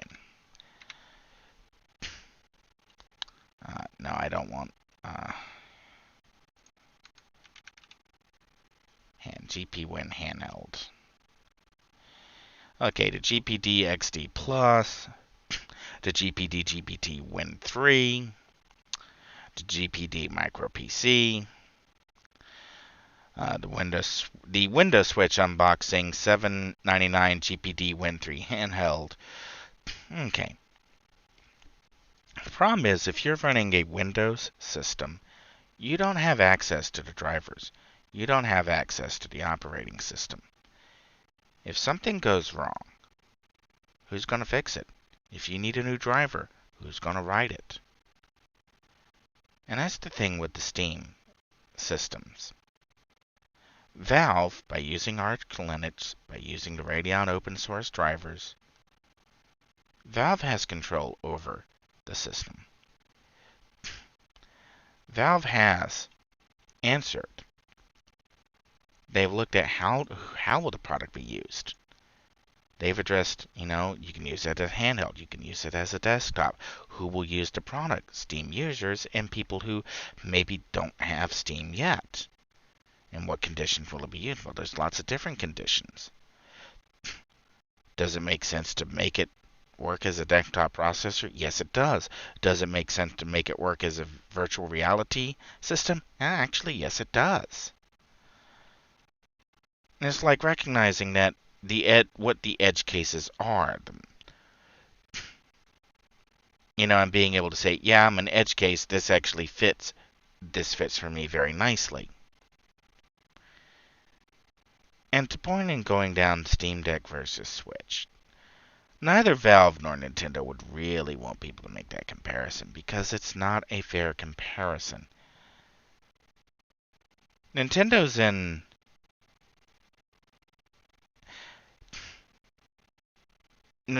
into creating experiences. Every game they make is tailored to the hardware they presently have. Now, their hardware choices may be unoptimal. Their hardware choices may make no sense, even in a retrospective point of view. But there's no denying that Nintendo routinely delivers the kind of games that everybody else wishes they could deliver. That every developer, if they just had a little bit more time, they could have made something as good as Nintendo makes it. People used to say that about Valve. No one else made a first-person shooter like Half-Life. No one else made a first-person shooter like Half-Life 2. Portal was mind-blowing. Portal 2 was you did what? Even the episodic content, even as terrible as it could have been by episode 3, what was it, episode 3? Death of who? Eli, I think? Valve really found their footing. And that's what's important to keep in mind here. All of these tangents, all of these examples, all of these edge cases are coming from people who have been there, who have done that, who look at how the market is and go, yeah, we've been screwed too many times. What can we do to get out of this? And the answer is, get more control over the software ecosystem. Not necessarily what the developers and publishers are doing, but more control over what they're running it on.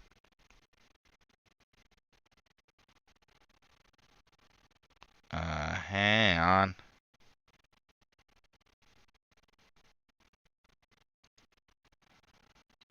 Where did that come from?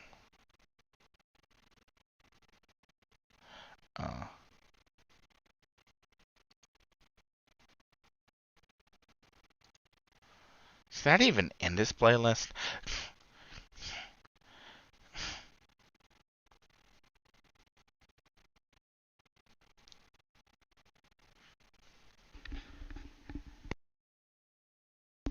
Okay, to explain what's going on is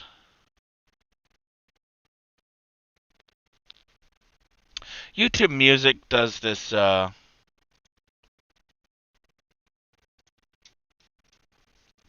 annoying thing where if you click on a playlist, unless you explicitly tell it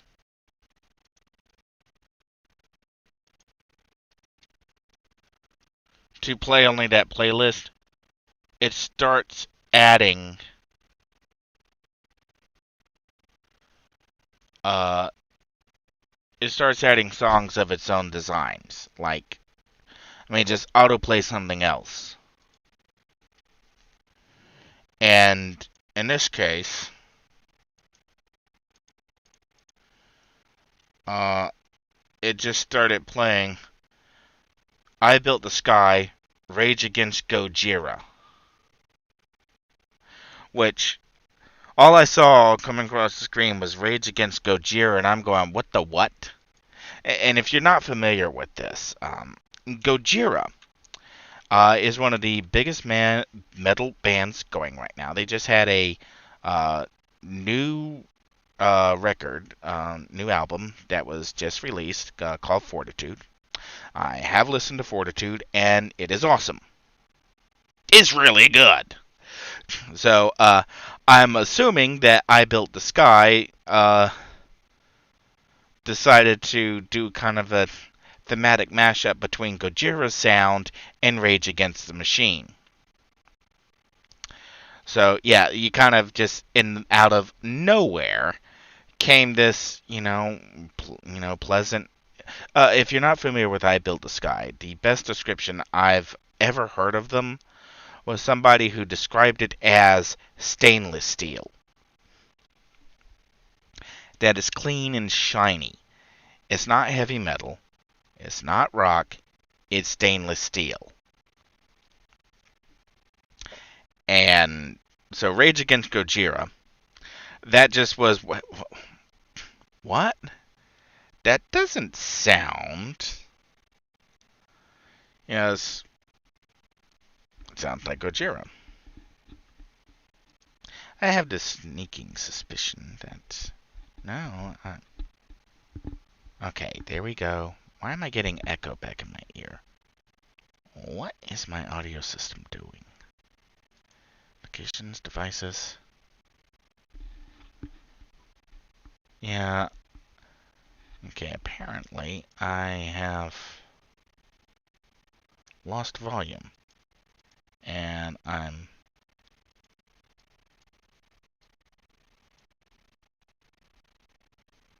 Okay. There's volume back.